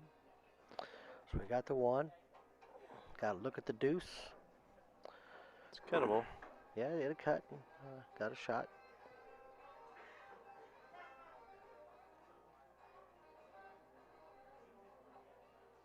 Something about the jump stick. I watched him Yeah. borrow it. Yeah, I've seen him borrow a couple times. This is risky. You had to miss that 3 on both sides. You didn't want to hit it and scratch. Pretty safety just screaming at you here, though.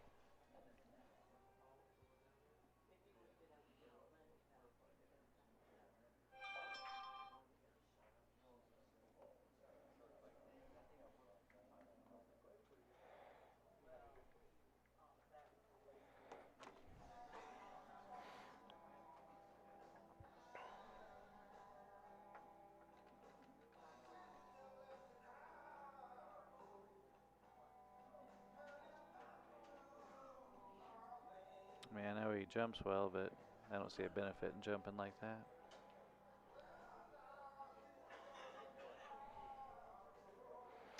No, because I mean you're not jumping to make it, are you? No, not unless you're jump banking it, which He's looking to send it up table there. yeah. Kick. He's going to go 1 kick, 1 bank, or 2 kick. I think he's. I mean, I think you have to go 2. Jackie, there was 24 spots paid in the tournament and 16 in the auction. If you had yourself in the auction total, first place you won about 30,000.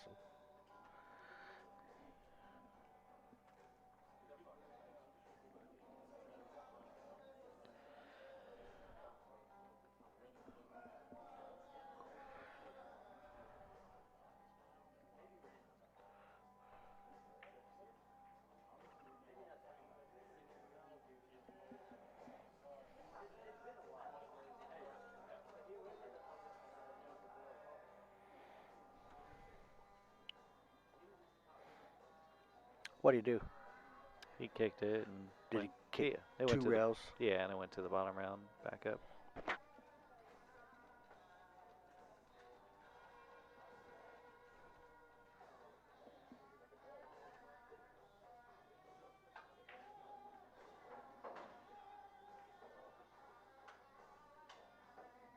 It's a good cut shot. Yeah, it was.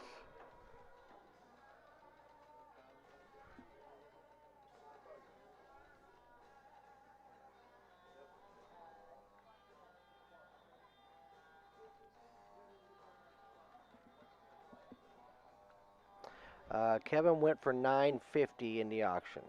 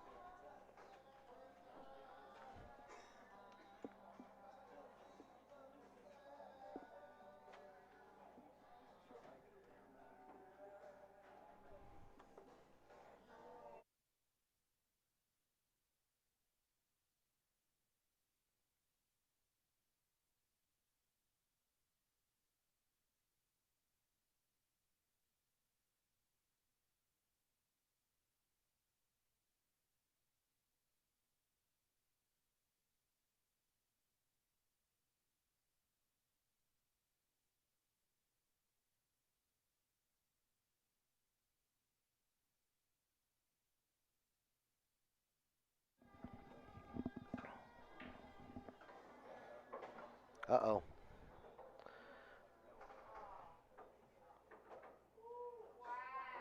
Ooh, mercy.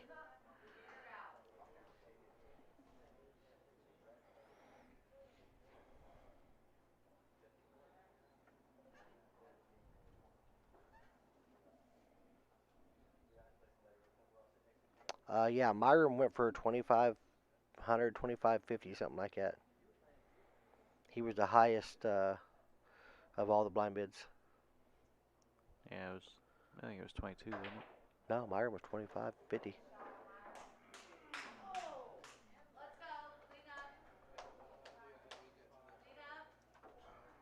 Yeah.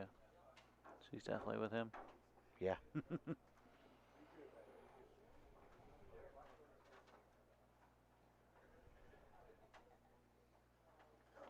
Yeah, Myron was 2500.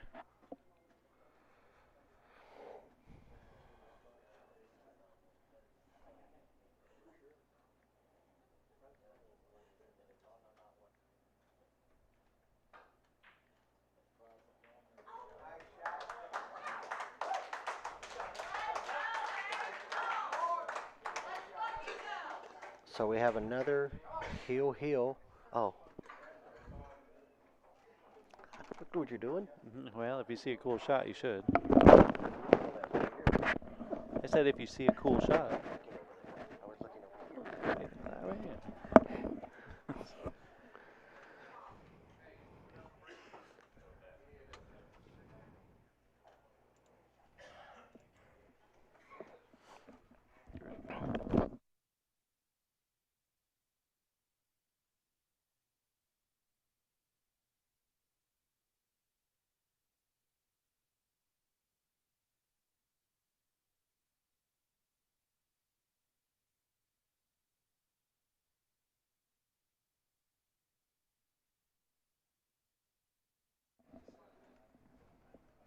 I guess they're taking a break right now.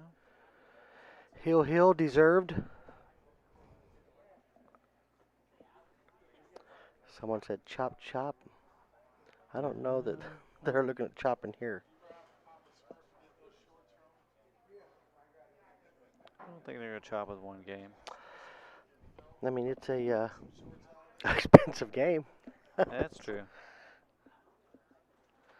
That's true. Might wanna reevaluate just in case. One game, one break. Myron breaking. Booter. I didn't see Booter in here.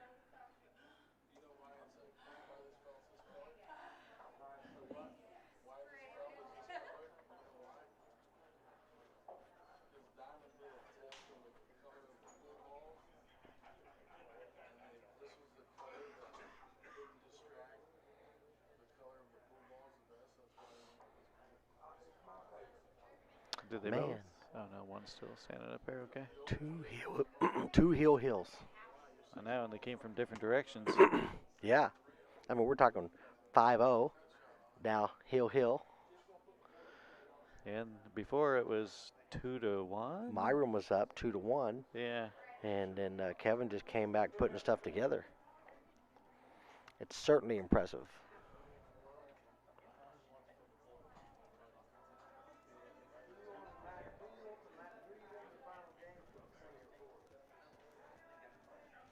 Yeah, I don't think they're renegotiating because he's still up there. Kevin is. Yeah.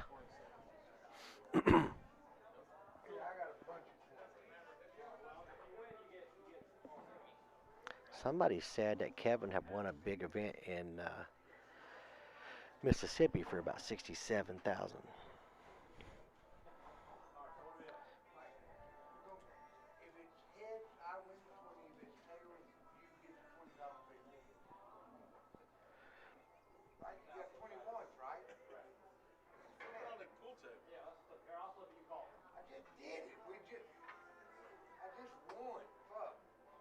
What's Philip doing down here?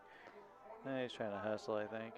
He said if it's heads, he don't owe me anything, and otherwise you owe me 20, and then he shows him the coin after it's already been flipped. He goes, no. I said, let's flip it on the table. He goes, better yet, let me flip it. And he goes, I already did. He shows him the coin.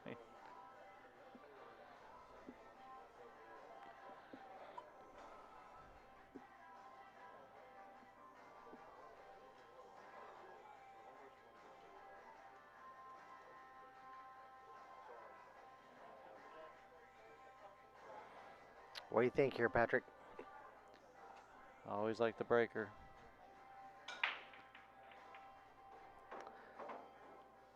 Ball down, shot on the one.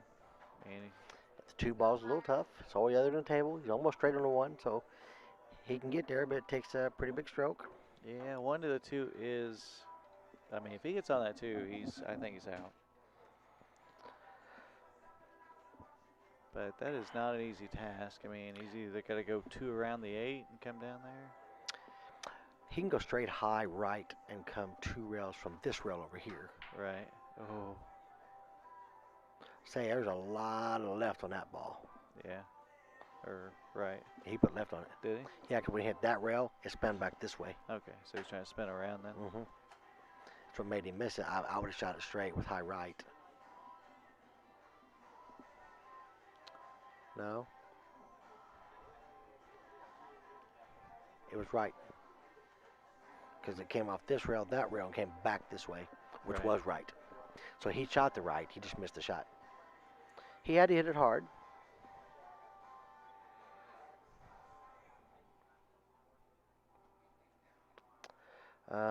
There's not much here. He's got to.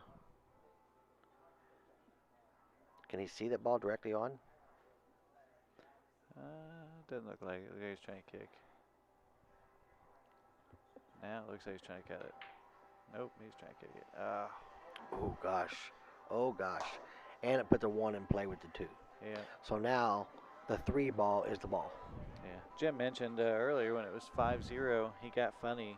On what ball was it? 7 ball. Ball. Yeah. If he didn't do that, I mean, Mm-hmm. he's right. It'd been over. But didn't Kevin win that game? I don't think so. Kevin banked at the 7 and put him behind the 9 ball. Yeah, but then he kicked back and put him separated from it. Man, is he riding the rail? Wow. He had an opportunity to come bounce off the rail.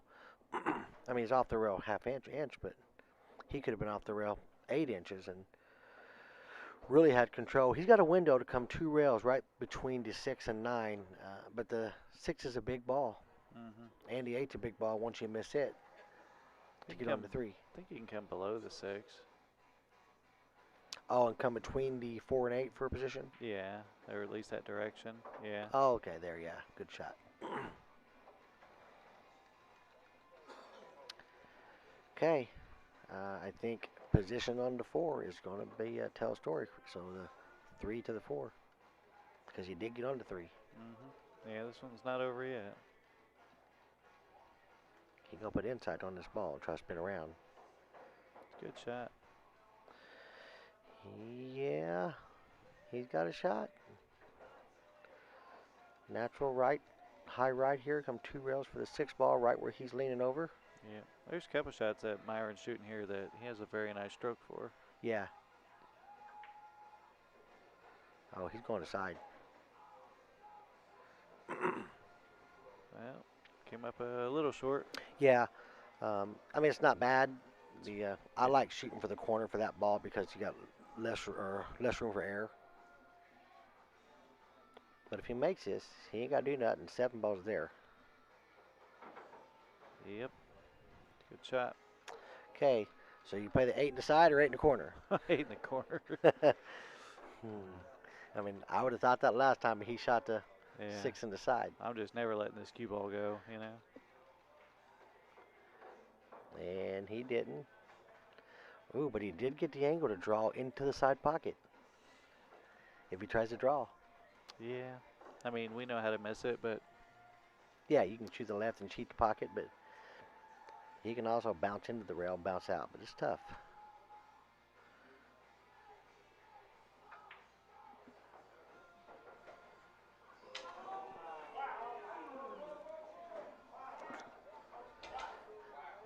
Yeah, I mean, you can see the angle was drawn right to this with the side pocket. And yeah. No, Jackie, he's not a 3+1. he was a 4, and he won the lottery, which puts him down to a 3. A 3+1 is actually lower than a 3. I mean, I hate to see that. I mean, you could see the angle he had. It was, All